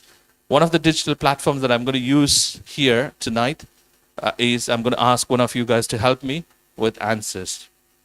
We'll go through the tool. We'll see how it works. Okay? We have so many digital tools that we use, and that's one of the projects that I give to the PhD students, aren't I? I gave you an idea that you collect all those available solutions in this place, and then you put them together so it's easy access to people who need it. So use those digital tools. And then we use tools. So Windows 11 has given you Copilot. Are you aware of that? Copilot is now integrated into Windows 11 and 365. So what you do is you just have to put some information, collect all the information, put it on Copilot. It puts them all together in the way that you want it. It helps you to make it a lot easier. So time saving, smart working, all those things are there. And every information that we collect is all going into a database called System 1, which is widely used across the NHS. The System 1 is a very secure service where you can't access to it unless you have a smart card that has been approved for you to use that. So I didn't bring my smart card with me, but I could have shown. The smart card, you put it on the system, then you have to put a password in, then you go onto that system, and then you put another password in to have access to the record. So it's quite secure and safe. So you put all those information in there. If I treat a patient in London and that patient goes to Scotland or Wales, which is quite far, the opposite side of the country, and that patient gets ill, people down there can access the record. Works in the NHS down there can access it. It's a wide service that's used so that people are able to see the information. So we don't delay the treatment. We don't wait for the information because they are suffering with mental health. They could have been dementia. There could be something else on them. It's easy if they just give the name and date of birth. We can put it on, look at the system, what has been treated so far, and help them. So we use all the digital tools that's available there. Well, it sounds so nice so far. Everything looks hunky-dory. That, it looks hi-fi, isn't it? Everything's perfect. Nothing's wrong with that. Everything seems good. It's easy to do it. Some of them down there are thinking, I will go to UK tomorrow. I can look at going to UK, aren't you? Yeah? but it's not that easy. There's always a catch behind it. And the UK, we have staffing issue big time. As a service, every service have got staffing issue. There's no enough staff available, so the staff shortage always there. That means the pressure is on us. Whoever is the staff down there, they have to handle it. If there's no staff, then the second board person. So now I'm here.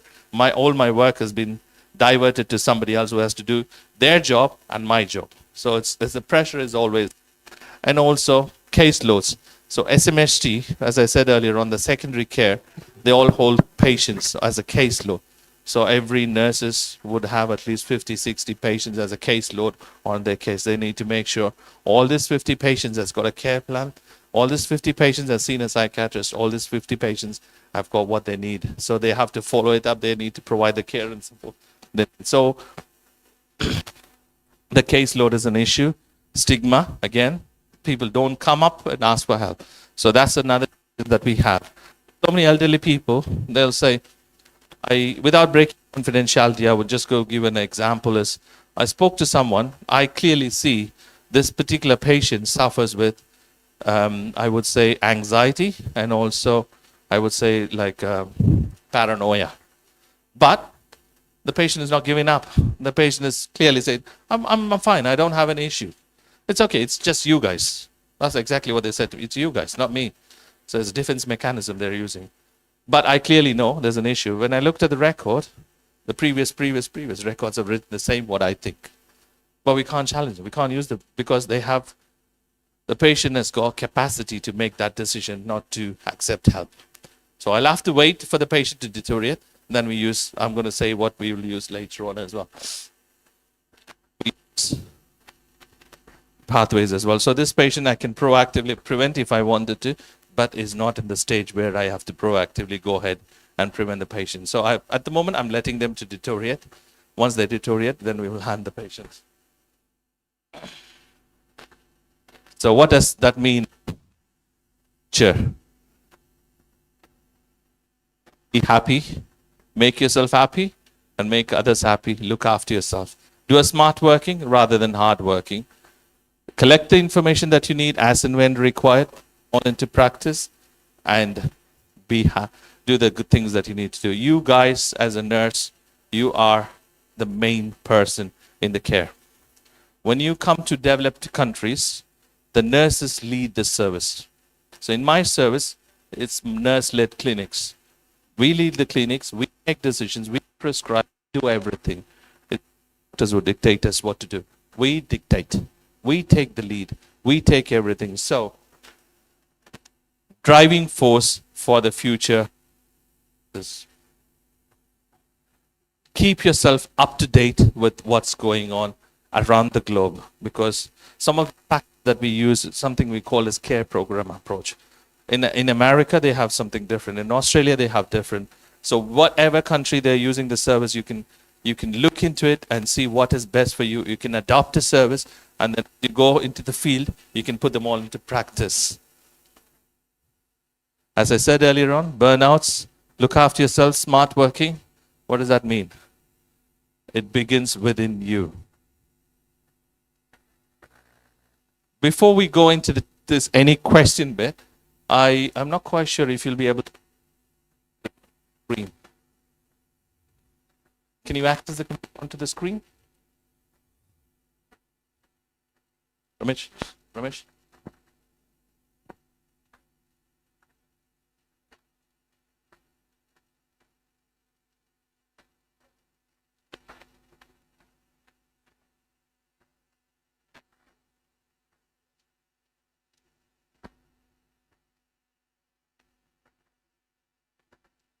Okay, I'm going to show you a tool that we use.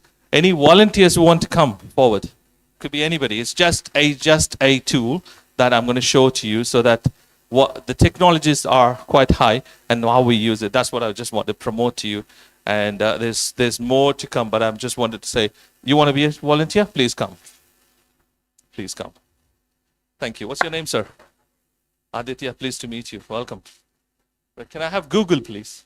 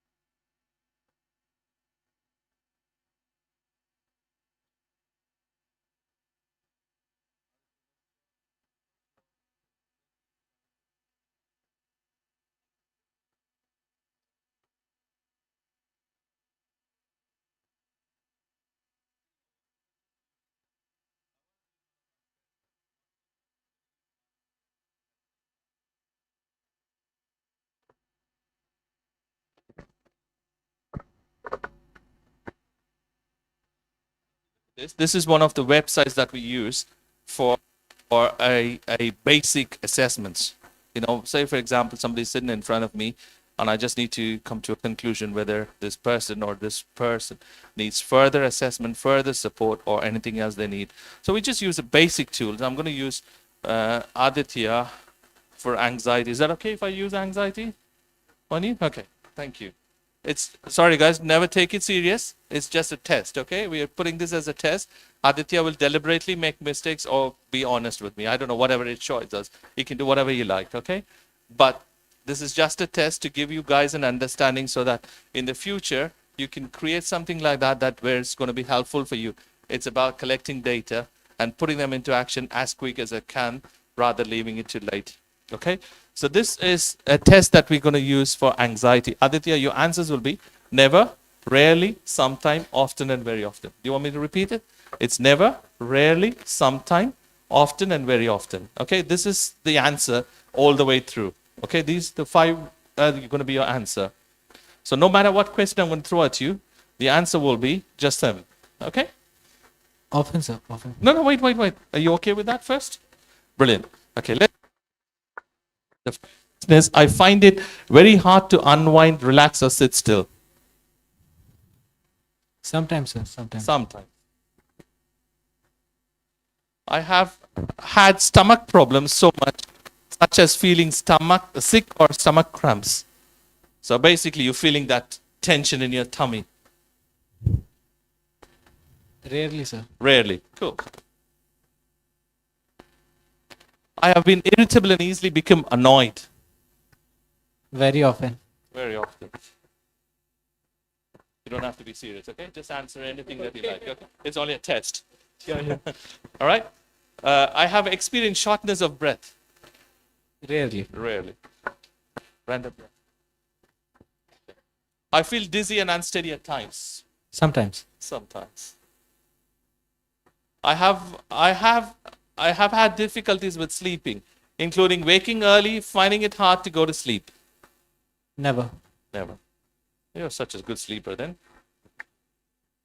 I have felt panicked and overwhelmed by things in my life.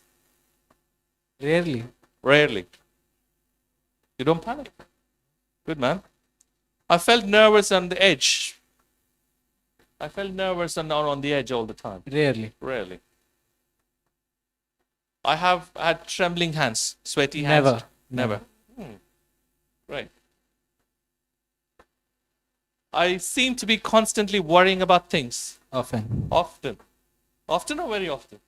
Very often. Very often.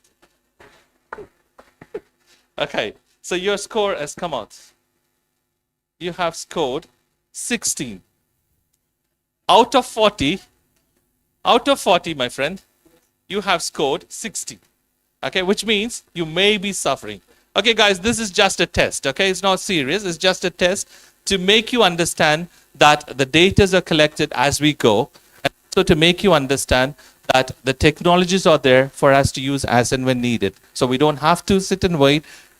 Think about what we need to do. Just Google and figure out what is the technologies available and make use of it. That's the whole point behind this test. So thank you, my friend. Thank you so much. Thank you so much. Thank you. I hope I haven't embarrassed you putting up here on the stage.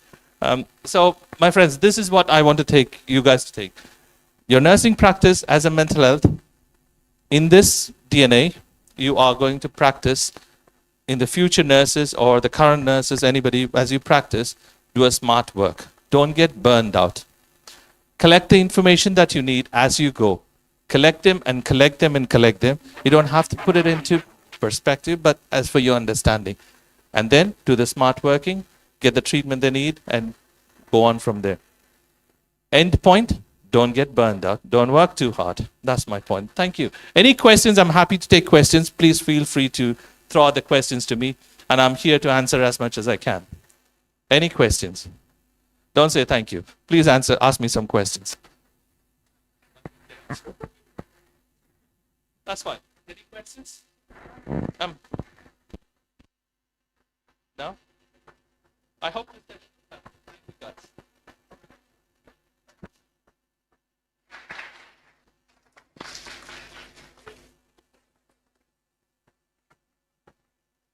please remain on the stage, sir.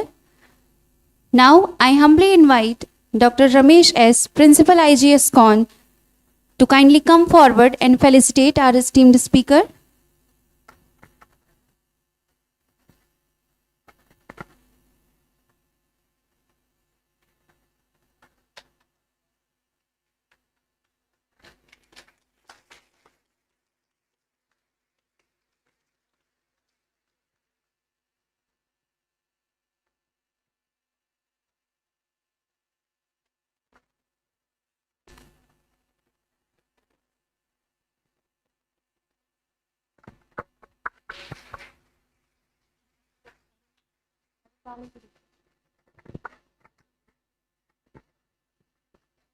Thank you, sir.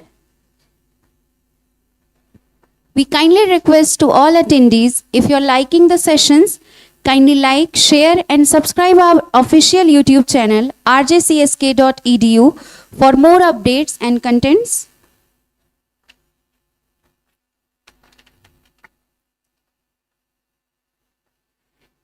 It is a distinct honor to introduce our final keynote speaker for the day, a figure whose influences spans both academic and industry, Dr. Vasanta Kumari Sundararajan, as a world-renowned assistant professor at King Faisal University, Al-Asa, Kingdom of Saudi Arabia. Please give a resounding international welcome to Dr. Vasanta Kumari Sundararajan. We are pleased to have Mrs. Neha Pandey, a second-year MSc Nursing student, to introduce Dr. Vasanta Kumari Sundararajan, ma'am.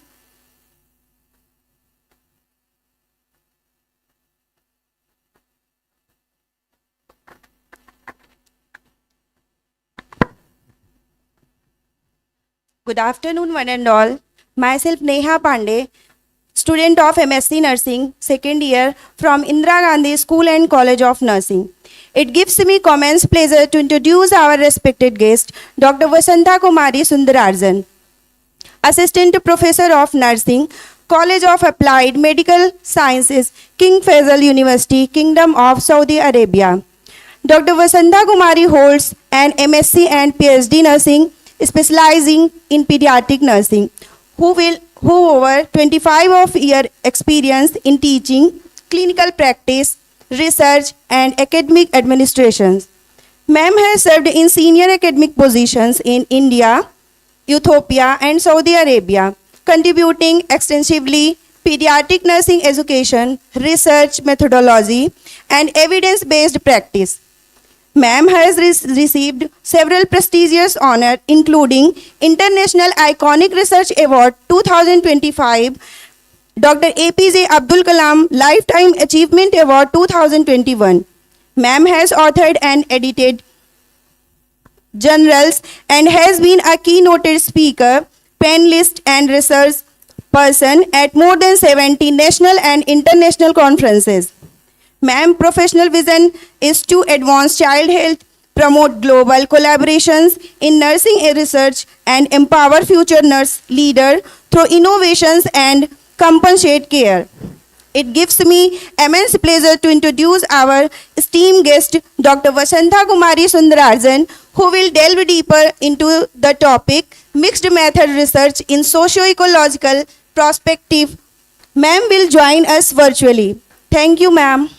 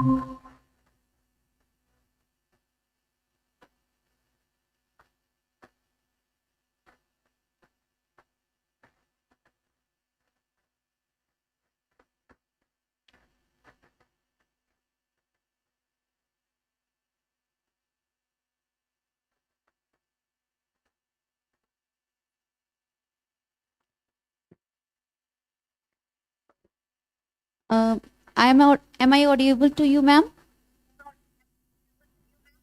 Yes, yes, you're audible. Good afternoon, one and all. Good afternoon, ma'am. You can continue. Am I audible? Yes, ma'am. Yes, ma'am. Okay. Shall I start the presentation? Yes, ma'am. Okay. Okay. Thank you. Thank you so much.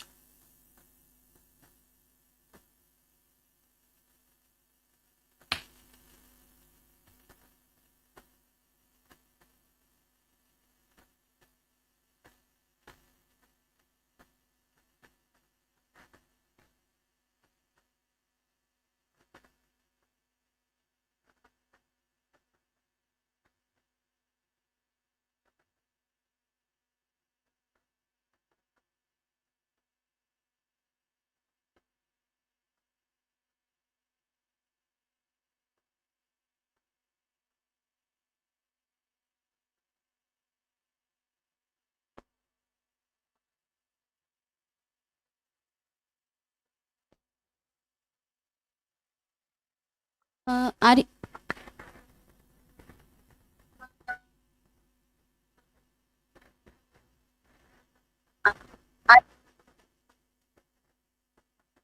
Yes, yes, dear. I'm here only. I'm just opening my content.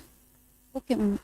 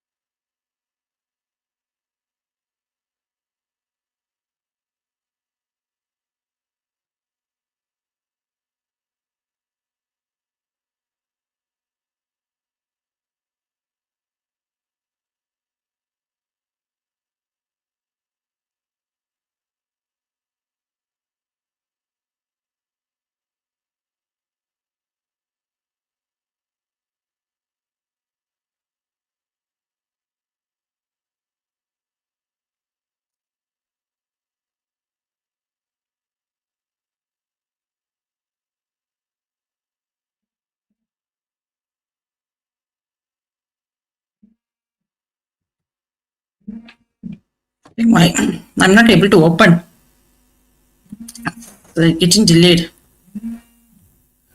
Can you please share? Is it possible to share, dear?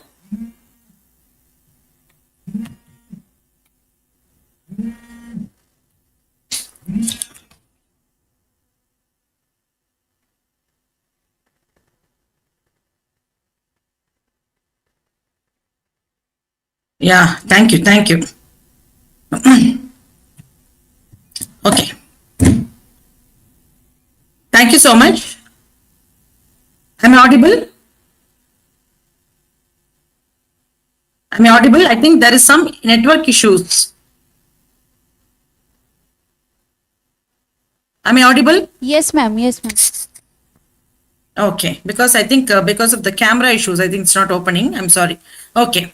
Uh, Welcome all to the second international conference organized by Indira Gandhi School and College of Nursing. And the theme, very important theme, especially on the nursing research. So we need to go out of the boundaries. I think this is the topic also says beyond the boundaries. So it is a very good topic, especially for the holistic approach, what we have to do. Second slide. Next slide, please. Next slide. Okay. So the topic is on mixed methods research in a socio-ecological perspective. And myself, I'm Dr. Vasanta Kumari. I am from King Faisal University, Kingdom of Saudi Arabia. And once again, welcome to all, to the experts, to the college, the management, especially Dr. Ramesh, Dr. Komati, and all the organizing team for all your good efforts and extraordinary efforts, and to all the audiences. And next slide. Next slide, please. Okay. So the topic already, you've seen the topic. It's a mixed method approach. Especially, I'm not going to talk anything about the mixed method because I think you're listening to that from yesterday. So I'm just going to focus only on my topic, which is on socio-ecological perspective. So whenever we talk about the mixed method approach, it is very important because we are all touching the society, we are touching the sociological aspect, we are touching the ecological aspect, but we never do it as a combined study. We always go with as a single study. That is the problem.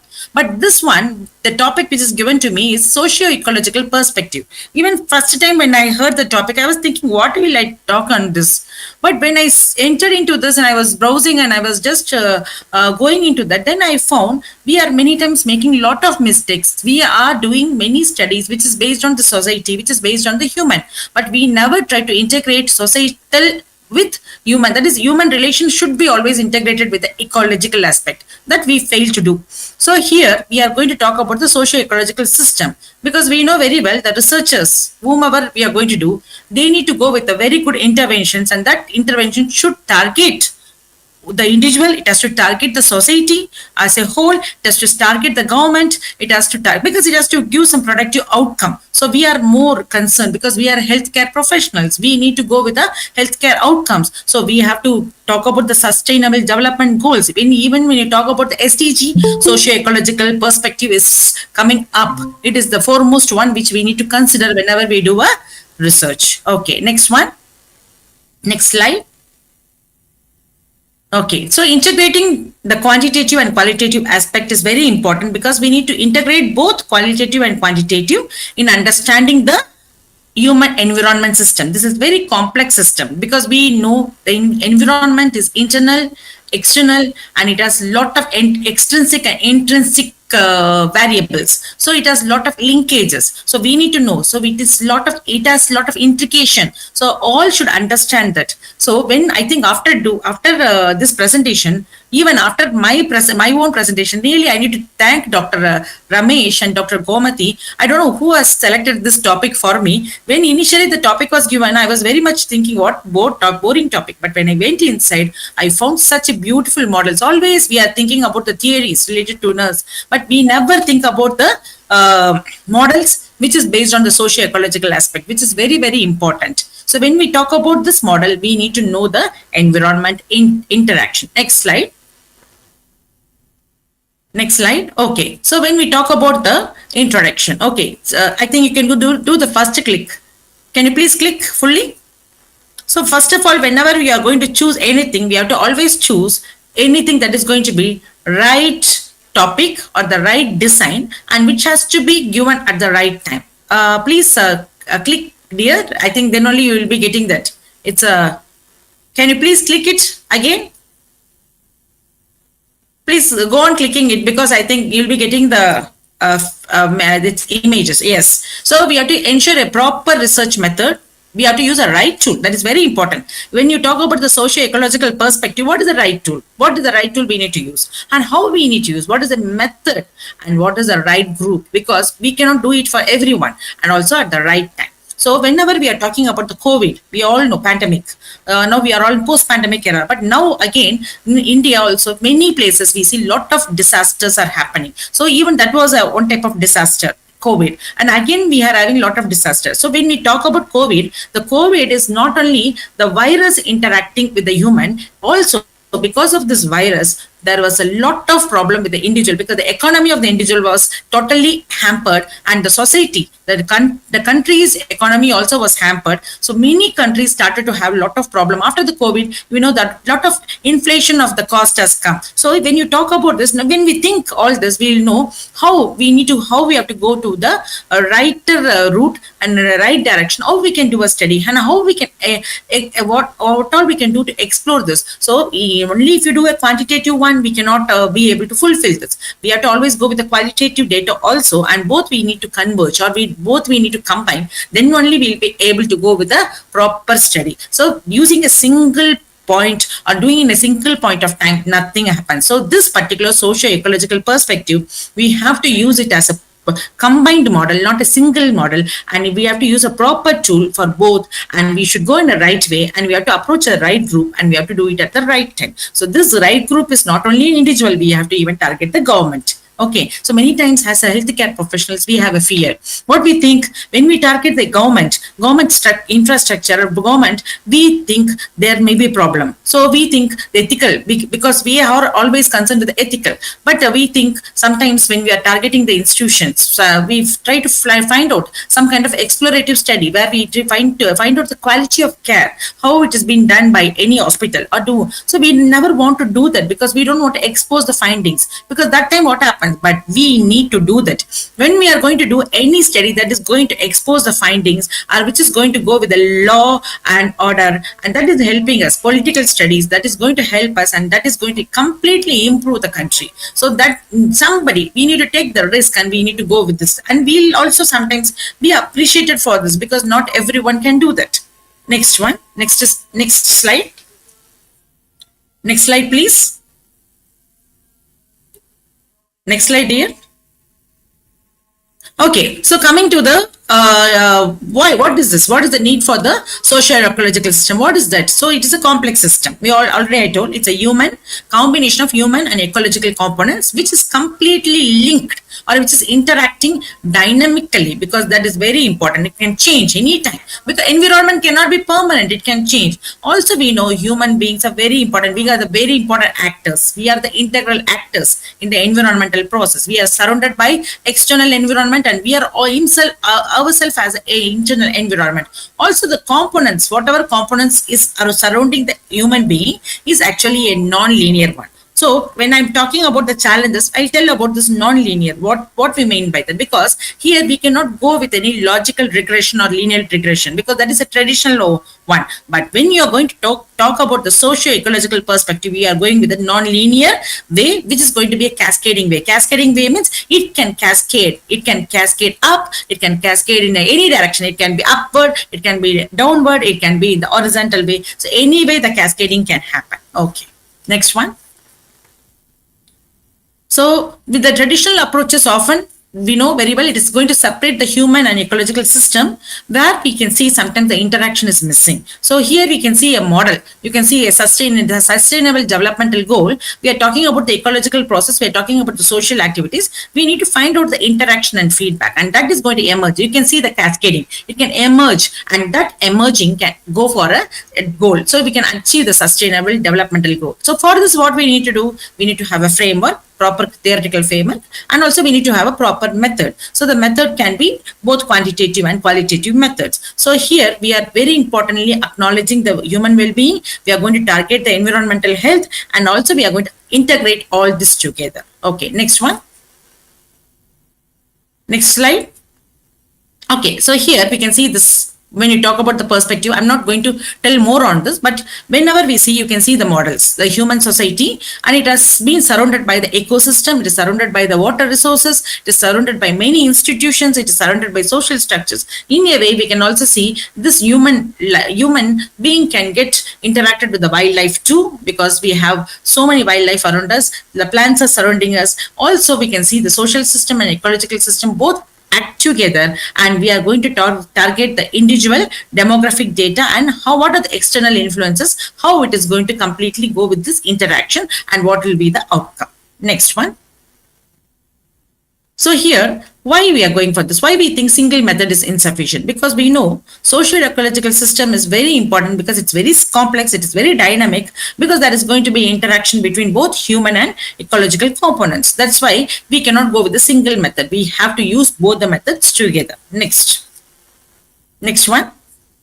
So also, whenever we are going to use the traditional approach, we don't want, because it is always separating the human being with the ecological domain. So we do separate a human study, separate animal study. So when I was actually working in Ethiopia, I'm very proud to say that I was also along with Dr. Ramesh and Dr. Komati. I think they all were the pioneers for me who were in Ethiopia, and I have joined later in other university. So that's why we all got friends, and that was a very good that was a forum. That's the reason today we are all connected with each other. So when we talk about this, there one time when I was doing one presentation, one veterinary doctor asked me, why Dr. Vasanta, you people are doing only study on human beings. Why can't you combine with the veterinary people, and why can't you do some studies which is combining the animals? I told what to do with animals, because we are health science people, we are human beings, and we don't want to do anything with animals. But when you talk about this particular research today, what I'm speaking, socio-ecological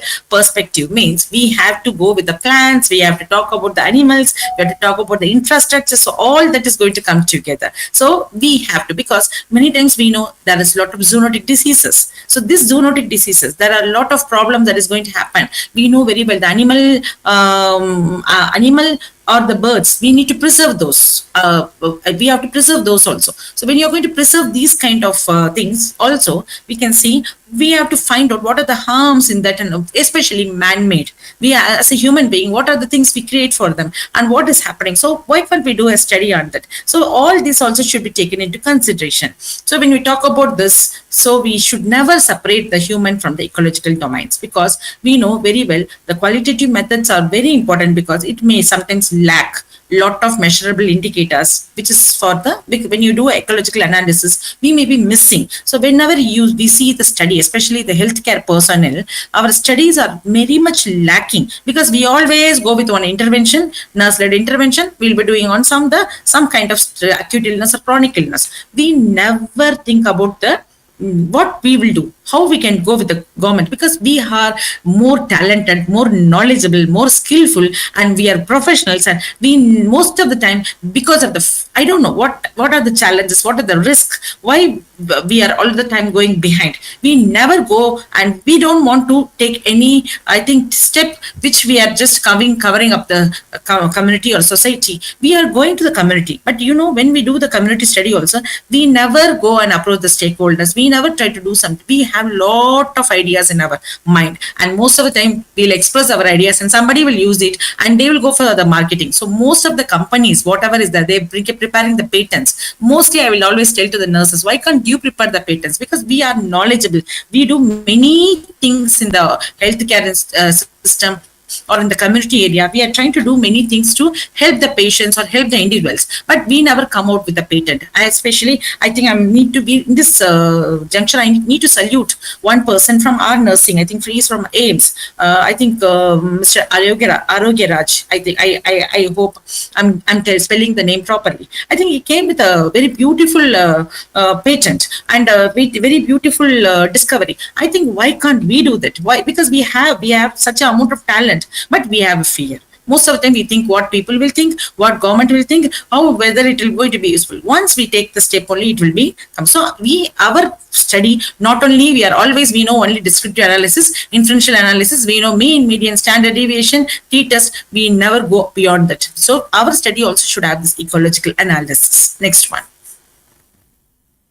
So here, the integration challenge is very important, because the quantitative data, qualitative data, how we are going to capture that. So especially when you see in qualitative data, the ecological measurements should be taken into consideration, and population count, that is more important. When we talk about the qualitative data, what are the perception, what is society perceives, and what is the governance structure. So it can be the structure completely, the law, legal structures, how it is working out. So that should be taken into consideration. I think now you can understand what I'm speaking today, because I'm not only talking about the data, what we are collecting quantitatively, and we are telling we have to even go with the qualitative data to find out the societal perception, also to know the governance structures, which is going to be based on the law and the government. Okay, next one.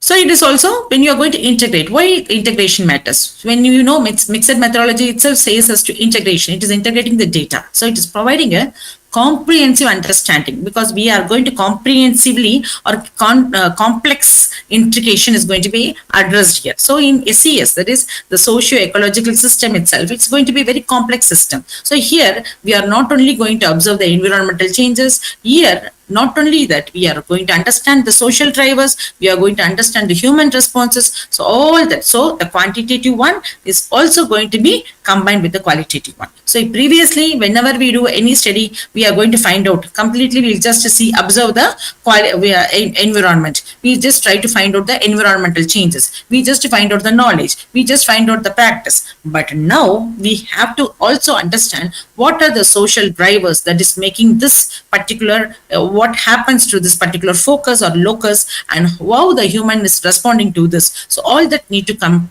combined, and then only we can go with the SES. Next one.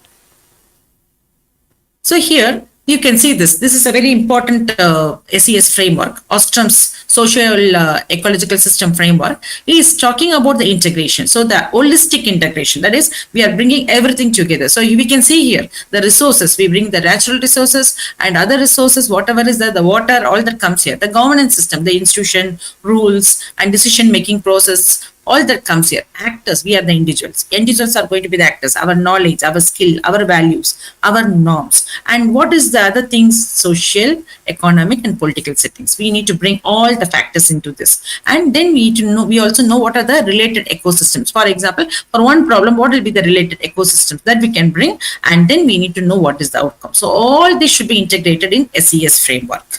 Next one.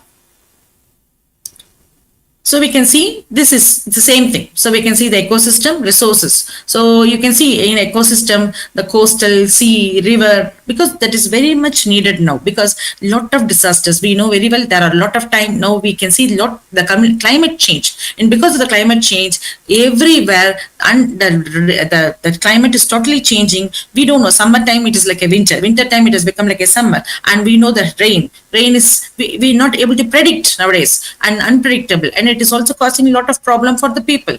And when you talk about the governance system also, we know very well, people need to know how to do the decision, formal decision, informal decision, and we have to take into consideration the rules, law, policies, all that should come, and what are the resources available, and who are the actors. So not actors means not only individual, a community should be taken into consideration. Sometimes when we take into consideration the actors, it can be a group of people, it can be healthcare professionals, or it can be some interest groups, or sometimes it can be Navy persons, it can be military. So based on the study, we can try to go with this kind of actors. So always we have to consider two profiles, social profile as well as the environmental profile. So when we talk about both the profile, we have to see that how it is going to get connected. So when we talk about this, we have both. We can consider the natural heritage and cultural heritage. So in natural heritage, biological life of the person, physiologically whatever is surrounding him. When we talk about the cultural heritage, we have to talk about the past. What is the past generation and future? So nowadays, whatever we are planning, we are always talking, because we all were I think baby bloomers, but now we can see boomers. Boomers, and now we can see the Gen Z generation is totally different. And now the next one is Gen Alpha, I think so. And so these kind of generations, so whatever we are going to frame now, it should be based on these generations, and it has to target the population and who is going to be the future generation. We should never going to think our own perspective. We have to go beyond. So like, for example, when we talk, we'll say, we should go out of the box. But nowadays, not even out of the box. We think there is no box. There is no box, and we need to create the box. So that is how we need to approach. Next one.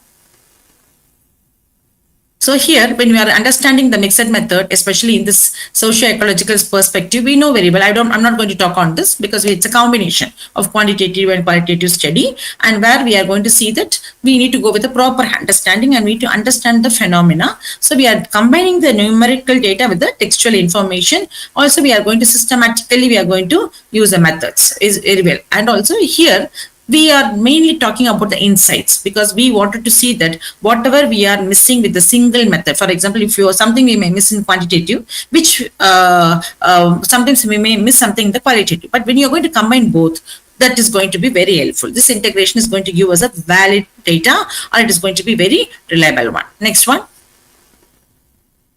So it is, and when you talk about this particular SES system, that is a socio-ecological system, the key characteristics is integration. We are going to integrate both qualitative and quantitative in this, and validation, because this particular system is helping us to validate, because when you talk about socio-ecological perspective or methodology, whatever you are going to do, when you're going to use both quantitative, qualitative, the qualitative is going to give you the complete perception, the values, norms, and all that need to be brought. And when you talk about the quantitative, we can go with the measurement. So this is how we are going to validate. Similarly, the complementarity. When you do the complementarity, whenever we do, this complementarity can come only by our knowledge or clear understanding. So this particular mixed method research on this socio-ecological perspective will help us to go with a clear understanding, and this clear understanding will help us to go with this complementarity. And insight generation, we all know very well, all of us are having the insights, we have the idea, and this insight need to be generated. Without the insight generation, so now I already was talking about the generation, the future generation, the present generation, they are more talented, the future generation still more talented, and the other two, after 2025, the generation what is going to come is more talented, and like this it is going to go on. So we cannot impose whatever we, so these kind of people already they themselves have a lot of values and insights. So here the triangulation, so already somebody would have talked, because when you talk about the triangulation, multiple data sources we are using. So here also sociological perspective, ecological perspective, we are trying to combine together. So that is going to give us the in-depth understanding and validity. Already I told about the complementarity, that is comprehensive understanding. We are going with this approach. And development, here we can develop a question, we can develop the instruments, and we can make this particular research a dynamic process, because this one, from one method we can develop another method. So when you go for going with the socio-ecological perspective, we can, from one we can go with another, and that's how we can try to find out. And initiation, because whenever you're going to initiate, when you go start with the qualitative, you are getting some issues, then we can go with the quantitative, or when you start with the quantitative, then we can explore, go with the qualitative. Similarly, we can expand, because quantitative can help us to generalize the findings, whereas qualitative will help us to go with exploring, and it is also helping us to find out what are the anomalies, what are the exceptions. So like that we can fill the gap. So both, when you are mixing both qualitative and quantitative in socio-ecological perspective, this is going to completely fill the gap, and you are going to have there won't be any flaws, there won't be any lack. Okay, next one. So here we can see the socio-ecological model. This is the 5 important concepts in the socio-ecological model. Individual, because the individual has the knowledge, attitude and skill. And interpersonal, that is very important, that is the society. So social environment, family, friends, social networks. Nowadays we are always targeting, whenever we do any studies also, nowadays the WhatsApp has become very important, Instagram. So we can include all the social networks. Then coming to the physical environment, we can see the built environment, natural resources, so all that. And policy, society,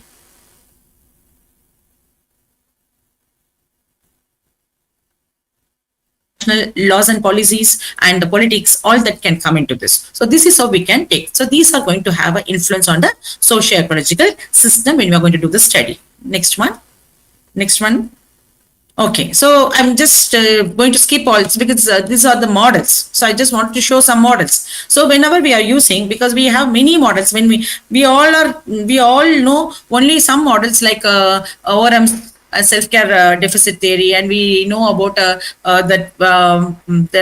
is that, Wiedenbach's theory, and our Nightingale's theory. So we know the environmental theory. But when you talk about the socio-ecological model, this is a very important model called as Rice's model, where we can talk about the individual, and which can be extended to the family, community, and the structure that is going to surround. So the Rice's model is mainly talking about the research. It is going to talk about the understanding of the research, individual empowerment, and what are the structures, and also about the environmental enhancement and the structural, mostly which is talking about the sustained evaluation. Next one.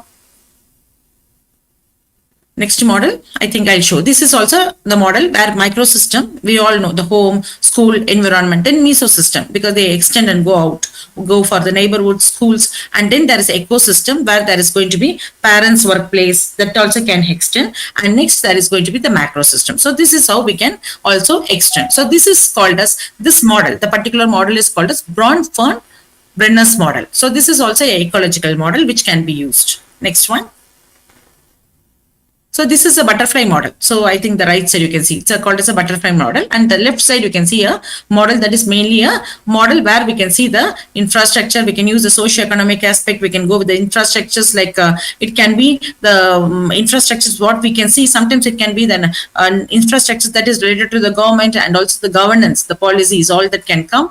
And then we have the external drivers for this, and also we have the internal drivers and the influences. And when we talk about the butterfly model, how a person can develop. The person can develop from the culture, from the institution, also ecological knowledge he can have, because here also the equity plays a very important role, and how the ecosystem is going to be combined with the society. So where the person is going to stay with the people and family, and also the ecosystem is also going to interact. So this relationship, so human with the environment, and that environment which is containing the ecological environment and also the societal environment, all this combined together only is going to be the socio-ecological model. Okay, next one. So here we can see this is one good, I think you can see the good mental health. When you talk about the good mental health, what we are thinking, we are all are talking about, when we talk about the good mental health, we only know mind and human being. But when you talk about the good mental health, I think you can see here how we can put it together. So when we put it together, we can try to put the culture, we can put the community, we can put the insurances. Nowadays, we are not targeting all that. We are not talking about the government. We are not talking about the governmental policies. We are not talking about the education, infrastructure. So most of the time we are not targeting all this. So when we do, we have to completely target the support groups, we have to target the infrastructure, what are the treatment given, what is the culture, what is the human rights, and all this should come together. Okay, next one. So here, how the mixed methodology research is going to suit SES, that is socio-ecological system research. So here we are going to bridge the discipline. Whenever we are going to bridge the discipline, we are going to combine both natural sciences and social sciences together. That's why we call it as a multidisciplinary collaboration. We are going to collaborate. That is how we can go for the holistic approach. So whenever we do a study, we are only thinking about health. Not a person is not only having health. Nowadays, you see what is happening to us. Whenever somebody is targeting, yesterday, let me tell you I wanted to be very open and honest. Yesterday, I was talking with my colleagues here. I told, here I came for two things. I'm in Saudi. One is I wanted to help the students because they need to achieve. They have to come to the targeted level. So for that, I need to help. And second thing is my finance. I came here for my finance. So people were telling that's right. See, that is what. So whenever we talk about a person, when a person is coming to the hospital, or we are talking to the person in the community, we always talk about the family, we say about it, but we never think about the finance. We never do any financial planning, fiscal planning. We are studying about health economics, fiscal planning, but we never do that. And we never think about how the person, we are taking the data on income, but how many people have taken a very elaborate data on the income? Because we just take it as a demographic data and we just try to associate and we don't bother about that. But that is going to have a big influence on the person's life. So this is how we need to go with this. So that is going to give us a holistic approach. So how it is going to integrate the qualitative data and quantitative data based on the social aspect and the ecology. That's how we are going to bridge the discipline. So we have to combine the ecological indicators with the social context. Also, we are going to understand the social drivers, especially for the environmental changes, how we are going to integrate the quantitative and qualitative approaches, especially for a comprehensive insight, because we are going to generate the insight. So here, the socio-ecological system, what are the research needs? Mostly we can see it's an integrated approach, and very importantly, we are going to multiple interaction levels is going to be enhanced, and interconnection, especially the interconnected components, are also going to be addressed. So what will be the benefit? When you're going to do this integration, this is going to give us an insight, especially it is not only helping us, like it's going to be very crucial, especially for the management and policy making. So we nurses are the very good policy makers, but most of the time we are not taken into that. In the healthcare team, we are not considered at all. Why we are not considered? We need to think about that, because we never take an initiative. So this SES, especially the socio-ecological perspective, we should not only concentrate on the quantitative data and give the finding and say we are just trying to generalize the finding. We have to explore and go into qualitative, and we have to mix that. We have to go with the integration, and we have to come out with the proper outcome, and that outcome can be used for the policy making, also proper management, which can even support the governmental rules and policies. Next one. So the power of triangulation, especially in SES, we see mostly we have to mix, or we have to bring up the multiple data resources. So the sources should be, multiple sources should be taken into consideration. Why? Because we are talking about the research. We always say corroborating. What is corroborating? We have to see that it should confirm the findings. It should come with evidences, because it should have a evidence. So it should also have a validity. So whenever we talk about the research, we say validity is very important research. It has to have evidence, but how the evidence comes? Only when you use this kind of broad perspective, or what to say, it is the broader aspect of a study, then only we can do that. So this is going to combine both quantitative, qualitative for a complete picture. It is going to link the ecological changes, especially for the social underpinnings, and very importantly, it is going to give us the insight about the complete holistic approach. So here we can compare the findings, we can corroborate the results, we can confirm the results and take the evidence, and very efficient. This is very efficient because at the same time there won't be any bias. Next, coming to the sequential explanatory, we all know sequential explanatory is first we do the quantitative one, next we'll go with the qualitative data followed by this. So here also how we can do in this case, mostly quantitative trends can be taken. We can explain the quantitative trends, then we can go with the qualitative data for the deeper context, deeper knowledge we can, or understanding we can do that. And now we can address many questions: what, when, why, how. All that can be addressed by using this sequential explanatory for socio-ecological perspective in mixed method design. Next, coming to the sequential exploratory qualitative data. What is the qualitative data? Because first thing we have to go with the qualitative data, collect the qualitative data first, analyze it, and then we can inform, then we can go with the quantitative phase. So here qualitative data is going to give us the insight that is going to guide the research, and then we are going to confirm this particular qualitative one when you're going to incorporate, and we are going to confirm that we are using the quantitative data later, and then we can go with the key variables we can find out for the measurement. So this is how the three designs of a mixed method can be utilized for socio-ecological perspective designs. So it is going to be a concurrent, sequential explanatory, and sequential exploratory. Next. So what is already I told about the concurrent design, but when you talk about the concurrent design, we already told it should be totally simultaneously we are going to integrate the findings. So whenever we are going to simultaneously integrate the findings, very importantly, directly we can compare the data between the different types of data. Also, we can get the results from multiple sources, and that is going to be very importantly, we can do the triangulation.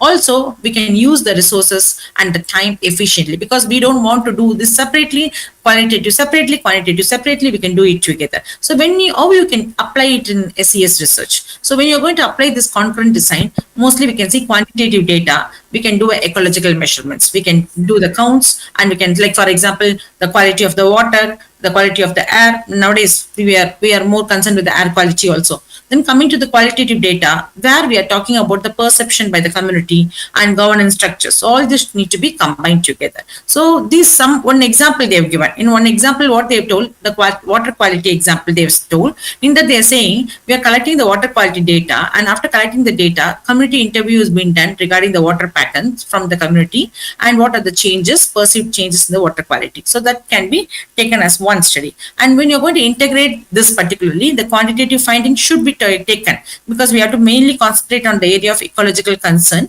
and then we have to use the qualitative data, and this qualitative data should be based on the social context. So quantitative, especially ecologically, we can go with the quantitative one, and qualitative data we can use the social context, and then we can combine together, and that will make a very good understanding regarding the SES study. So this is what we can do. So collect the data. So collecting the data means collecting the ecological data, then qualitative data, that is mainly the social data, and then we are going to integrate together.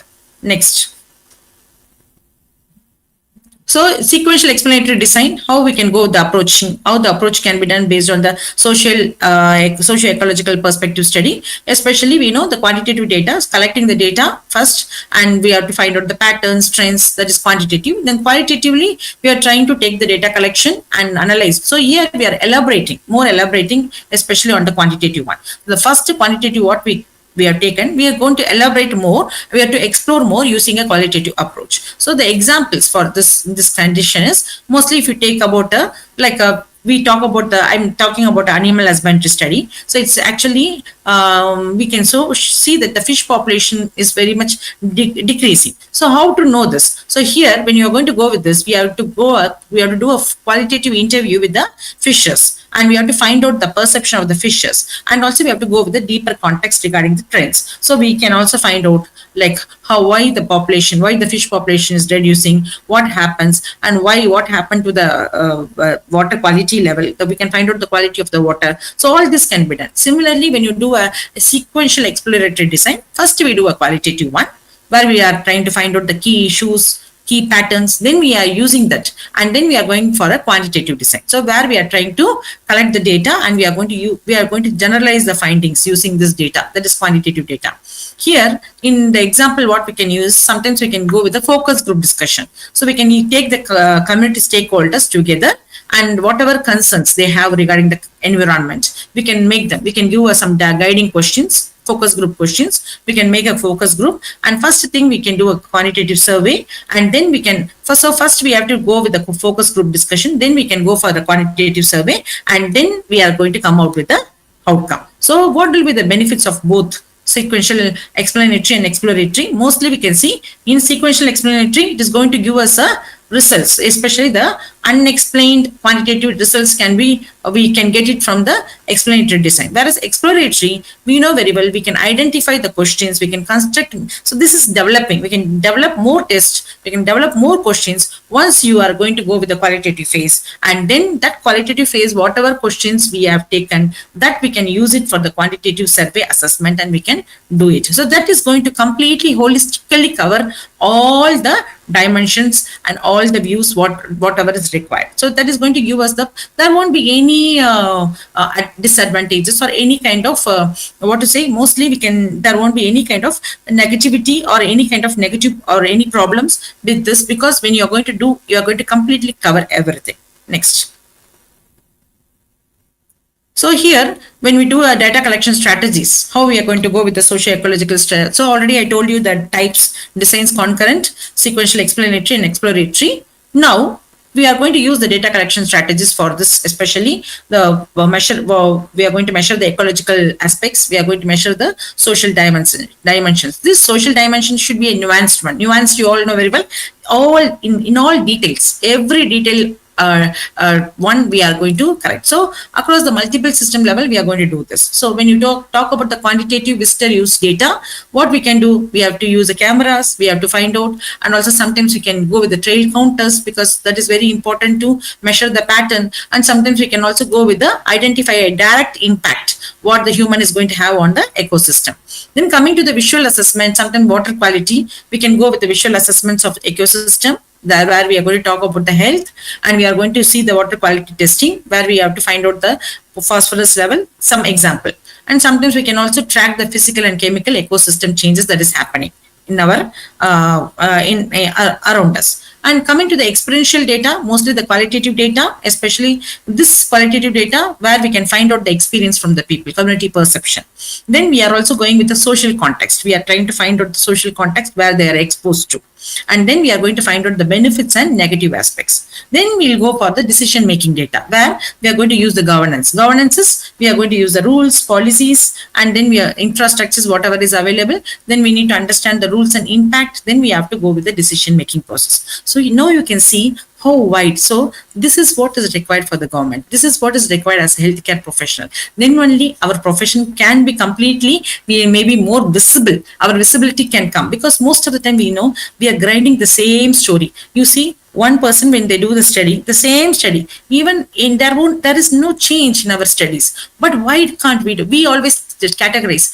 This is a natural science study. This is a social science study, and we never but that's why nowadays they say multidisciplinary. You can collaborate with everybody. And spirituality, many times people are not doing any study based on spirituality. That is also very important, because spiritual strength is the need of the hour nowadays. Because people, whenever you give them the spirituality, people can do many things. They can, what to say, cross many miles across, because this time, this era, people are completely intertwined and interwoven by many issues, many problems, and it cannot be solved. And so, many things comes into our mind, and stress, physical problems and genetic problems, all are interwoven together. So this, like for example, we are earning so much, but how much ever we earn, we are trying to put it in the, we are spending for our health, we are spending for the education, we are not able to even manage. And I think I'm regretting to tell this. I think last year or something, I saw one message of one of a nursing person. She committed a suicide. I think she expired. That it was somewhere in Kerala somewhere. Why I'm telling this is that we don't know what is the reason, but see, the psychologically people are having the burnout, stress, sometimes financial burden. Many times, how much ever. I think even I'm working for many years abroad. Still now, I'm not able to financially settle myself, because we have a lot of responsibility, lot of obligations, but we are not able to plan. The planning we are not able to do, because we are not that knowledgeable and skillful in doing that. But these kind of ACS one, when we are going to do using this mixed method approach, we will be going for all this planning, and the wide range we'll be able to do that, and our profession will become more visible and more known by everybody, because we are doing so many researches. But why it is not, so many times we can see our research publications are not going for a very good highly indexed journals. Why? Because we are lacking with all this. That's why now we have to incorporate all this, then only we'll be able to do. So the triangulation can be done. So we can take diverse type of data only. Multiple sources should be taken into consideration when you do that. You have to understand totally the ecological changes, how it is going to influence the social perception, and vice versa. Then only the study, any study, whatever we do, it will have a meaning. Next one. So this is an example. I'm not going to talk more on this, because it's a study overview. A study is being done in some Wisconsin, where they are trying to do they do a study, like they are evaluating a socio-ecological change before and after a remediation therapy. So this is a mixed method study. So they have done the triangulation of the data, and before and after assessment is being done. So where they are doing both ecological and social data is being integrated. So here, quantitatively, they are trying to use a camera and counters, and ecological assessment with your visual assessment and water quality data. And like that, experientially, they have used some perceptions and some benefits and impacts they have taken into consideration. And decision making, they have taken a governance data, stakeholder. They approach the stakeholder and the landscape of the stakeholder. So this is how they have taken, and this mainly they wanted to know how they can go with the environmental cleanup. I think we need that. How to clean up the environment, how to improve the air quality, how to improve the water quality. So this is what one type of study that has been done in USA. So this is mainly they're targeting the diverse data, where they are bringing out both ecological influences as well as the social influences together. Okay, next one. So here also we can see this in the integration approach when you do the pickle pond study. This the study is called as a pickle pond study, where they are trying to go with the triangulation. They are trying to bring the ecological measurements totally. I think I've shown you what are the ways they have taken, and also the holistic way of linking the ecology with the social drivers. So here all the four. But see, this is the very important thing what we use in socio-economical perspective studies. The cameras, trail cameras, and also we can use the visitor counts we can do, and also we can go with the water quality, and sometimes we can go with the governance analysis and experiential data. Especially experiential data is mainly we are going to go with the quality assessment, and sometimes we can also go with the survey. Okay, next one.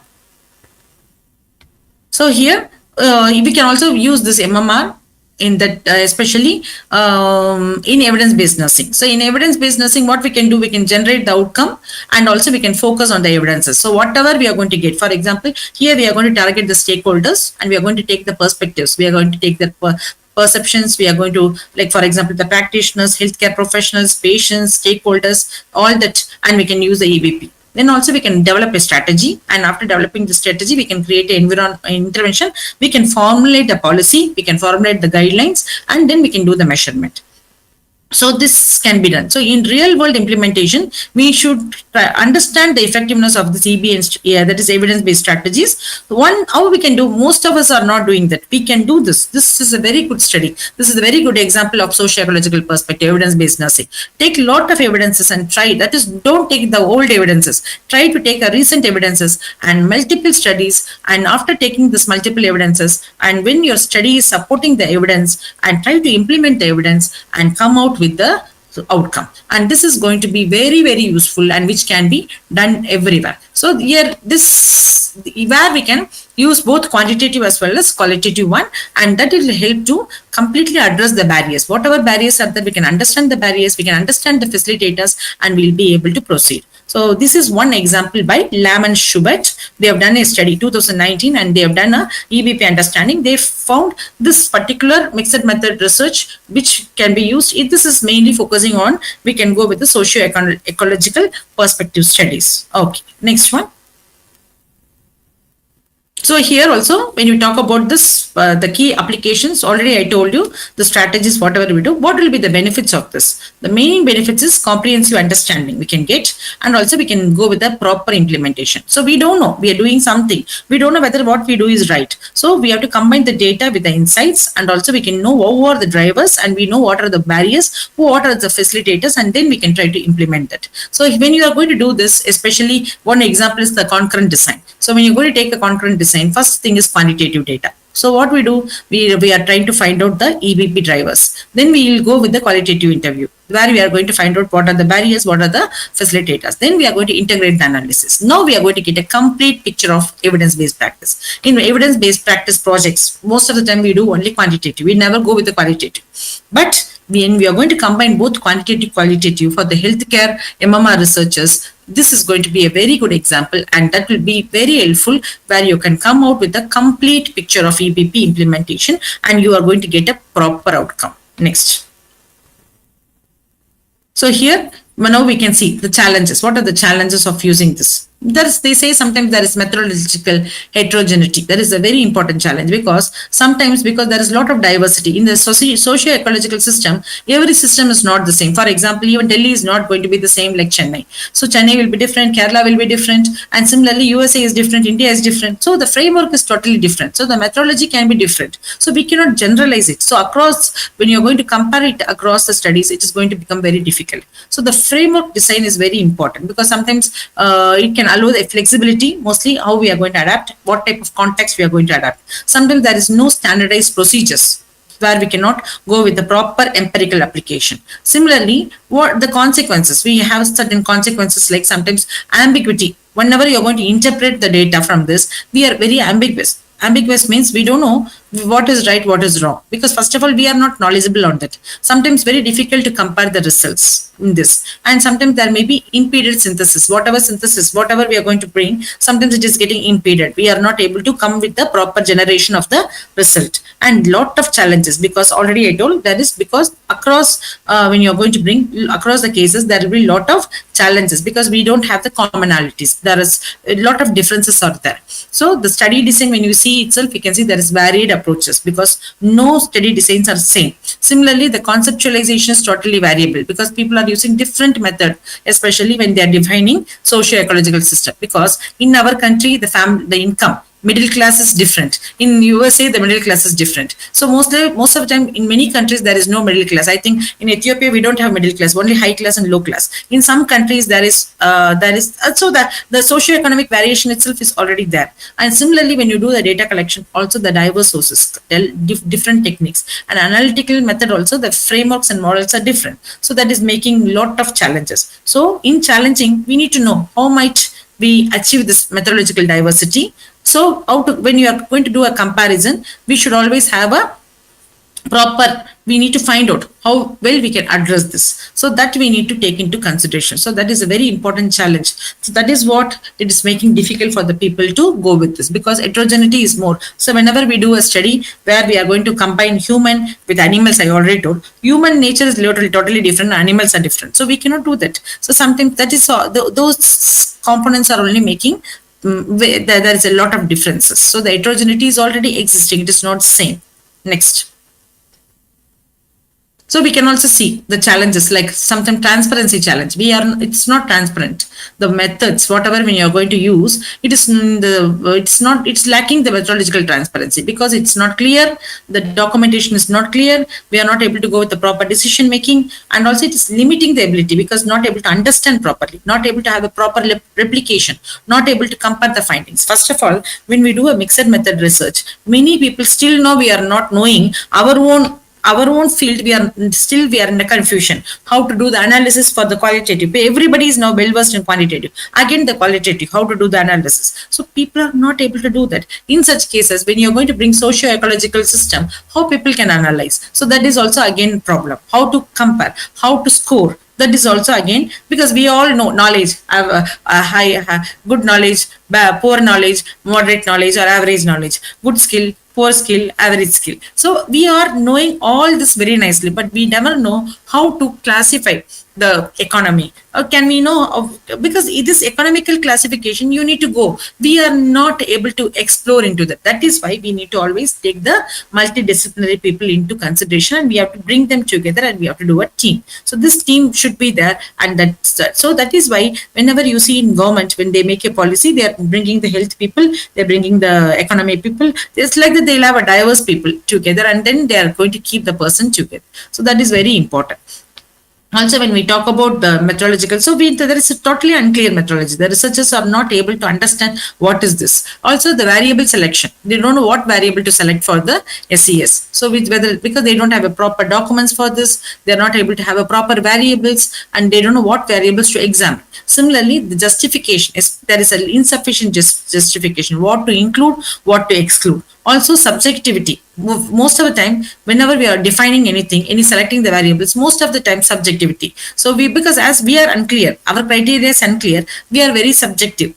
Whatever we know, we are trying to include that only. We are not exploring. And similarly, the measurement is very inconsistent. We are not able to operationalize properly the variables, not able to have a proper measurable indicators for this particular study. Also, we are not able to go with the proper example, system productivity. They say in system productivity, when you're going to measure this, how you are going to measure it is by using the indicators that is going to range. How, for example, when you are going to go with this, we have they say the levels. When you use a system productivity, we are using some levels, and we have to also find out how we are going to go with the extreme, that we can go with the simple to complex levels. So this kind of productivity we can also find out. But when we are going to do this kind of studies where we are going to go with the system productivity, very difficult, because we don't know the range. Sometimes we need to find out the chlorophyll level, sometimes we need to find out the park visitation level. We don't know, we are not able to understand what is that. Also selecting, when you are going to select, most of the time we are not able to get the proper data. So mostly what we do, we are trying to take the data, so we don't have a proper justification. Most of the time we use a theory. When you take a theory, we ourselves are not very clear with the theoretical understanding, which we can mix with the practice, integrate with the practice when you are going to do. So this is what happens. So the transparency challenges. So for this we need to explore, we have to find out. And first of all, we need to go with the simple studies, and then we can start doing the mini studies, and then slowly our profession also will become more visible and more renowned, and because we'll also be into the field where we can also be the totally we will be involved in the policy making completely. Because now I don't say no, there are people going for the policy making and they're doing it like our own experts. We have to salute them. But all the nurses, we all are getting the same knowledge, but still we have the differences. Okay, next one. Okay, so the practical disciplinary hurdles, mostly interdisciplinary integration, because we know very well we need to go with the integration. We need to have interdisciplinary, because we need to take an economist in this, we need to have a psychologist, we need to have the social worker, but we need to have a very good communicative skills should be there. We should also should have a very good interpersonal skills. We need to know how to approach those people. We need to have a meetings periodical, so we need to have a patience, we need to give time. We don't have that, we don't have time, we don't have patience, we don't have resources, so that is becoming a problem. So interdisciplinary integration is very important, that is becoming a hurdle. Sometimes resource intensiveness, some people needs more resource, sometimes the time duration, especially this kind of studies, when you do the time that is being given for the students, when we ask the students to do this study, it will be very good because students are studying and they have very good knowledge. If they do this kind of socio-ecological studies, they can do very much, but the problem is they need time.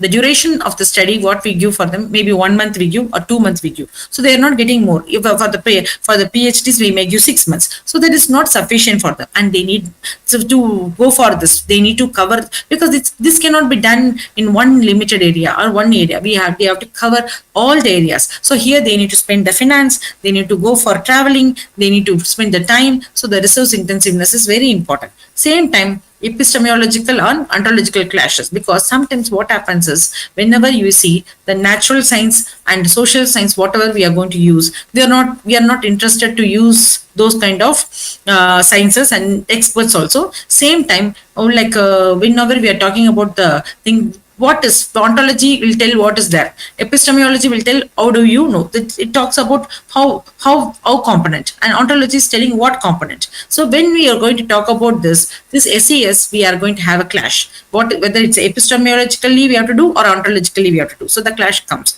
And similarly, analytical model limitation, for example, it is completely a non-linear model.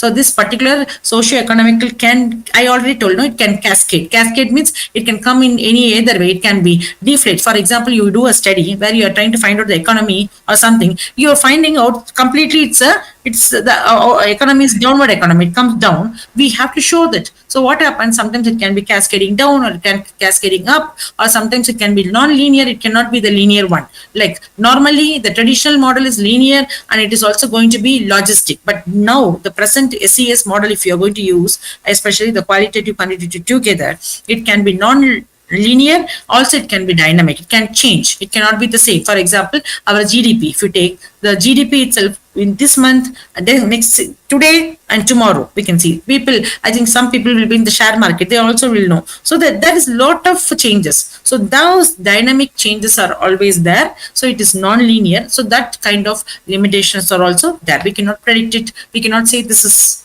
So it cannot be the same. Next.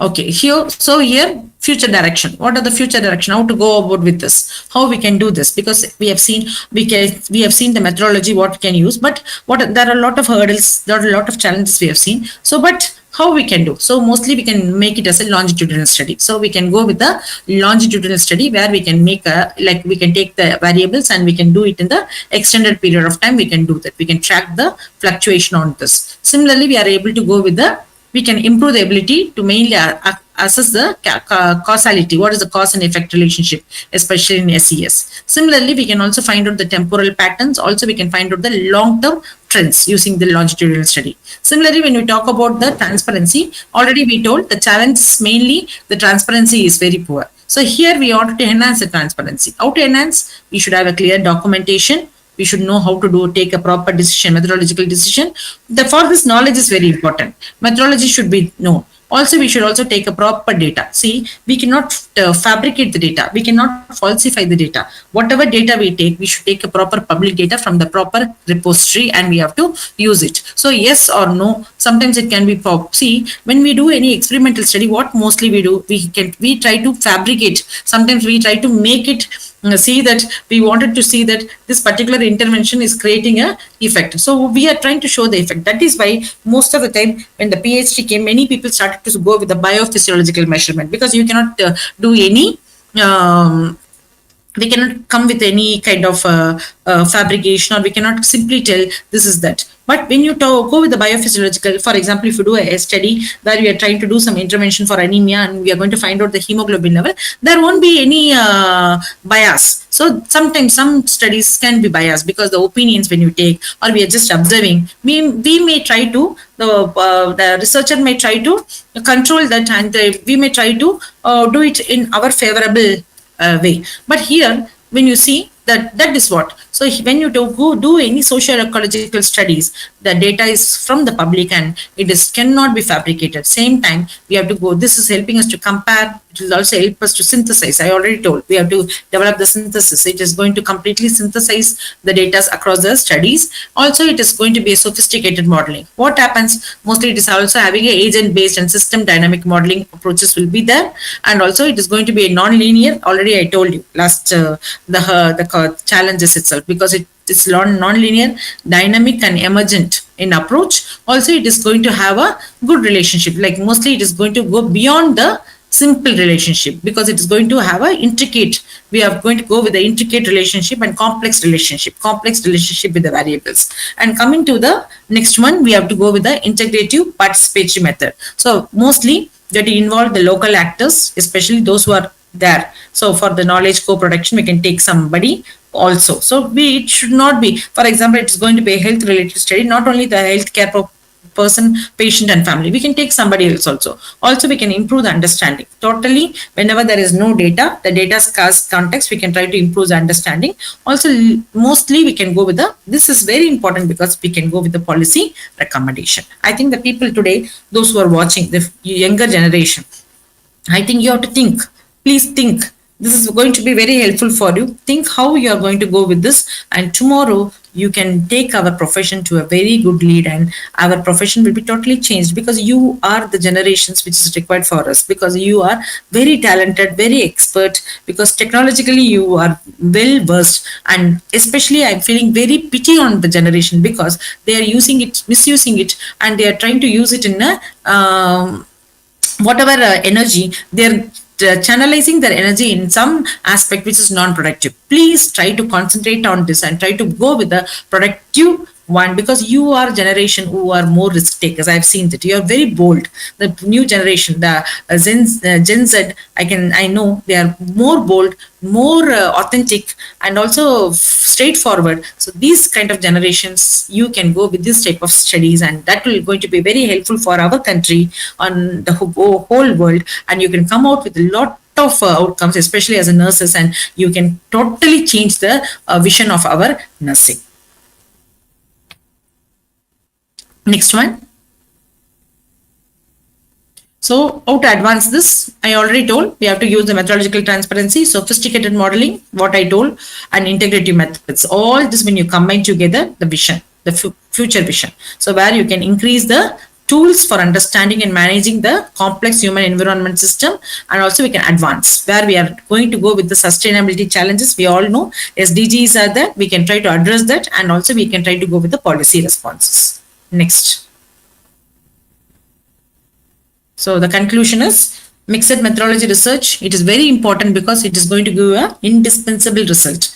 Because when you are going to use this framework, it is going to give you with a very good result, because it's an authentic result, good result, which is going to help the not only the individual, not only the community, the nation as a whole, the world, the global. You can change the globe. The vision of the globe can be changed. So it is helping us to completely understand the socio-ecological system. So completely that is covering the the human being. So it is also integrating the diverse methodologies, especially this is going to give a holistic understanding, and where it can develop the human in a holistic way, and it's going to triangulate, where it is going to use many sources, many methods, and that is going to enhance the validity. It is also helping to corroborate the findings. Also, this methodological transparency is going to increase whenever you have innovations. So that's why I told about the younger generation, because you are more innovative. So these innovations are very important for the advancement. That is why we can see people are coming with lot of patents. So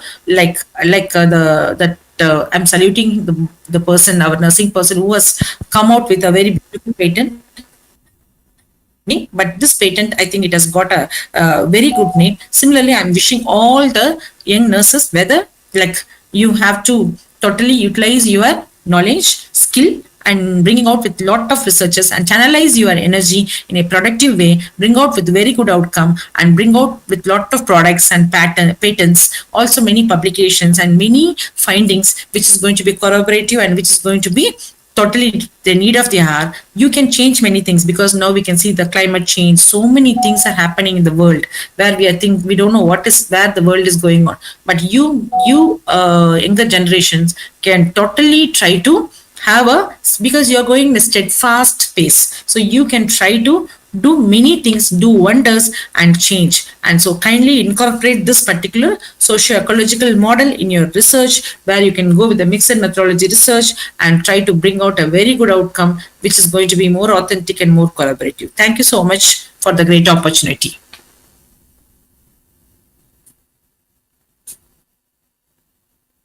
And I really thank, so in this, at this juncture, I would like to thank the principal and Dr. Ramesh and Dr. Komati, also the organizing team. And so thank you for the patience, thank you for the efforts, and it is a really relentless efforts what is being put forth. So thank you so much for the opportunity, and I'm very much happy to be connected with you all. And this association is really making me also, it gives a lot of pleasure and privilege to me. Thank you so much.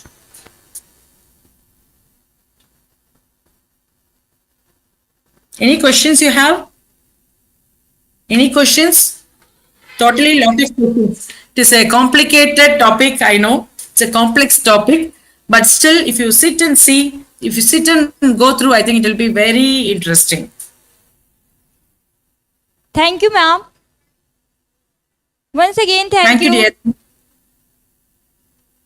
Thank you, ma'am, for Thank the you so- truly inspiring and synthesizing keynote. It was perfect culmination of today's events, tying together so many of threads we have explored. Ladies and gentlemen. Thank you so much. Thank you, ma'am.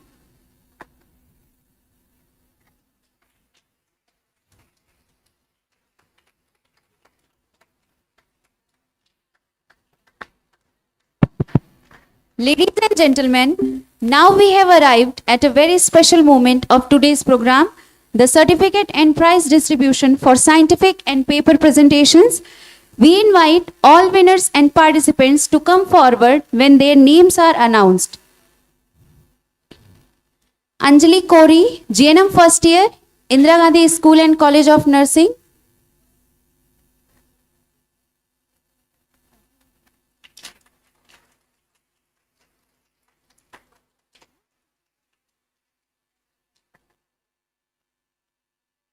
Shraddha, BSc Nursing first semester, Indira Gandhi School and College of Nursing.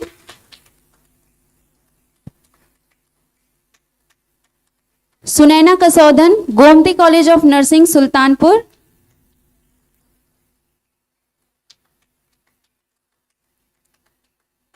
Now, I would like to call upon this stage Dr. Erwin Richard, Mr. Anand Kannan sir, Mr. J. Anand Muniratnam sir for prize and certificate distribution.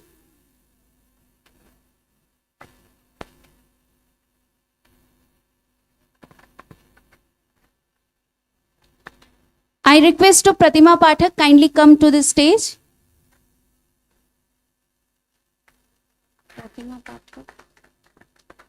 Pratima Pathak.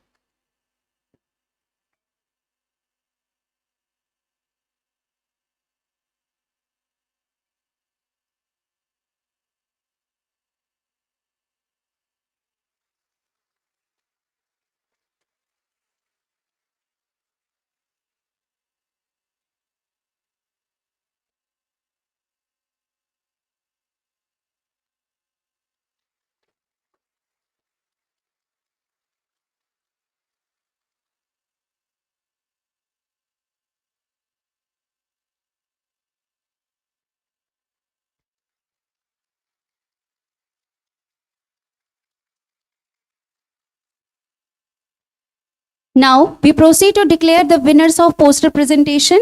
The first prize goes to Sunaina Kasaudan, Gomti College of Nursing, Sultanpur.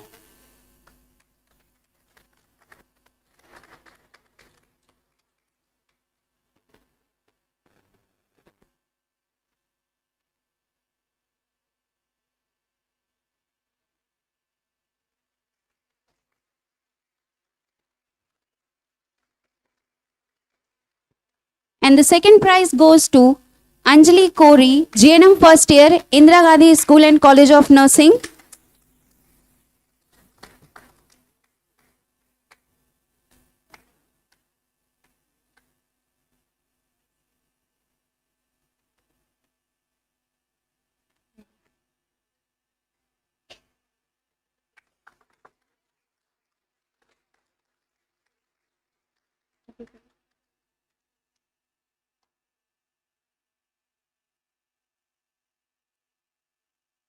Congratulations to both.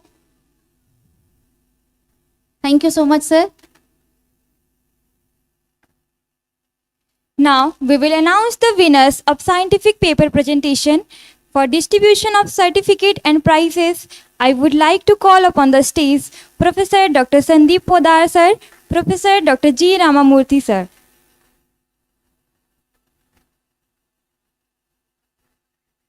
It gives me immense pleasure to declare the first rank in the paper presentation. The first prize goes to speaker number 4, Professor Dr. M.J. Kumari ma'am. The second prize is secured by 2 candidates, Mr. Pradeep Kumar, Ms. Divya Pandey. A big round of applause for the winners.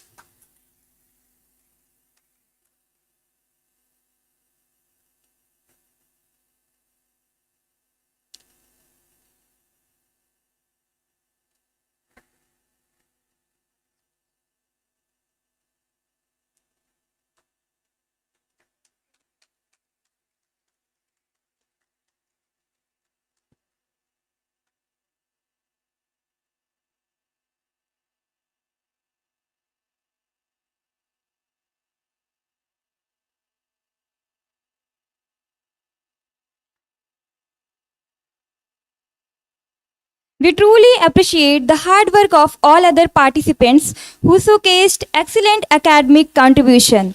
I now take the honor of announcing the names of all participants: Mr. Pradeep Kumar, Mr. Shivam Tiwari, Ms. Divya Pandey, Ms. Harshita Tripathi, Ms. Piyush Gunjan Yadav, Ms. Neetu Yadav, Ms. Ashifa Bano, Ms. Roshni Sharma, Ms. Soumya Pandey.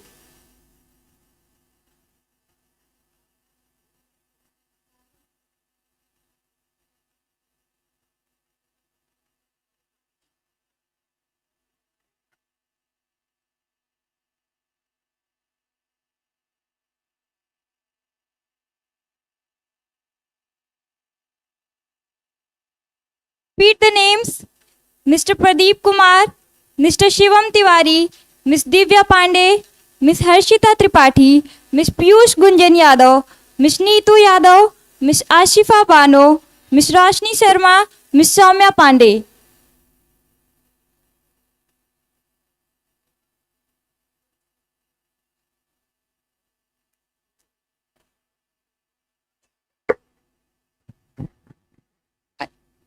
I would like to request to given participant certificate Mr. Suresh Singh Rajput sir and Dr. Yashoda Krishna sir and Dr. Ramesh sir and Mr. Achyut Kumar sir from to distribute the participant certificate. Please be on the dais.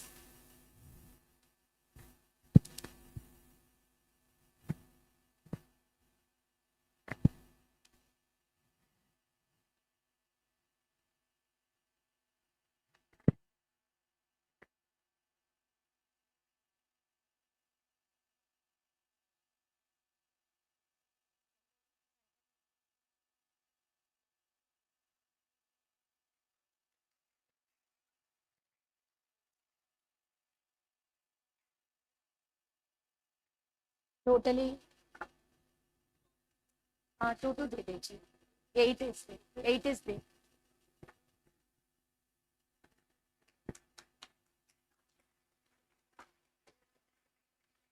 have to say the names. No, no.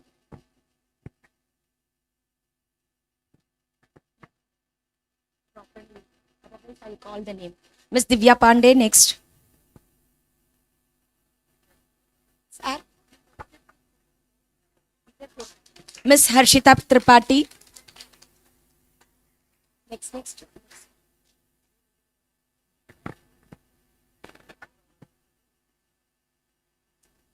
Miss Piyush Kunjan Yadav.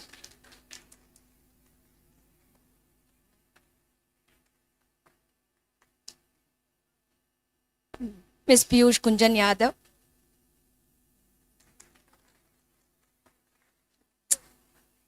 Miss Neetu Yadav. Miss Roshni.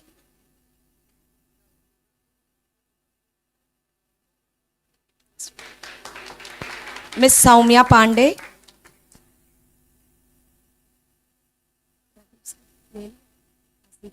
Miss Hasifa Banu.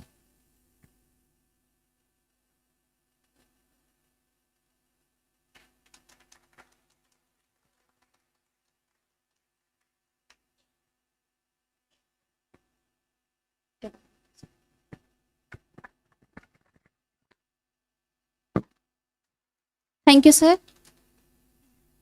Evaluate the felicitation. For you.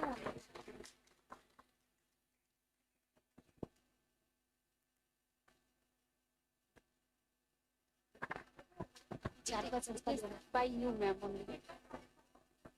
Should I call anyone else, ma'am? Only for you, ma'am, it is. Only for me, I say it.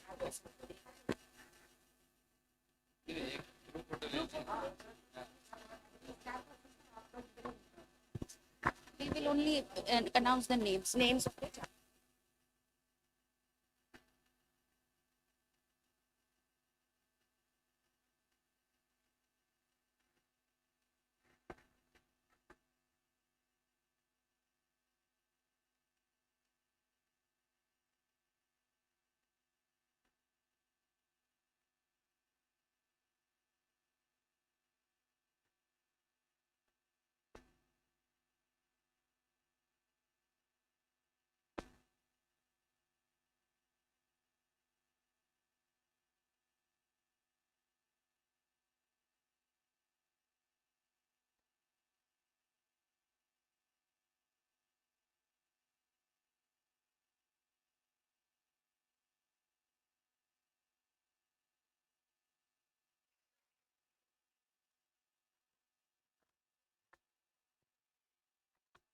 As we move forward today's program, it is indeed a moment of pride and honor to felicitate our esteemed evaluators for scientific paper and poster presentations.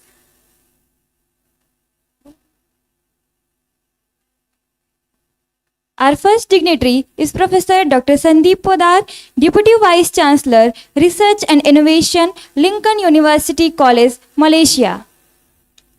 We are truly privileged to have him as an evaluator today. I request Dr. Gomati S., Vice Principal of IGSCON, to kindly felicitate Professor Dr. Sandeep Podar, sir.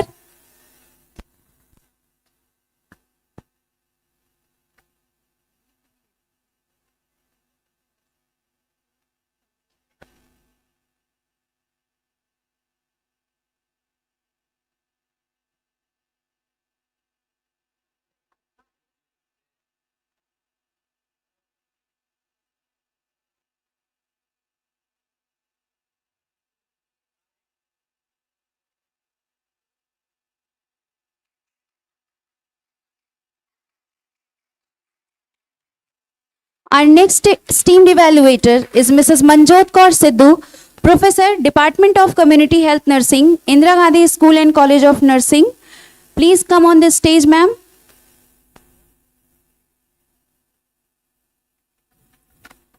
Our next dignitary is Dr. G. Ramamurthy, Senior Nursing Officer, Department of Medical Health Nursing, Jipmer, Pondicherry.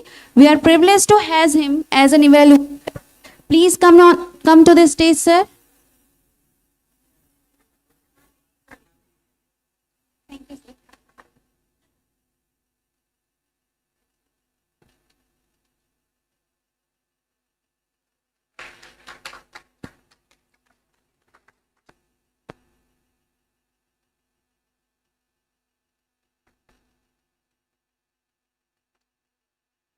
Our next esteemed evaluator is Mr. Anand Muniratnam sir, staff nurse, Government Hospital of Thoracic Medicine, Sanatorium, Tamaran, Chennai.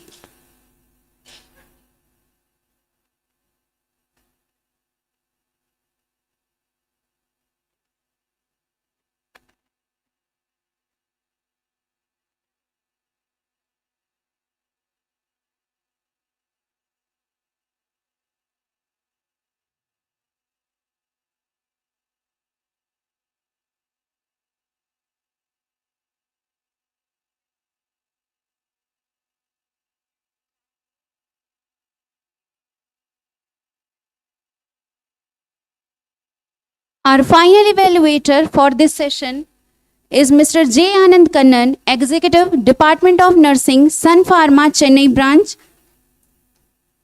Kindly come forward, sir.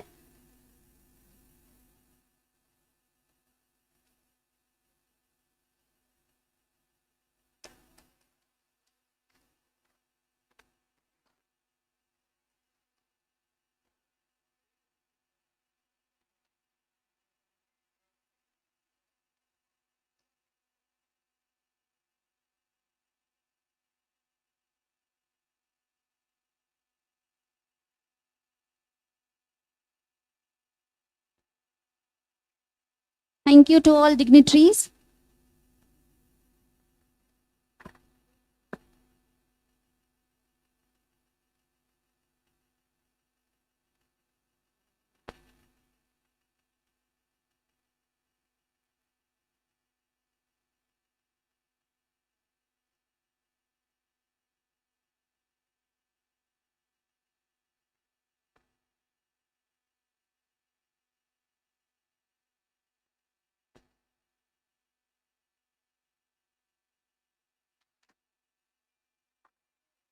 Thank you to all dignitaries.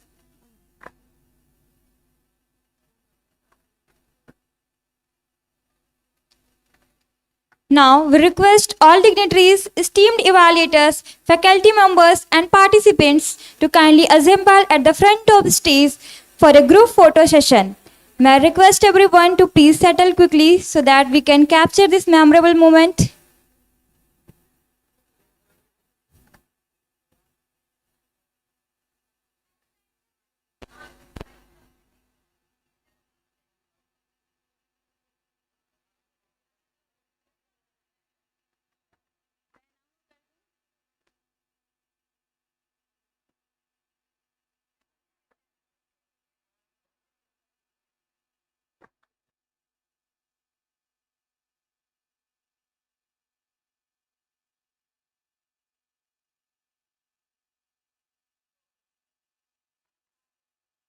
That brings the formal proceeding of day 2 of our international conference to a close. We have been challenged, informed, and inspired by 7 brilliant minds today. Thank you once again for your enthusiastic participation and thoughtful engagement. We look forward to welcoming you back tomorrow at 9 a.m. for our final day. Have a wonderful evening, and we will see you all bright